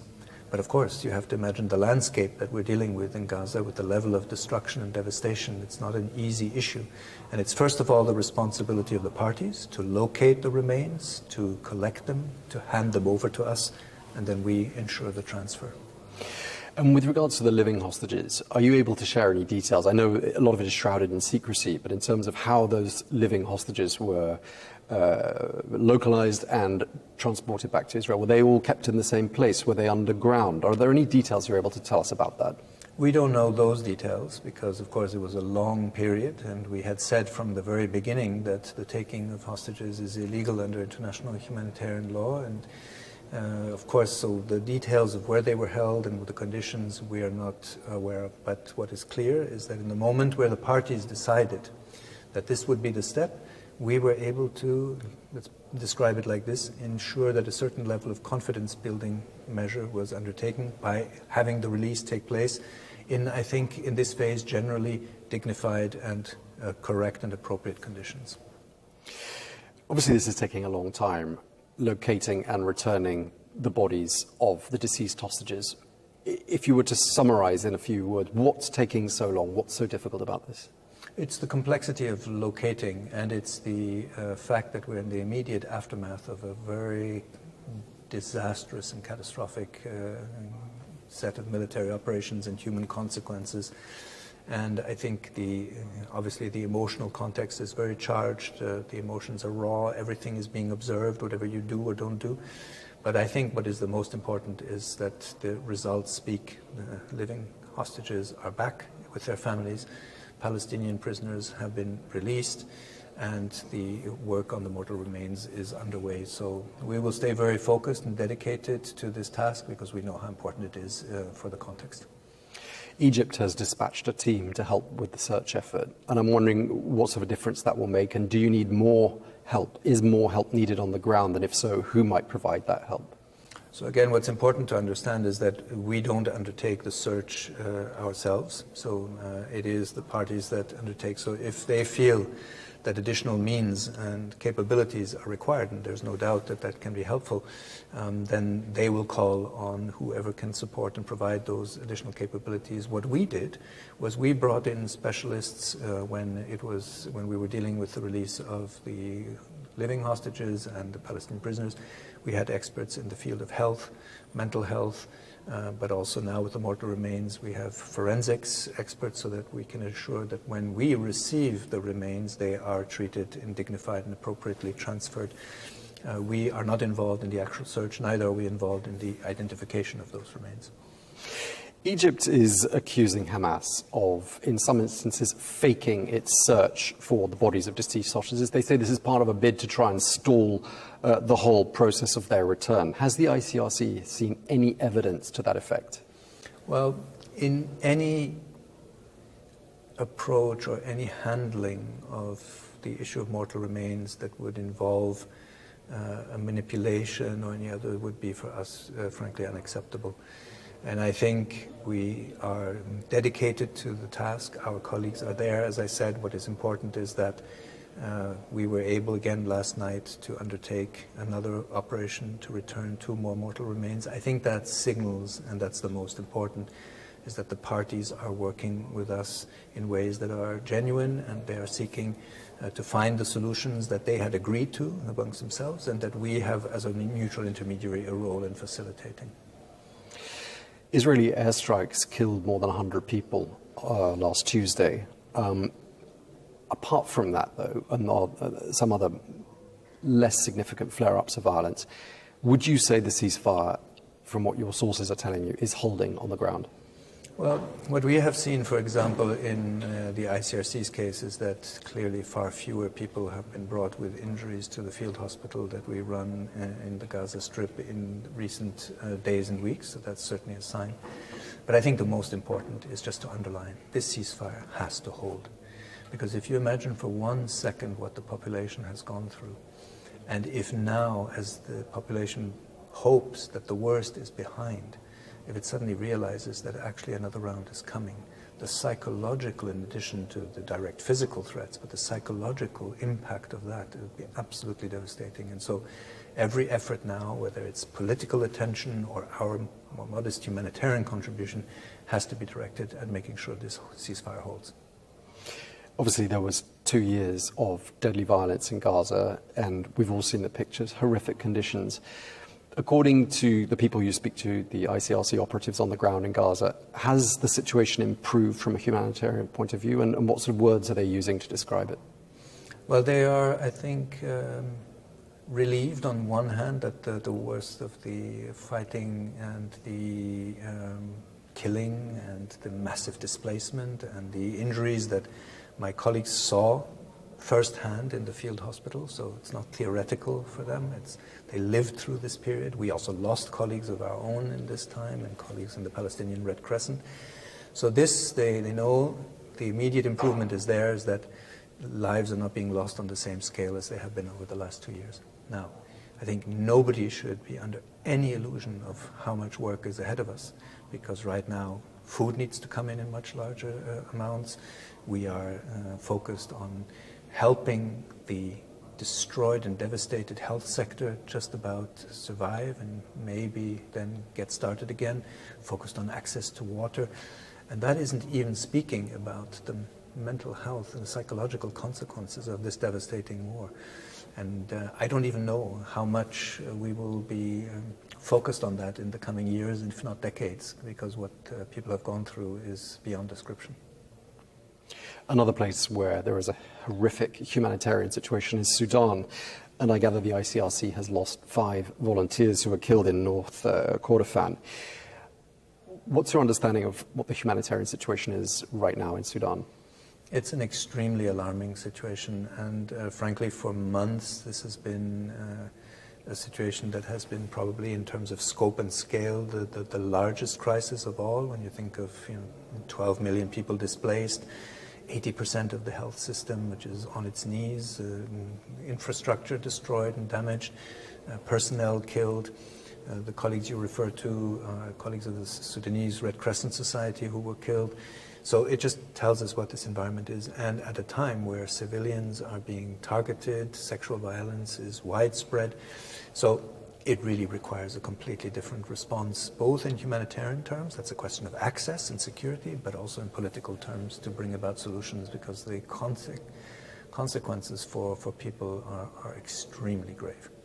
And they have been for a while. I mean, tens of thousands of people have been killed in this conflict, millions displaced, and as everyone says this, it's the world's largest humanitarian displacement and hunger crisis.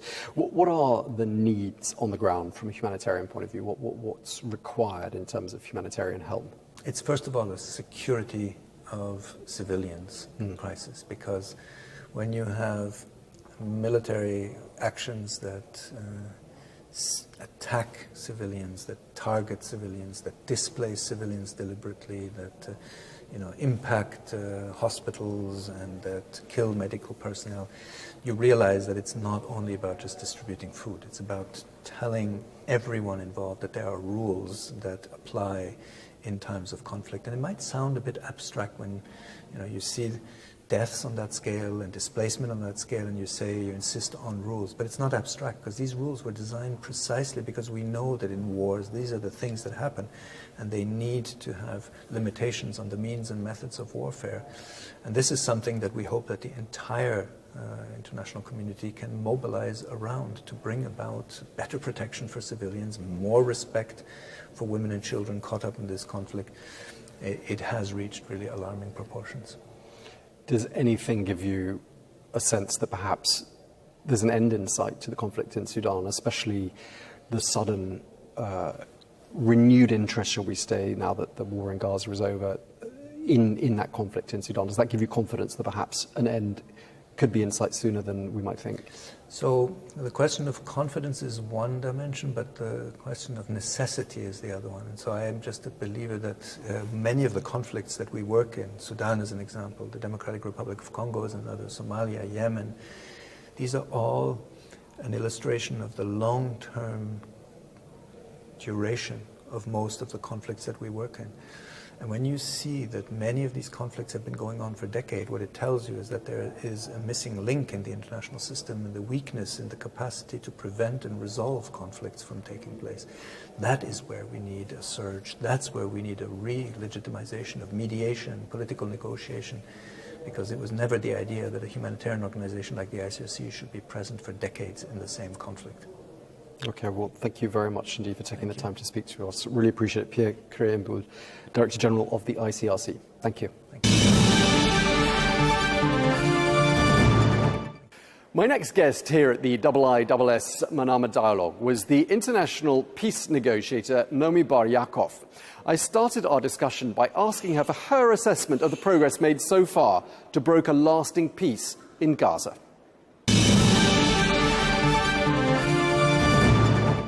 Well, I'm joined now by Nomi Bar-Yaakov, who is an award-winning international peace negotiator, an expert in diplomacy and geopolitics in the Middle East, as well as a fellow at the Geneva Centre for Security Policy.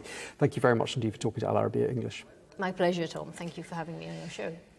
Let's start by talking about where we are right now and President Trump's push for peace. How do you rate the Trump administration's progress in terms of getting us to the point we're at now? Well, I think we need to give US President Trump the credit that he got a ceasefire. It's a fragile ceasefire, but we're not in the same place that we were during the 2 years of daily bombardment and famine, malnutrition, deaths ranging between 50 to 200 a day. We're not in the same place. But what worries me to a very large extent is that there isn't a clear plan for what comes next. There is a framework agreement, and the gaps between the perceptions of how to implement that agreement, or even what that agreement is, are vast, not only between the parties, namely between Hamas and Israel, but just between all the mediators and parties involved. So, for example, we're dealing with the fact that the Strip is basically divided with this yellow demarcation line at the moment, with 47% of the territory in one hand and 53% in the other.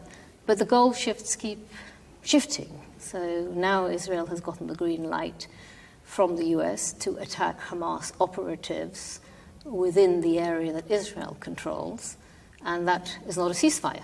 I mean, a ceasefire means that there is a cessation of hostilities that wasn't part and parcel of the deal before. And that is very dangerous, and that is just one example. I mean, the key issues at stake are that there is no agreement on a Palestinian technocratic government that is meant to take over. There is no agreement on what kind of stabilization force is going to come into force. There's no agreement on what kind of disarmament process is going to take place. And in addition to that, construction is commencing in the areas controlled by Israel. The areas controlled by Israel are the areas where where the land crossings are. So you're looking at a division, sort of basically between areas A and B.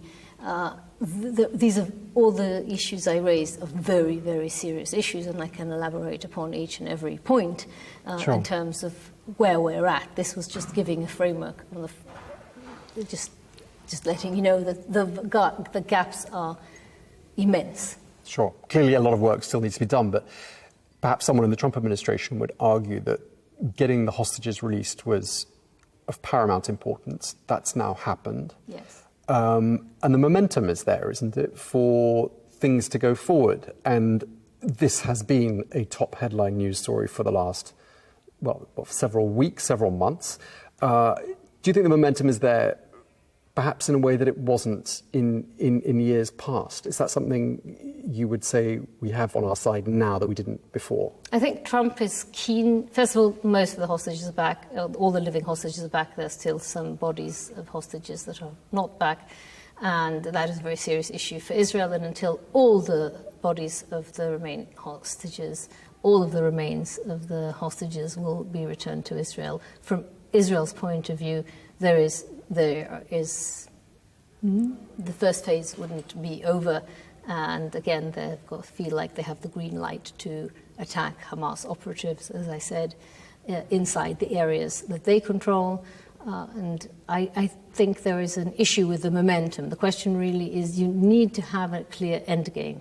And if you don't have a clear end game, and if you sever Gaza into two, and if you sever Gaza from the West Bank, and if you don't have a Palestinian technocratic government appointed, and if you don't have agreement on a mandate for a stabilization force, and if you don't have a UN Security Council mandate that also has a vision of where we're going, where we're going to, and that's where the big division is the US and Israel are against the United Nations Security Council resolution, and they don't want there to be any reference to two states and what comes next, and unless the end game is clear, it's going to fail. The processes, those of us in international negotiations know that unless the end game is crystal clear, it's defined and agreed upon, and there is a monitoring, verification, compliance mechanism to help you get there, and the terms of the agreement are not vague and ambiguous and interpreted differently by every side, but actually agreed upon in great detail with all the annexes necessary, you're not going to get there. And that is my greatest fear. Momentum is one thing. Agreement on how to get there is another, and there is no agreement on how to get there at the moment at all. I mean, some people say this is a new administration with some different approaches, some original approaches to some historic problems. This is a decades-old issue, the issue between the Israelis and the Palestinians. So perhaps some might argue that President Trump is going to succeed where 12 or 13 presidents before him did not since 1948. Because his approach is entirely different and unorthodox. What do you make of that argument? Well, I think you need to look into the details of, he got to the ceasefire in an unorthodox fashion, and he managed to get to a ceasefire, and as I said, I do give him credit for that. He exercised the leverage that he has over Benjamin Netanyahu, the Israeli premier, 3 times. Once when he came, just before he came into office, he said he wants to come into office when there's a ceasefire, and a day before he took office, the first ceasefire came into place. First ceasefire for him, second ceasefire. Then over the Iran war, on the 12th day of the Israeli-Iranian war, after he bombed with American B-12 bombs 3 sites in Iran, he imposed the ceasefire. The Israelis would have continued to bomb Iran. And now, this current ceasefire, certainly he said himself, would not have happened because he finally cottoned on, the penny dropped, that Netanyahu will continue the war forever. unless he's stopped. And he said enough is enough and you need to stop. But that said, he keeps saying, and his envoys keep saying, that if Hamas doesn't abide by its part, then all hell will break loose, and he's already given Israel the green light to attack Hamas operatives within the areas that Israel controls. That is a big red light. And he continues to say that, if they don't disarm, they're not going to disarm. They're having arms, they're an armed resistance, they're not a peaceful resistance. That's the whole raison d'etre. That's how they operate. They're not going to voluntarily disarm. There has to be, DDR disarm. It takes years and years to work, and there has to be a real process. He doesn't strike me, Trump, as the most patient man. He wants things done quickly, and this is not something, unfortunately, that can be done quickly. And if he severs, as seems to be the case, the Strip into two parts, where one part is occupied by Israel and the other part is under a very fragile Palestinian control, because yet again you have the Israelis on the border controlling the crossings, that is not independence. And that, it's also not the entire Strip, and it also severs it from the West Bank. And he's refusing, and he's set up this civil military command base in southern Israel, in a town called Kiryat Gat. It's a massive, massive hangar.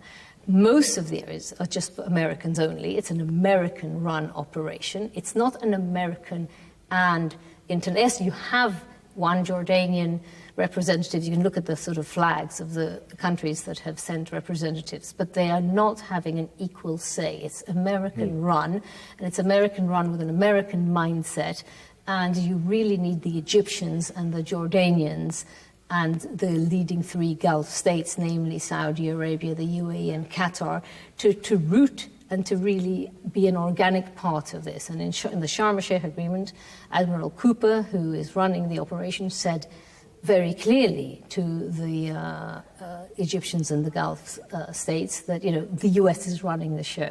And I don't think it's going to work if the US runs the show, because the US isn't part of the Middle East, and for years and years and years the US has failed to get to a just peace. And we need to look at just is a really important word. Where is the justice here? Well, how are the Palestinians going to realize their rights to self-determination, which basically is a right to a state in the West Bank and Gaza? This center in Kiryat Gat deals only with Gaza, and it's a military civil corporation, but it's a US run operation, and unless you have, again, a United Nations Security Council resolution with teeth, that really nobody is going to want to send troops to Gaza, to a stabilization force. And they're going to get in the crossfire between Israel and Hamas, especially since Israel occupies around half of the Strip, and it doesn't look, they will only withdraw to the next line, there's the red line and the green line, and then there's, of course, the security perimeter. When Hamas disarmed, there's certain conditions, and there's no likelihood that Hamas will disarm anytime soon. And then what did Trump say? He said that he will disarm them by force very quickly. That's a war. You've raised a lot of points there, and I want to go back to one of the early points you made, which is we were talking about the hostages being returned, and of course there's the deceased hostages. Their bodies have not all been returned. Correct. It's being seen as an obstacle to advancing with the peace plan.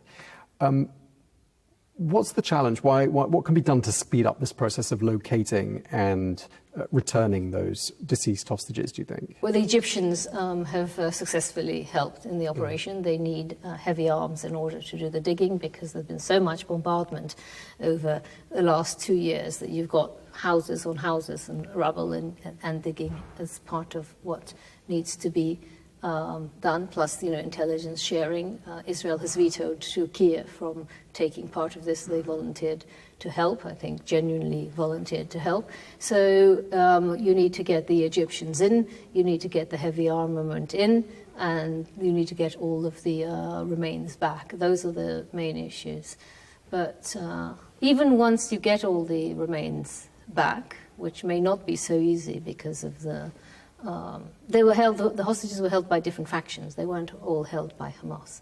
So there was total chaos on the 7th of October. Different families took, the remains are not necessarily all in the same place. So it's a complex And some of the people who knew where some of the bodies were are no longer alive. They're no longer in this world. So exactly. So it's a complex scenario. But what worries me more is the fact that the Palestinians themselves, the Palestinian Authority, is obstructing the nomination of nominating a technocrat head to the new government. The Egyptians a few days ago held a meeting in Cairo, in Egypt, with all of the Palestinian factions, and I emphasize all of the Palestinian factions. And then Mahmoud Abbas, the Palestinian president, vetoed the meeting. He didn't come, and he didn't send anybody from Fatah, that's the main Palestinian faction that controls the West Bank, and supposedly Gaza, in theory only.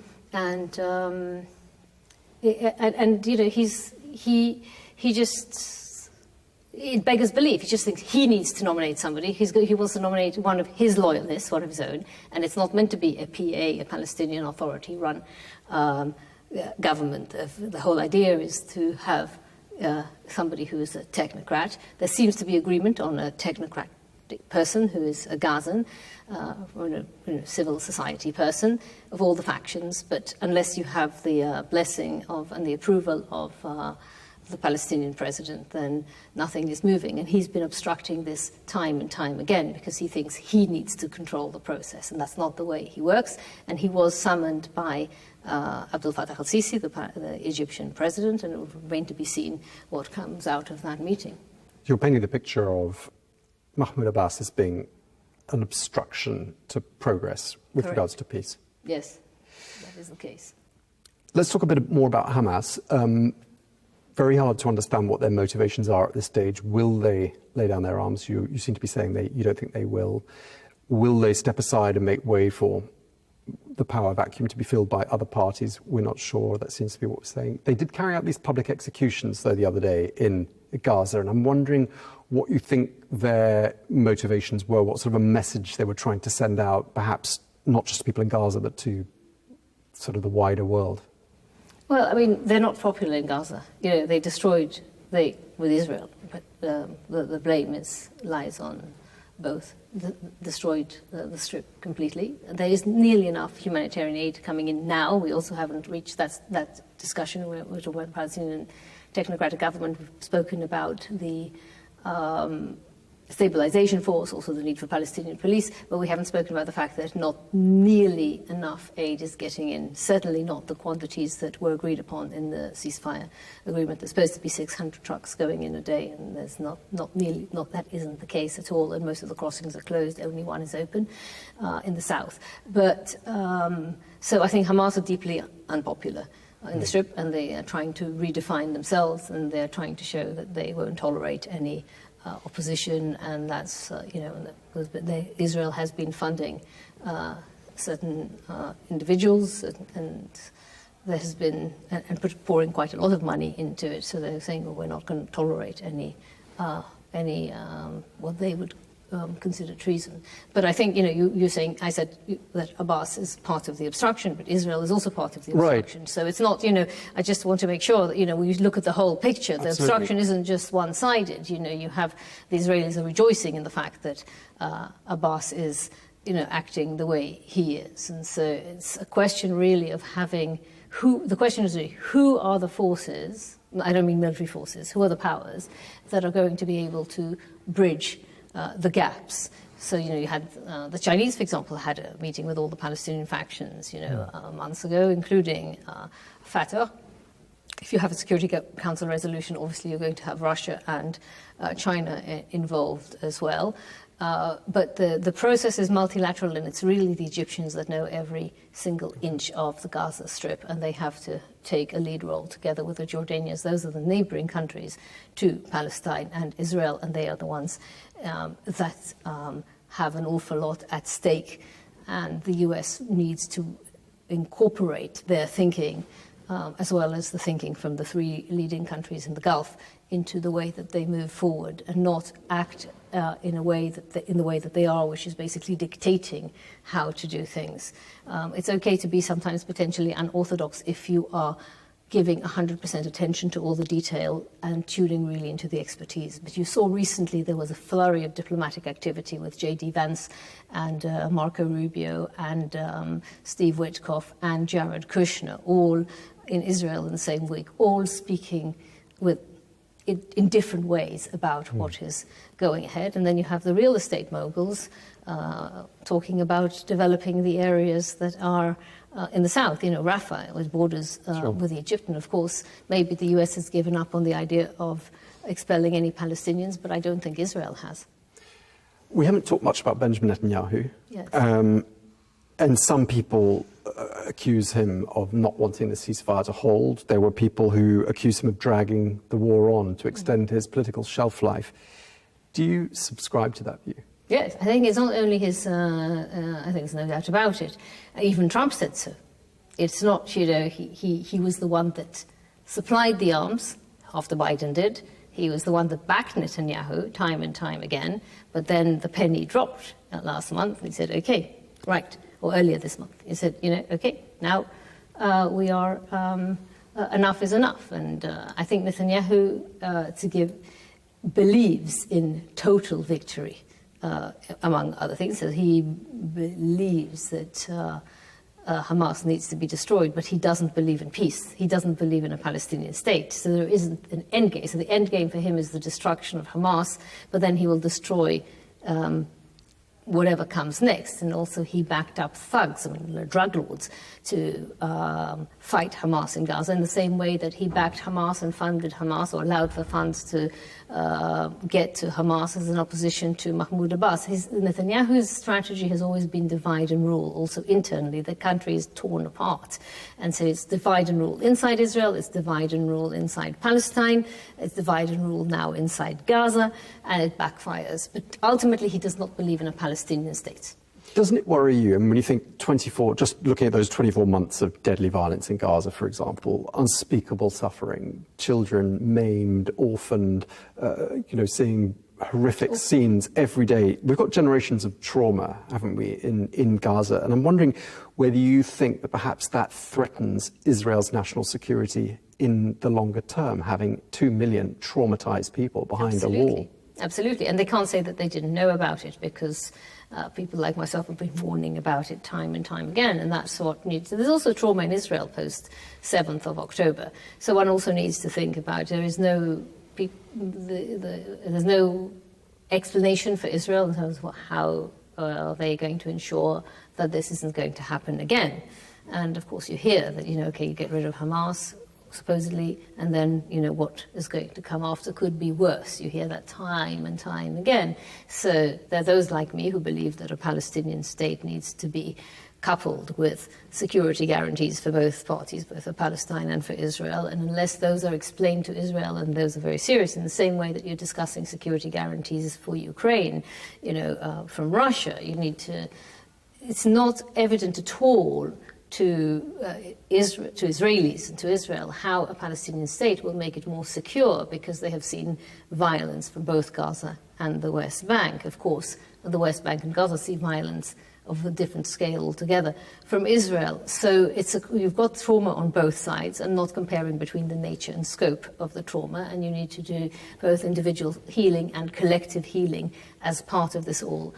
And that's the way, it's part and parcel of the way one moves forward, is to address. You do see quite a lot of movements of victims of terror, families of the victims, for families of the deceased, that have joined forces between Israel and Palestine. So, for example, you have Maoz Yinon and Aziz Abu Sara, both an Israeli who lost his parents in the Gaza envelope area, and Aziz Abu Sara from the West Bank lost his younger brother to Israeli violence, and they have forgiven and moved beyond, and setting up. And there's movements like them, or standing together. There are plenty of movements that are moving beyond the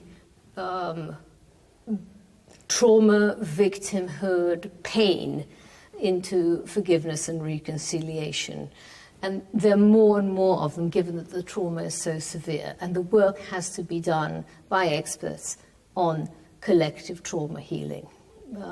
but also we need to get them jobs. I mean, you have people haven't worked in Gaza for 2 years, haven't had any education. With UNRWA, the banks are empty. There's no cash. There's no, but also even the West Bank. Israel has enacted a law that UNRWA cannot operate in the West Bank. So you've got thousands and thousands of children, many thousands, who can't go to school because part of what they do, UNRWA, is education as well as humanitarian aid. So it's not. You need to look at it through a very, very broad lens and address these people need jobs. And the question, and people who Hamas recruited, all these young, very young people, they don't necessarily, believe. I attended an event. I attended an event on Saturday with a commemoration for one of the hostages that was released after 17 days in captivity. However, Lifshitz spoke. It was a private, small event. And she said, well, the Hamas, in the ambulance, she was sick when she was released, in the ambulance, in the ICRC ambulance in Gaza when I was released, the Hamas masked guy took his mask off. And I'm quoting her in my own words, and she saw this good-looking guy, and she saw humanity in his eyes. And she said, he just said, we just need to get rid of the politicians and find a way to live together.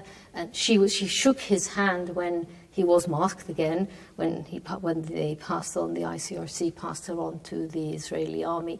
And she said, half the country, if not more, is furious with me because I shook his hand. How did I shake his hand?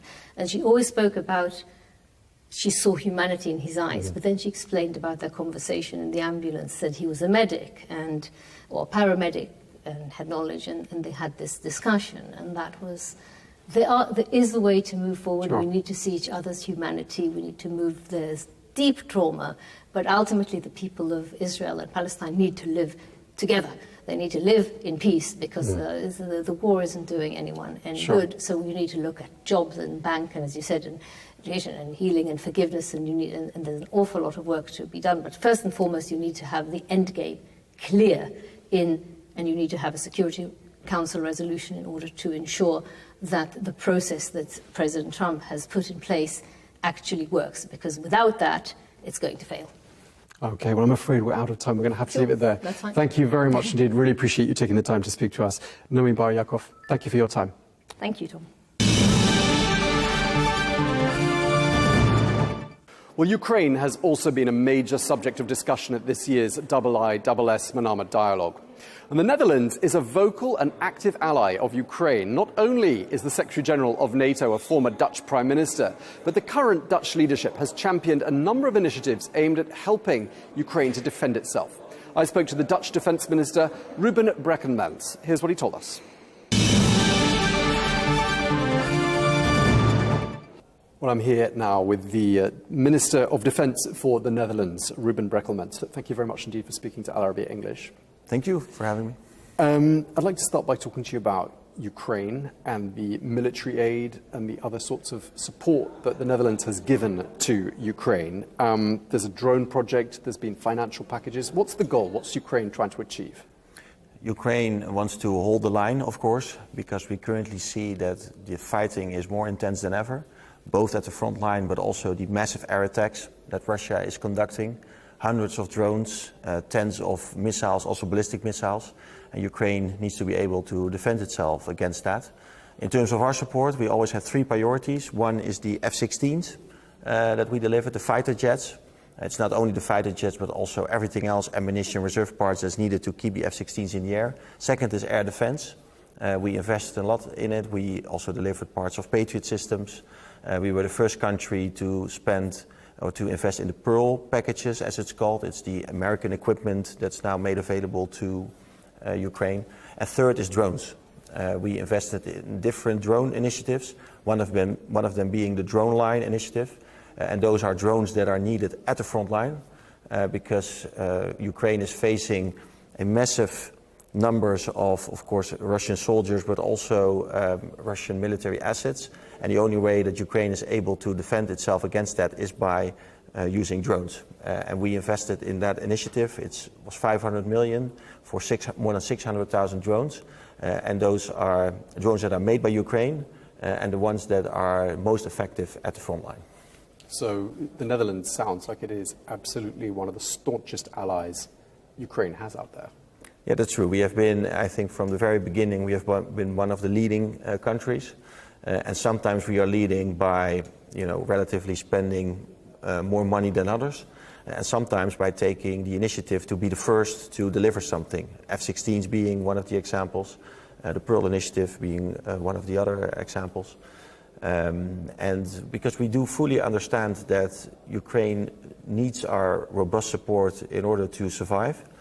And also the security of Ukraine and Europe and thus also the Netherlands is very much interconnected.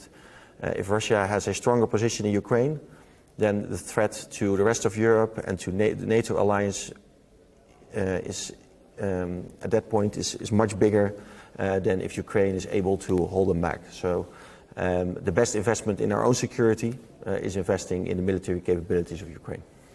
Do you think the European Union and all EU member states are completely aligned when it comes to supporting Ukraine, or do you think there's been some element of battle fatigue in some countries?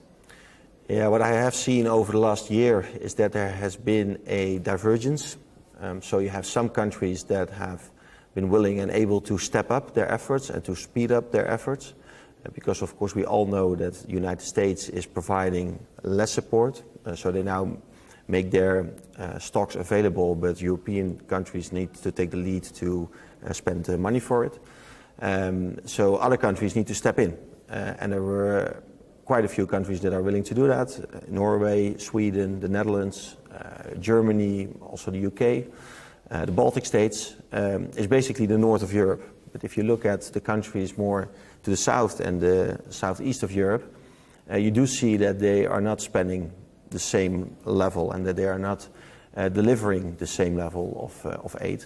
And that is a problem because it's not only those countries in Northern Europe that are able to provide the total package of support that Ukraine needs every day. Okay. And you are an advocate of some of Russia's frozen assets in European banks being used in what you've described as a creative way. What does that creativity mean? What I mean is that those frozen assets can maybe not be used directly in the sense that you take the money and you give it to Ukraine. You need to come up with mechanisms that are legally possible, that are also supported by not only the EU but basically the G7, and in which also the risks that are involved are mutualized. Because Belgium, for example, has a relatively large degree of risk because over 100 billion of the frozen assets are inside Belgium. I do think that we need to use those frozen assets because of the reason we just discussed. I do see that Ukraine needs a robust level of support, and the only way that we can fund that is to make sure that we use those frozen assets. Because we need to change the calculus of Russia and of Putin, because now he thinks, if I continue to fight for 3 months or half a year, then he thinks he will be in a better position, so he keeps fighting and not instead of negotiating. I think the only way to change that calculus is, on the one hand, that we can show that Ukraine is not only receiving support today and tomorrow, but in the next 2 to 3 years. And on the other hand, we increase pressure on Russia by more sanctions, by a better enforcement of sanctions, and also supporting Ukraine with deep strike capabilities. So if Putin feels that in the next 2 to 3 years there is robust support to Ukraine, and the pressure on him economically is only going to increase by sanctions and by deep strikes, then maybe his calculus will change. I think that's the only way to push him towards the negotiation table. President Trump has made considerable efforts to try to get Mr. Putin to the negotiating table, and the most recent round of discussions, which were going to be held in Budapest, have been called off or suspended at the very least. Why do you think that happened? I think because the United States also realized that Russia at this point is not willing to negotiate. They are willing to sit at the table, they are willing to appear and to seem to be a constructive partner. But if you then look at what they actually say and whether they are willing to compromise or to do any concessions, then the answer is no. And so far the diplomatic efforts as a result have been disappointing because Russia is only talking but they are not negotiating. As I said, I think we need to increase the pressure on Russia. That's the only way to make them negotiate. And I also say sometimes people in the Netherlands say, we should increase our efforts towards peace. And we should also not only talk about military support, but about diplomacy. But then I say, over the last 4 to 5 months, Ukraine has said we are willing to stop the fighting today. And we are willing to negotiate. We are willing to be serious also about what type of concessions should be at the table. And Russia has not answered that call at all. They have basically said, we are not willing to negotiate. We rather keep bombing you, we keep attacking you, we keep terrorizing the Ukrainian people by taking out the energy infrastructure. So I think the only way to get somewhere is to increase the pressure on Russia. Do you think it's inevitable, though, that when a deal is struck, that Ukraine will have to surrender some of its sovereign territory? The answer, and I know it maybe sounds a bit simple, but it's up to Ukraine. I've been to Ukraine now 6 times since the large-scale invasion, 4 times as a minister. Last time was 3 weeks ago. And every time that you're there, every time that I'm there, it makes a big impression on me, the sacrifices that Ukraine is making. But also their resilience and their perseverance. They keep fighting even though they are facing the hardest winter so far. And after all the sacrifices that Ukraine has made and Ukrainian people have made, I think it's really up to them to decide what type of concessions they are willing to make. In terms of territory, of course, there's a big difference between freezing the front line and accepting that status quo. That's very different from formally acknowledging that those areas are part of Russia. And we also, when the audience is looking at this, they should also understand how fundamental that difference is. But it's really up to Ukraine to decide what they want to do. The Netherlands is very much on the radar when it comes to this conflict. Not only have you mentioned yourself in this interview that you are a staunch ally of Ukraine's, but the Secretary General of NATO, Mark Rutte, is of course Dutch himself, a former Prime Minister. And I'm wondering whether perhaps that adds some momentum to the Netherlands' desire to be a role model nation in NATO, hence perhaps the decision to increase defence spending. Is that an element? Do you feel an element of pressure having the head of NATO being Dutch? Are you feeling that? It's more, I think, if you know someone personally, and of course we know, I know Mark Rutte, he's a friend of mine, and also his team, I know his team very well. Of course you have more interaction, so sometimes when there is a NATO meeting, you talk about, okay, what do you want to achieve and how can we help with that? And we are just one of the 32 allies. But of course, if we make a certain statement, then we can also support in achieving something as an alliance. So that's there is good contact, but in the end, we are just one of the 32. And Mark Rutte is not Prime Minister of the Netherlands anymore. He is a neutral Secretary General of NATO, and he fully understands that. So where we can, we try to help. And for example, with the Pearl Initiative, we considered it to be a very important initiative because Ukraine needs those American weapon systems, and it was the only way to get them to Ukraine quickly. And Mark Rutte also said, it's very important now that some countries show their commitment. And then we were the ones that were the first to step in. But when you look at, for example, the defense spending, we are currently at 2.1%. We are definitely not the best in class. There are the Baltic states, Poland, Nordic countries are doing much more. So we also have our political realities. We just had elections this week. I hope that the next government will create this path towards 3.5%. But still, if we do that according to what we agreed upon, we will definitely not be the best of class. I want to pick up, we're coming to the end, but I just want to pick up on one thing you were saying a little earlier on, was the fact that the more Russia dominates Ukraine, the greater the danger to the Netherlands and to our NATO allies. What do you think President Putin's strategy is here? Where would he focus his sights on next, were Ukraine to somehow be forced into capitulation?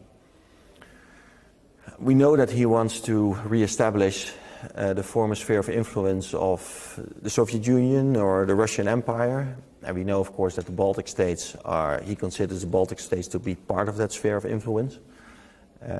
of course, also if you look at the geographical position of the Baltic states, that is, of course, a vulnerable area. So we need to support them. That's why we are active in Lithuania. That's why we also had F-35s in Estonia not so long ago. So if you look at the current military plans of Russia and also the industrial plans, it's all going beyond Ukraine. So we already see now that Russia is hiring more people for the military than what they need in Ukraine. They are producing more than what they need in Ukraine. So they are already increasing their strategic stocks. We also know that in their military plans and in their industrial plans towards 2030, it's only going up. The numbers and scale is only going up, much more than what they need in Ukraine.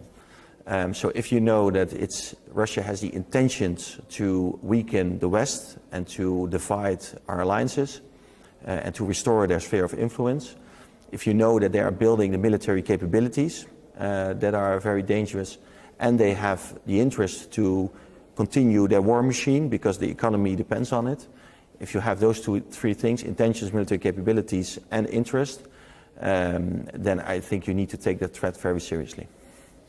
Just lastly, you mentioned elections have just been held in the Netherlands. I think it's been dubbed the closest election in Dutch history.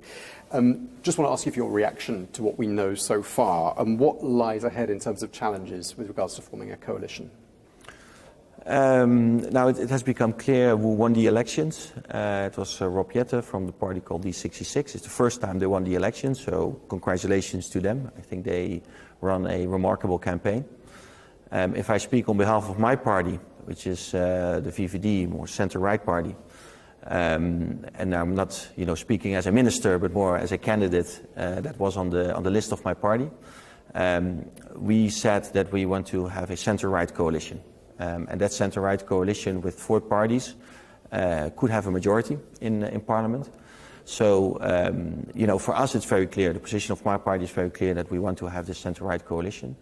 But if the winner of the elections also thinks the same about it, and if so, how he wants to get there, the initiative is on his side, and we will see how long it takes. Normally, a formation process in the Netherlands takes around 6 months, sometimes more, sometimes a bit less.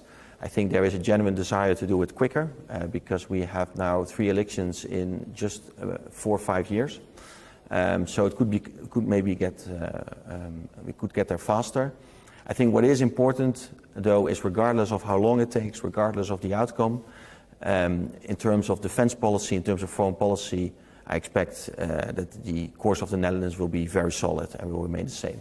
So we will increase our defense spending, we will strengthen NATO alliance, our support to Ukraine is rock solid.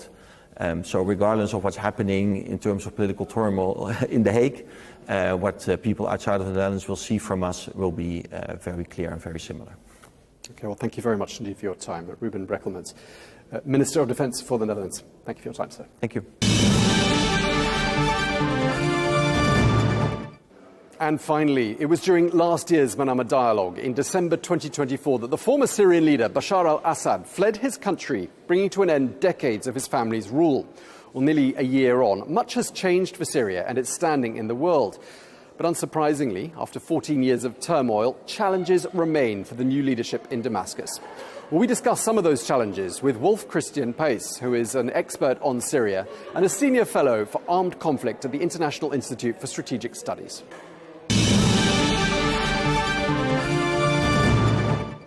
Wolf Christian Pace, thank you very much indeed for taking the time to speak to us. My pleasure. It was here at this very event that we're at now, 11 months ago, that it was announced that Bashar al-Assad had fled Syria. And here we are, back in Manama, and it's been announced that the current Syrian president, President Ahmad al-Shara, is going to be heading to Washington very soon. It was announced here. I mean, it's very difficult, isn't it, not to be amazed by the speed and the significance of the change that's occurred during these last 11 months. What are your thoughts? Yeah, absolutely. I mean, that's totally right. I think nobody could have predicted the speed at which things have developed. I don't think when Ahmed al-Shara's people set out about a year ago for Aleppo that they would end up in power in Damascus just a mere 2 weeks later, and that the US sanctions would largely be lifted, and that we would have these kinds of meetings between the White House and the new Syrian president. And here at the IISS Manama Dialogue, there's been a lot of discussion about Syria. There's been some very high-profile guests. We'll talk about some of them, but I'd like to start by asking about Tom Barrack, the US Special Envoy. What's he been saying? Is he sounding optimistic about Syria's future? I think he was very optimistic about Syria's future. He spoke about how Syria was going to be part of Donald Trump's peace plan for the Middle East, if we can call it like that. And he stressed really the need for prosperity and development. So it was less about, let's say, political issues per se. He spoke a lot about 3 million Syrian refugees in Turkey who now speak both Arabic and Turkish, how this is an enormous economic resource for the region. And I think his vision, and I guess Washington's vision, is one where development would lead to prosperity, and prosperity would lead to peace. One of the keynote speakers this year has been the Syrian Foreign Minister Assad al-Shaybani. You've been listening to what he's been saying, you've engaged with him. What's he saying? What do you think is his appeal to the audience? What's he saying to them? Well, I guess his key message to the audience is that Syria wants to be a good partner. I think that came out very clearly today. He stressed that there was a willingness to make a deal with Israel regarding the borders, even though the details of such a deal are still a little bit hazy.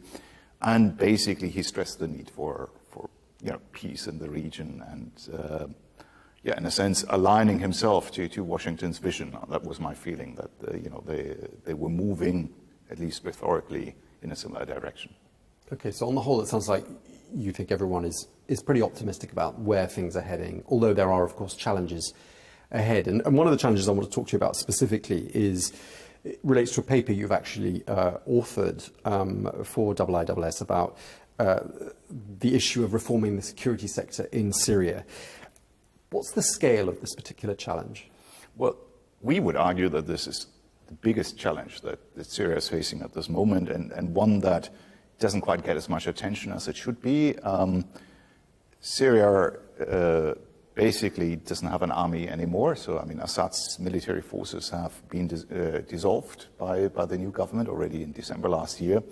And basically, you have a coalition of rebel groups of militia fighters running the country. That has a couple of challenges. One is how do you bring them all under one command? That's something the new government is trying to do. Another one is, of course, that there is no professional police force, at least no police force that is large enough to deal with the significant problems that Syria is facing. So Syria now, in a sense, is between a rock and a hard stone, because on the one hand, it needs to somehow find a future for these fighters and, create livelihoods for them. But you also need to professionalize the military and quite possibly hire new policemen, new officers. All of that in a situation where there isn't a lot of money going around, because all of these processes not only take a lot of time, but they're also very costly. Indeed, and when we've interviewed people from the government in Syria, they told us that when they came to power 11 months ago, there were only tens of thousands of euros, if that, in the state coffers. So really, money must be a particular issue. But with regards to those different factions within the security forces, some of them presumably aren't Syrian, and I'm wondering, what do the new leaders of Syria do about them, the foreign fighters that join these various factions who aren't Syrian? Do they repatriate them? Do they nationalize them? Or naturalize them? What do they do with them? Well, that's one of these sticky issues. Nobody quite knows how many foreign fighters we're talking about them, but they're certainly in the thousands, if not more. And they come from a wide variety of countries, from the Caucasus, from Europe, North Africa, but in particular also from China. And a lot of the home states want these people back. And by saying they want them back is they want to put them in prison because they served in a terrorist organization from their point of view. Now, that's something that is really challenging for the government of Ahmed al-Shara, because these people came to Syria to fight on his side, in many ways are among his most loyal constituencies, because, well, they're almost like a Praetorian Guard, if you wish. So this is one of the key challenges at the moment. I don't think the government is at all prepared to repatriate them, precisely for that reason. I think most of them also don't want to go home. So at the moment, the approach seems to be to sort of settle them in Syria. A lot of them have been in Idlib already for 10 years or so. A lot of them have wives and children. So that might be a path out. It might even be desirable from a counterterrorism perspective, because, I mean, it's better if they're in Syria and therefore under control, if you wish, rather than displacing them to a new battlefield. It's one of these open political questions that al-Shara is facing at the moment. There have been some flare-ups in Syria during these last 11 months. There was the violence in the northern coastal areas. There's been the violence in the south in Sueda. There's been an attack on a church close to Damascus in which a number of people were killed.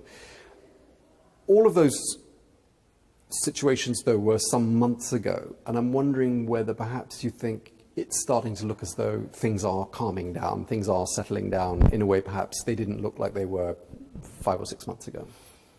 I think it's too easy to tell, really. I mean, what the three incidents that you just mentioned all have in common is that there isn't much of a police force, right? So, I mean, the violence in Sueda started because of what was a criminal act at the end of the day, and then turned into sectarian violence very, very quickly, precisely because there was no professional police force.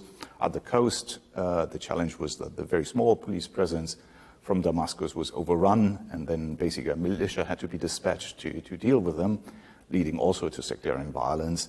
And of course, the attack on the church shows that there are still elements of ISIS active, and I understand there's even a little bit of a revival of ISIS. So I think it's too early to tell. What we can say is that things have been calmer, I think, than most of us would have expected. So given the history of the civil war, it's actually surprising that there haven't been more incidents, but the incidents that we have seen are very worrying, in particular, as it's a recurring theme. The theme is we need a professional security sector, a non-sectarian professional security sector, to address these challenges. So lots of challenges, and going back to what you were saying earlier about money obviously being an important issue and a concern for Syria, how to finance this significant transition. When you look back at the last 11 months, which countries stand out as being perhaps the most steadfast supporters of this new government in Syria? Well, I mean, the number one supporter would probably be Turkey. I mean, as you know, it has been Turkish money, Turkish support that has enabled the offensive that took al-Shara to power. Turkey still plays an important role and will probably continue to play an important role in revolutionary Syria. The Gulf countries have been supportive to a certain degree, and particularly materially. I mean, there have been finances being promised, projects are being agreed upon, but it's not quite as close a backing as the one that they get from Ankara for the time being. Other neighbors, such as Jordan, for example, are also engaging with the new government. But yeah, that's basically where it stops. I mean, one of the key challenges is that the international community at large, while verbally be supportive to the new government, hasn't really started the kind of large-scale reconstruction and reform efforts that you would expect 11 months after a revolution. So you mentioned some of the countries that support Syria and the new government. There are obviously some countries and some political forces that were shocked and horrified, really, by what happened 11 months ago. I'm thinking of Iran. I'm thinking of Russia, which has had military bases in Syria for several decades. Do you think there are elements that are trying to destabilize Syria? And if so, which countries do you think are perhaps involved in trying to muddy the waters? Well, I mean, you mentioned Iran, of course. Iran was arguably the most important backer of the Assad regime, and at the moment there are no diplomatic relationships at all between the new government in Damascus and Tehran.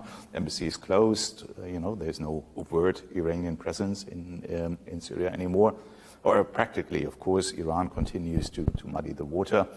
in some ways. There's some indications that the flare-up of violence on the coast in Latakia and Tartus had something to do with Iranian influence, both material and possibly financially. And in terms of propaganda, right, there's a lot of sort of sectarian propaganda in Syria on social media, which probably can be traced back to groups close to Iran, let's put it this way. Russia has been surprisingly ambivalent, possibly, about the new regime, even though they were arguably the second most important backer to Assad. They still maintain their military bases at a reduced capacity, but the bases are still there. The embassy is operational. Representatives of the new regime have gone to Moscow. So, I mean, there seems to be a willingness to make a deal, as I say, or to maintain the relationships. And Russia is, of course, interested in keeping the bases because they need them for their operations in Africa. Basically, you need to refuel somewhere if you want to resupply somebody in Mali or in the Central African Republic. And then there's Israel, right? I mean, Israel is ambivalent about the new regime, has been openly very critical about basically what they see as a jihadi government next door. And they've been pursuing a strategy of allying themselves to certain groups inside of Syria. I mean, certain parts of the Druze community have been reaching out to Israel for protection and have received military protection at times during the Asweda incident. At the same time, Israel seems to be interested in making a deal. So, I mean, that might be a temporary issue, and that could be resolved diplomatically if there was an agreement between Tel Aviv and Damascus. And presumably, when President Bashar goes to Washington later on this month, he will be appealing to President Trump to try to resolve any issues with Israel, and President Trump's in a good place, isn't he, to help on that front? I would say it's certainly also the other way around, right? I mean, what we did hear from Tom Barrack and other U.S. representatives during this meeting is how central Israel's security is for the United States. So I would indeed assume that from both sides there is a little bit of a discussion about how this can be resolved. How close are we to an agreement? I wouldn't know, right? It's a thorny issue, as you can imagine. We were talking about propaganda, and we were talking about people muddying the waters in Syria. And President Bashar al-Assad, as he was until he was toppled, had a polished and quite slick PR machine. A lot of propaganda came out of them. He even had foreign journalists working on his behalf. Have we seen elements of that gaining traction, those sorts of narratives that they used to put out? Have we seen them active still, even though presumably they're in exile, as indeed President Assad is himself? Well, it's hard to say. I think Assad is no longer a player. I mean, we hear very little about him. He doesn't make a lot of statements.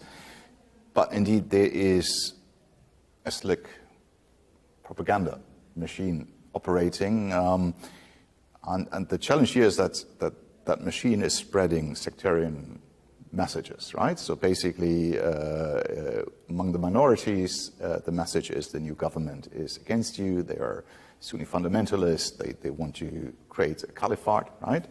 And on the other side, the message towards a large part of the Sunni population from that propaganda machine is, oh, al-Shara is a sellout. Who is he really working for? And it's very clear that this is not coming out of thin air. So it is very likely that this is instigated by certain players, probably linked to the enemies of the current regime. What do you think will happen to Bashar al-Assad? Well, I would assume he will live out his days in a more or less comfortable exile in Russia. You don't see a day where he's used as a bargaining chip and the new leadership in Syria demands that he be handed over by the Russians? Well, it's possible, but I think that's unlikely. I think it would be very hard for Moscow to drop an ally, a former ally, in this way. And I think the new leadership is smart enough not to insist on getting him back. Okay, and just lastly, looking forwards, how confident are you, from everything you've heard here in Manama, that a positive and bright future can be mapped out for Syria? I would say I'm actually a lot more confident than I was 11, 12 months ago at the beginning of the revolution. I think The new government did a lot of things right, more than we anticipated. I think the President al-Shara is an asset as a personality. I think everyone who has met with him agrees that he has a lot of charisma, and that matters in international relations to a possibly surprising degree. He did manage to charm President Trump for once. But it's not like we're out of the danger zone yet. And now the challenge is going to be to continue supporting Syria's transformation internationally, help the Syrians to make sound decisions for the future, and make sure that the malign actors don't get a chance to meddle in Syria's affairs again. Okay, well, thank you very much indeed for taking the time to speak to us. Wolf Christian Peace, thank you very much. Thank you for having me. Well, that is all we have time for this special edition of GNT, coming to you from the sidelines of the 2025 IISS Manama Dialogue here in the Bahraini capital. Thank you very much indeed for watching, and do stay with us here on Al Arabiya English.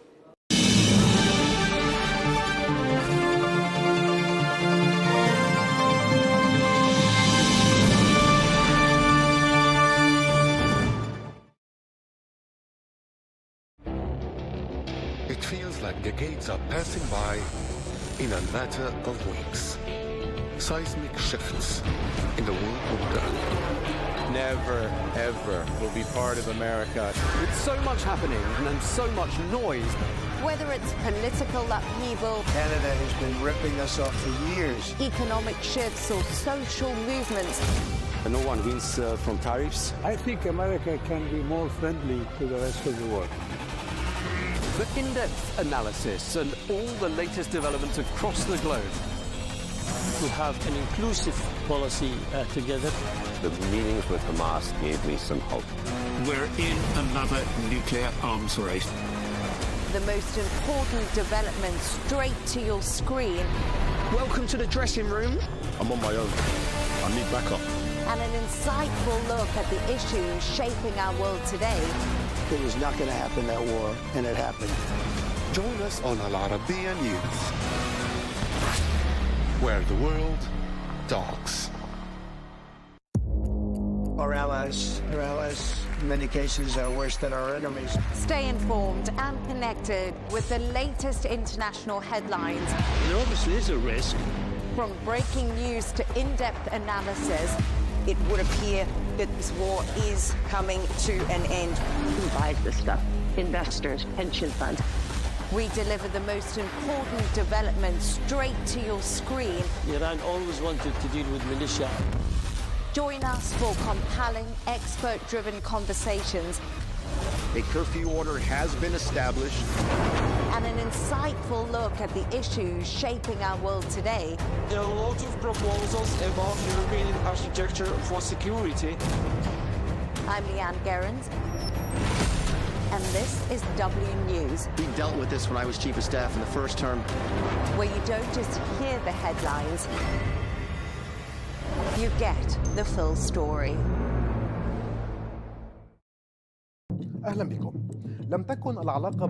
Welcome. The relationship between Moscow and the Arab world has never been a straight line. It has seen decades of rises and falls, from peaks of alliance during the Arab-Israeli wars to a sharp decline after the collapse of the Soviet Union, and then a notable return through the Syrian gateway, followed by Gulf caution amid the war in Ukraine. Today, with the Arab-Russian summit convening in Moscow, a central question is being asked. Is Russia seeking to restore its former glory in the region, or to build new partnerships that adapt to the transformations of the 21st century? Since the mid-20th century, the Soviet Union emerged in the Middle East as a pivotal player. As its early support for the independence of Egypt, Syria, Algeria, and South Yemen granted it special influence with Arab capitals, that influence soon turned into an active military and political presence, reaching its height during the wars of 1967 and 1973, when Moscow supplied Cairo and Damascus with weapons, experts, and pilots, becoming a principal partner in the Arabs' battles with Israel.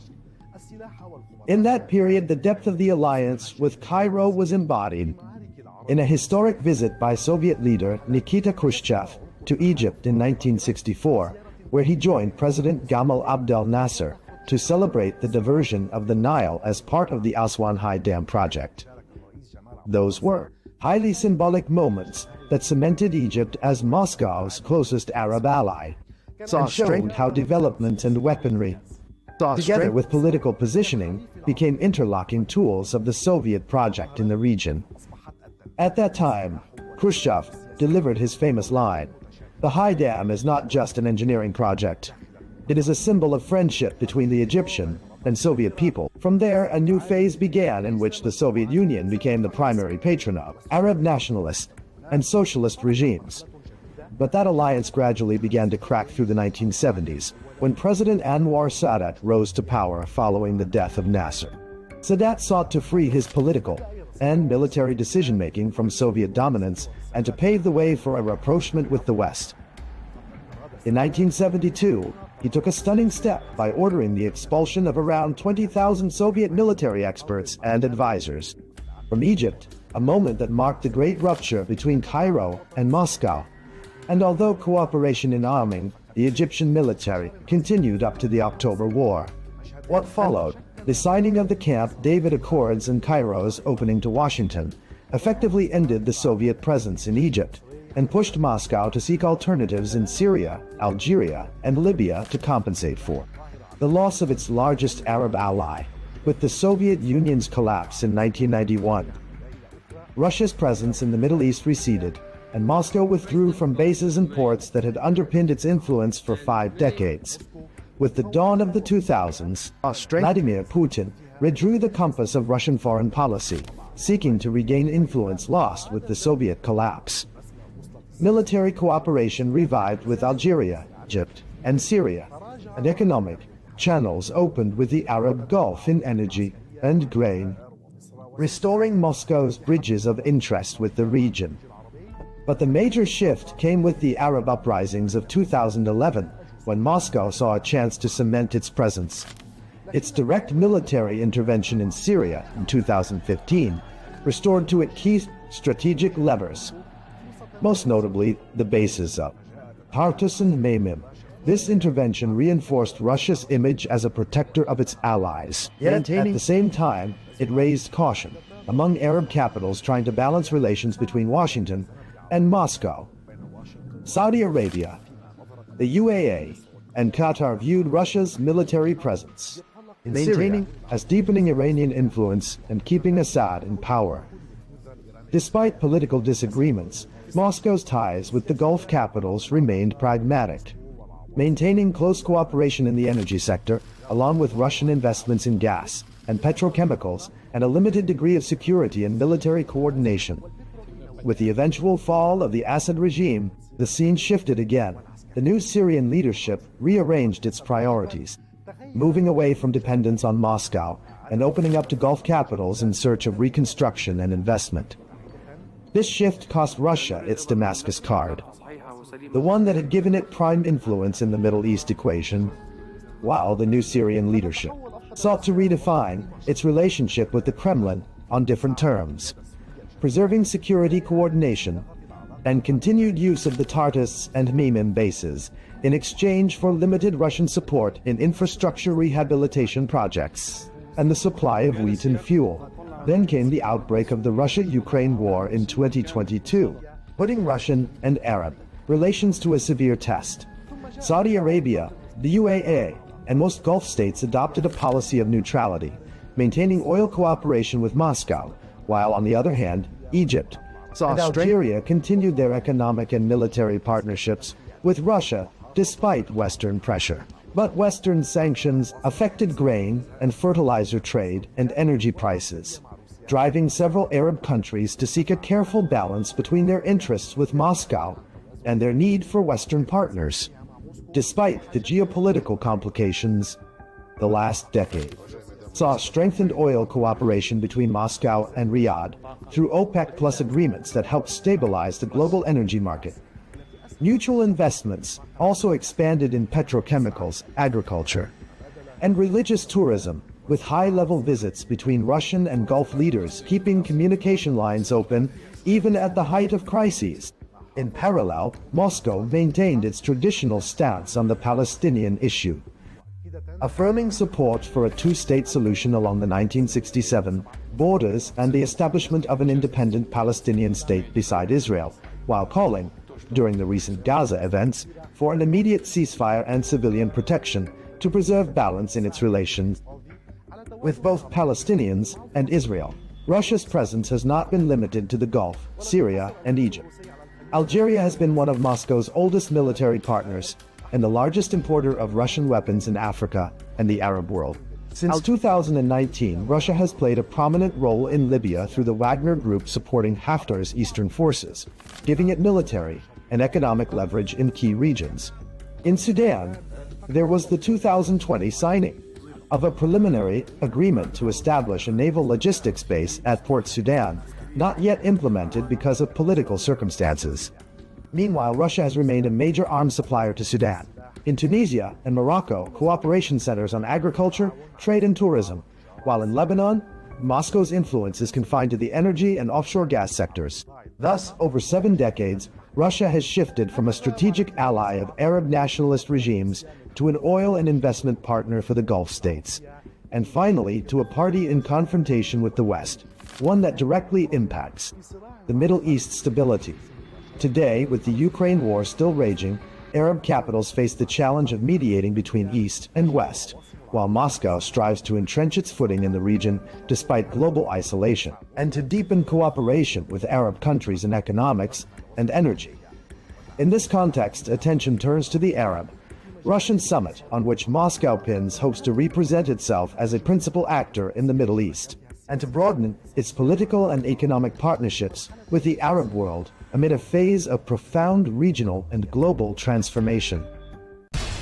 We have to take care of our people, and we're going to take care of our people first.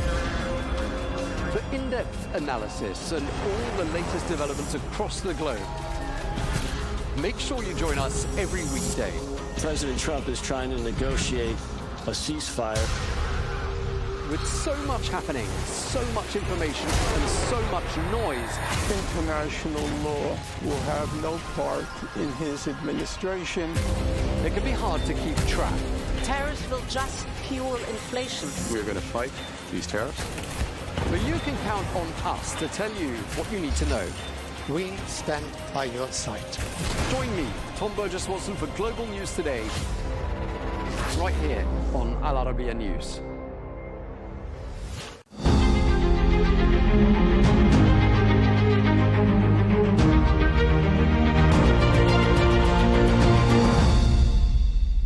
Hello and welcome to Al Arabiya English with me, Micheál Prendergast. I'm here with the UFC CEO Dana White for a special interview to speak about some of the biggest stories shaping the future of MMA, from heavyweight showdowns and Saudi expansion to a historic White House event, Conor McGregor's return, and the future of streaming. Thanks so much for your time, Dana. I'd like to start with Aspinall versus Game. How important is this for the heavyweight division? Yeah, this fight's a big deal, not just for the division, but for both guys on Saturday. Obviously, if Aspinall lives up to what he's, expected to be, he should go in there and make quick work of Cyril Gane this weekend. Cyril Gane looked like he was going to be the guy up until, the John Jones fight. And, Saturday night's big for him. If he can go in and beat Tom Aspinall, and the guy's light on his feet. He got great hands, moves like a middleweight, goes to the ground. He's got a great ground game. It's a big fight for both these guys on Saturday, not just the division. You're going to be in Saudi Arabia next week for Power Slap. Also, the growth of Zuffa boxing through His Excellency, one of your close friends, Turki Al-Sheikh. How influential has he been in the world of boxing? No, I saw Power Slap and I thought that it could do well if it was presented right. And the live event is incredible. If you go to the live event, you immediately become a fan. And then as far as Turki Al-Sheikh with the Zuffa boxing, it wouldn't have happened if it wasn't for him. I probably would not have gotten into boxing if it wasn't for Sheikh Turki. And he's a close friend of yours now. What is it in particular that he's adding into the equation? Of course, they're investing a lot of money, but it's more than that, isn't it? Yeah, listen, in boxing, it's all about the money. The big fights that you want to see don't happen unless, you know, it took Saudi money to make those fights happen. And, you know, I think that he has reinvigorated and kickstarted the sport of boxing. So enough to get me interested again. So, yeah, what he's done is pretty incredible. You've called the White House UFC event the greatest card in fight history. President Trump has obviously played an enormous role in this. What has been your opinion of his influence in proceedings? He was the all of it. He's the one that asked me, you know, I think we should do a fight at the White House. And I said, I'm in. Say when. So, yeah, it was his idea. You know, he's got this big thing about the White House belonging to the people, and he wants to bring more events and more people to come and experience not just Washington, D.C., but the White House. An octagon on the White House lawn? This surely provides an unprecedented security problem, especially after those assassination attempts. How is the UFC dealing with this? It's a big issue, but you know, that's going to be Secret Service, and you know, there'll be less than 5,000 people there, and we don't even know how we're going to do ticketing yet. But the ellipse across the street, there'll be, you know, we can have 85,000 people over there. We'll do screens and a big stage. We're going to basically roll in and take over Washington, D.C. that week. The UFC will. Conor McGregor has announced on Fox that he's going to be fighting on the card. He's going to be fighting Michael Chandler. What do you think of that? That's not true. We haven't made one fight yet. Not one fight has been made. A bit of speculation from Mystic Mac. Yes, he's speculating. Yes, he wants that fight very badly. I don't think there's any secret about that. He and I actually talked today, and you know, he seems like he's in a good place mentally, emotionally, and now he's got to physically get ready if he wants to fight on that card. Marvin Hagler, he famously said, it's hard to keep the hunger. It's hard to get up at 5 a.m. and go running when you're sleeping in silk sheets. Yeah. Is that the case for Conor McGregor now? And on yachts. Yachts make it tough too. But yes, if we can get the motivated, fired up Conor McGregor, you know, from the past back, then maybe he'll be headlining the White House. You've got a long-standing friendship with President Trump. After the first assassination attempt, he called you. You were on holiday in Italy. You flew back and you gave the opening speech at his next rally. This is surely a testament to your friendship. Yeah, it was. I mean, it's always an honor. I love the guy, and yeah, I mean, when he calls, you know, whatever he needs. I love the guy. He's been a great friend to me for a long time, and yeah. During your speech at Trump's rally, you said Trump is a real American badass. How do you describe his Democratic opponent, Kamala Harris? I don't think I want to go there, but yeah, I listen. Let's just say the right person won the election. In this White House event, John Jones has stated he would like to be back in the running, or is the timeline too tight? I don't know. We'll see. We'll see. John retired and he wants to fight at the White House. The likelihood of him fighting at the White House is, I don't know. I don't see it happening. We just spoke earlier about mentality and hard work as well. There's often a huge plethora of videos online now, often of you and Joe Rogan, Jordan Peterson, often advising young children about work ethic. How important is it today with a softer generation, let's say, to encourage people to work hard, to go above and beyond, to try and succeed? I don't know. I don't think that. I mean, it's everything. If you have work ethic, if you have anything that you want to accomplish in life, any goals you've ever set for yourself, any dreams that you have, the only way to get there is by hard work. You have to work hard. You have to, you know, lots of bad things happen every day that you have to power through. I don't ever try to come off like I'm trying to be some motivational speaker or anything like that. Most of that stuff is cut up from long form interviews that I do. But there's no secret that I think that this younger generation is soft. And I also think that right now, with technology and all the things that are going on, there's never been more opportunity for young people than there is right now. So I say it all the time, if you got this much of it in you, it's all out there for the taking. Everybody, these kids have opportunities these days that my generation never had. Go get it. Just to finish, Dana, the $7.7 billion Paramount deal is going to change the face of not only UFC, but sports watching. Everything is moving to streaming. How excited are you for this? Very. And I think what makes me even more excited is how excited they are for this. So we've gotten the teams together a few times now, and the Paramount CBS people are so excited about being in business with us. It makes us even more excited being in business with them. Dana White, thanks so much for your time. Thanks for having me. Pleasure.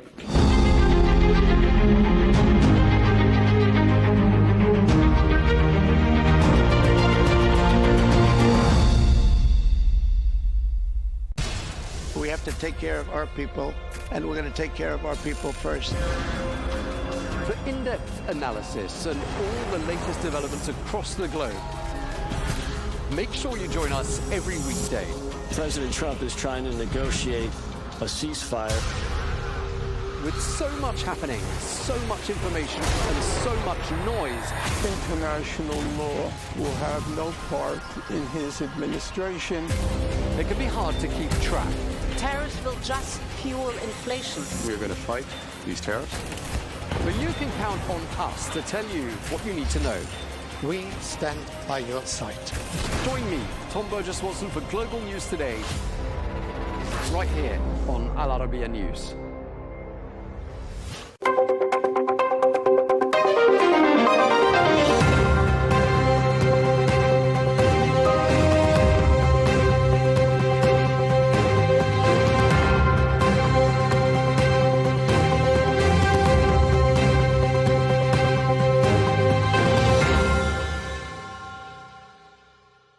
Welcome to this special episode of Counterpoints. I'm Melinda Nucifora.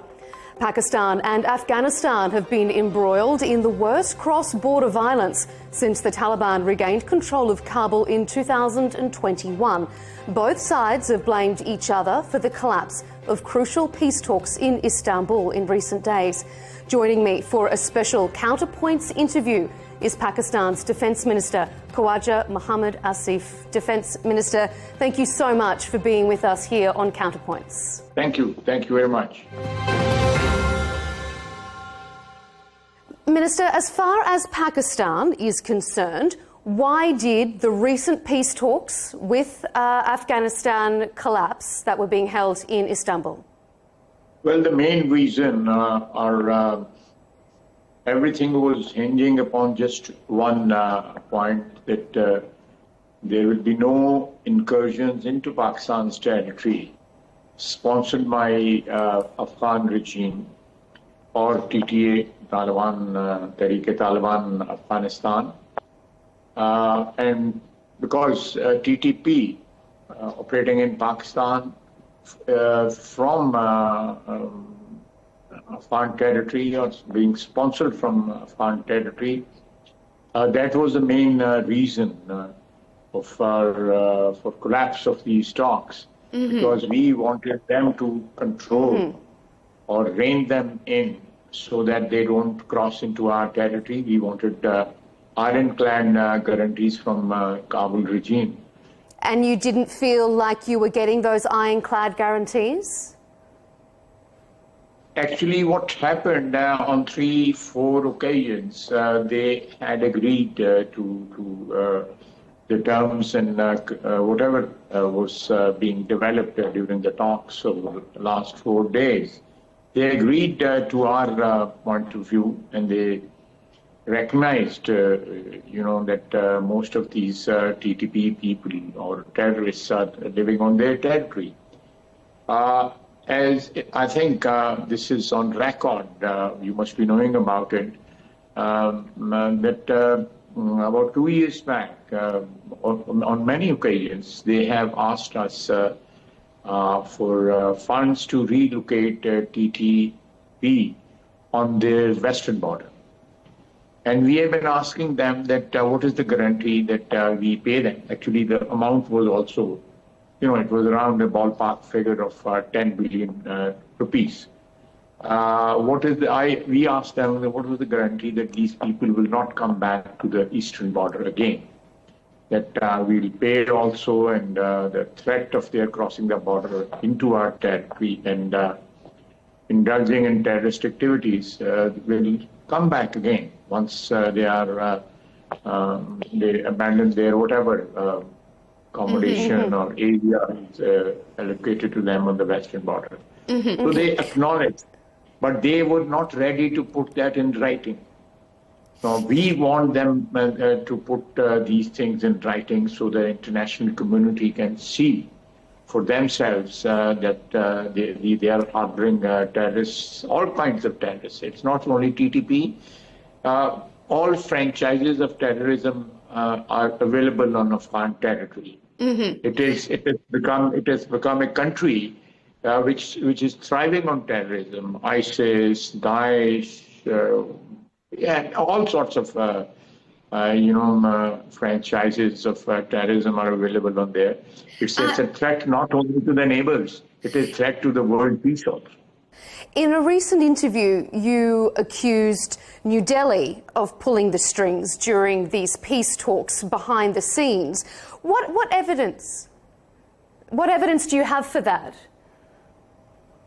When it comes to showing evidence or tabling the evidence, so we'll do that. We have the evidence, and the relationship between the Taliban regime in Kabul. They have had this relationship with Delhi for a very long time. Recently, their minister visited India. He was there, I think, for 8-9 days. And during that period, there were clashes between Pakistan and Afghanistan. We went into their territory and we retaliated. There were activities from across the border into our territory. We lost many of our soldiers in those clashes. So we retaliated, and there's absolutely no doubt about it. They have become an Indian proxy. And India is actually waging a low-intensity war against us from the Afghan territory and trying to, settle the score. In the last round, we have just about 6 months back, or 5 months back, when they were squarely defeated. And they lost 7 planes.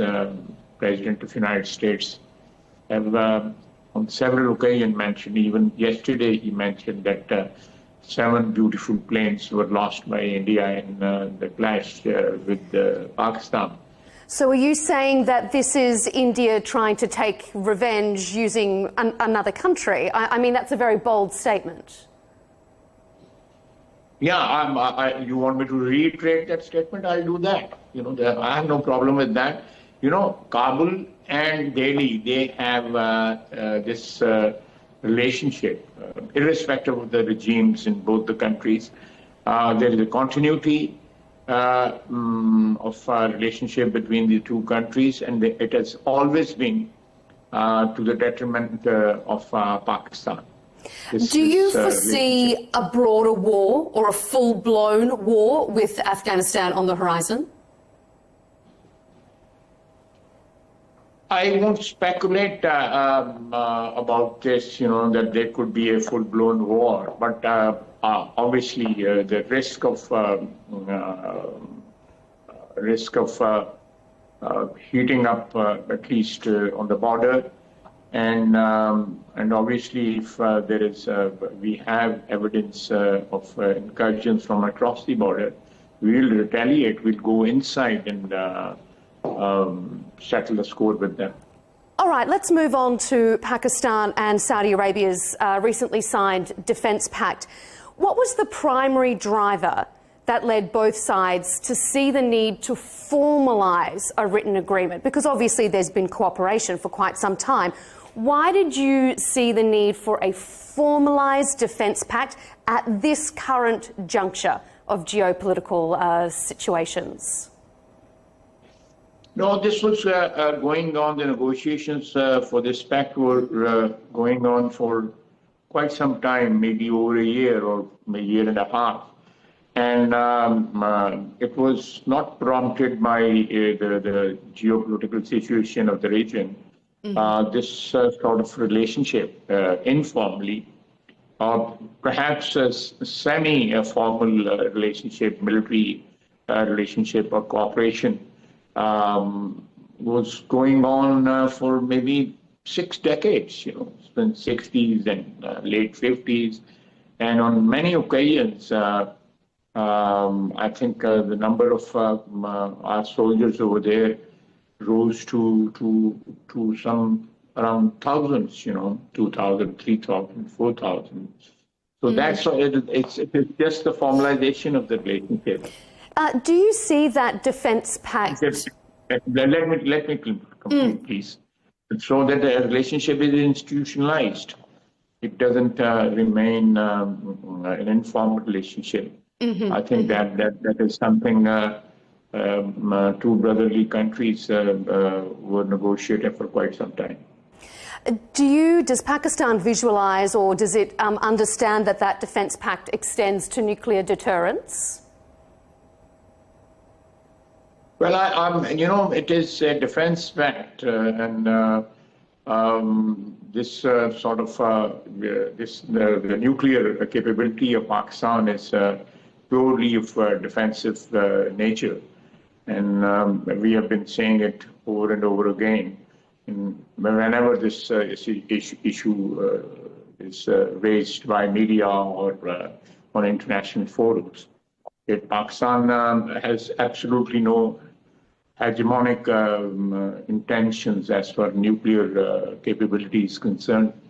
It was this was maybe actually way back in '99, I think, '98, when the nuclear device was detonated by Pakistan.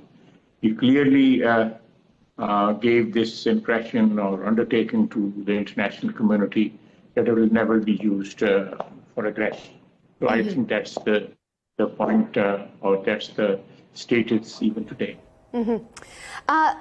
Let's move on to the broader situation in the Middle East. What's Pakistan's position on Hamas disarmament? Does Islamabad think that Hamas needs to disarm in order to maintain what does look to be a very fragile ceasefire at the moment? Well, I won't go into the detail, but it has to be a quid pro quo. If Hamas has to disarm, then of course some of the demands which are being tabled from their side or from the side of Palestinians, they have to be met by the international community, especially Israel. Israel cannot go on without making commitments or honoring their commitments, and disarming Hamas would be something which there has to be some response from Israel, granted by the international community, people who have been doing this negotiations on behalf of the two parties. The Islamic countries, the recent gathering in Sharm el-Sheikh. I think the countries who are present over there, they can decide on this issue.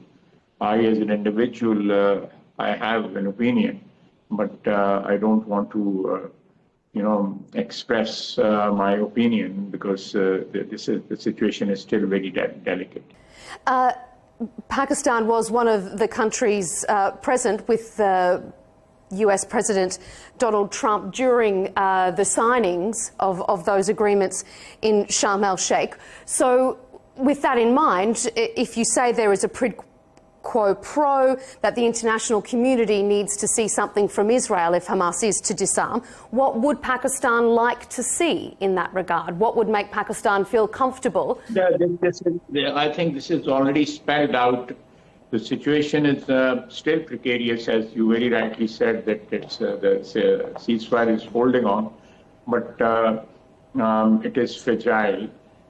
So I think I'll refrain from any comment from my side, because it would be an impression of an individual. The state policy obviously is stated. Whatever happened in Sharm el-Sheikh, that is our state policy. Mm-hmm. Can you give us and our audience an update on where Pakistan stands at the moment with regards to sending troops to Gaza as part of that international force that the US president discussed during the Sharm el-Sheikh summit? We are already on record that we if need be, will be part of that force to maintain semblance of peace and tranquility and return to normal life in Gaza. Pakistan will always be willing to render services in this regard. Mm-hmm. And just finally, before we wrap up, there's been a lot of talk, a lot of speculation online that Pakistan has tested a hypersonic missile above the city of Quetta. Can you confirm whether Pakistan has, in fact, conducted a hypersonic missile test? You defined it yourself. It's just speculation and nothing else. You know. So that's not something that Pakistan is working towards at the moment? No, it's just speculation or kite flight. You know. Okay. Does Pakistan have a plan to broaden its defence capabilities in those regards? Is that something that you as Defence Minister would like to see the country start working towards? You know, we live in our geography or our neighborhood, as we were just discussing Afghanistan and India. We live in troubled times, and Pakistan is exposed to hostile states on both sides, West and East. You know, so we have, I think, the capability we have as on today is enough to retaliate or respond to any aggression by any country against Pakistan, both India and Afghanistan. Just finally, I just want to pick up on something you said there. You said that we live in troubled times, particularly in your part of the world. Do you foresee a time when that abates? Is that on the horizon, when there will no longer be troubled times between Pakistan and India, Pakistan and Afghanistan? Can you see on the horizon a time of peace for your part of the world? We would love to have peace. We would love to negotiate, and this attempt in Turkey and a week before in Doha was an attempt to, bring peace to our region. It was a very sincere attempt. But I feel sorry that we were not responded in the same manner by Afghanistan. We want peace with India also. But if there is some hegemonic designs by India or Afghanistan, we'll respond in kind, and we have done that 6 months or 5 months back in May. We responded, and the world is every second day or third day is echoing the loss of 7 planes by Indian Air Force. So this is something. There is an international endorsement or recognition of Pakistan's victory in the encounter with India, and if it is repeated or if there is any incursion by India, we'll again teach them the lesson. And if Afghanistan, with their blessing, Indian blessing, they try to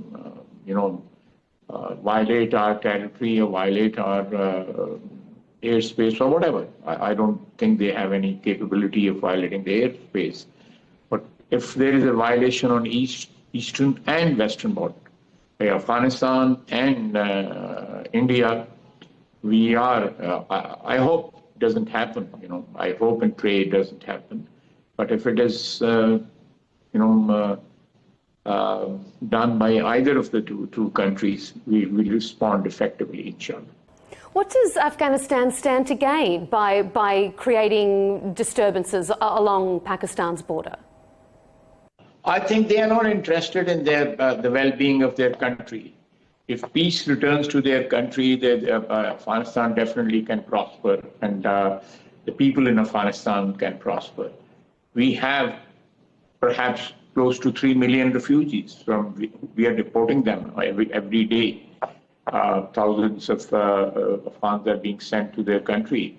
They have been living here for 4 decades. Their 2 generations have lived in Pakistan. So we have been very, very good to them. We really treated them like brothers. We treated them like family. But it's sad that they have chosen to be a stooge or proxy of India, and they are perhaps used to the culture of terrorism for the last 4 decades. And settling down as a real government, or settling down as a state with defined borders, state with bad peace within and peace without, that's still a far cry. Defence Minister, we really appreciate your time here on Counterpoints. Pakistani Defence Minister Khawaja Mohammad Asif, thank you for joining us. You're welcome. Nice talking to you.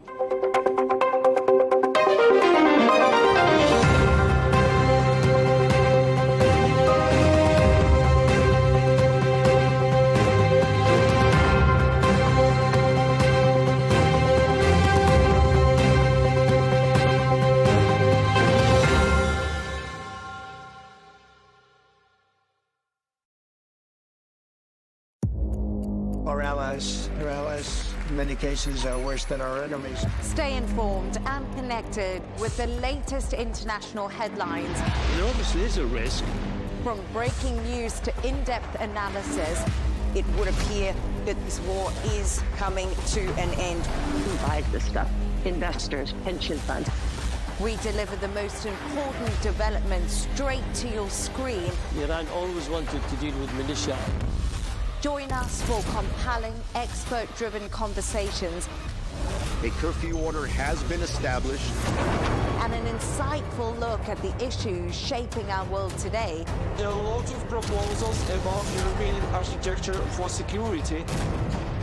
I'm Leigh Ann Gerrans, and this is W News. We dealt with this when I was Chief of Staff in the first term. Where you don't just hear the headlines, you get the full story. It feels like decades are passing by in a matter of weeks. Seismic shifts in the world order. Never, ever will be part of America. With so much happening and so much noise. Whether it's political upheaval, Canada has been ripping us off for years. Economic shifts or social movements. And no one wins from tariffs. I think America can be more friendly to the rest of the world. For in-depth analysis and all the latest developments across the globe. To have an inclusive policy together. The meetings with Hamas gave me some hope. We're in another nuclear arms race. The most important developments straight to your screen.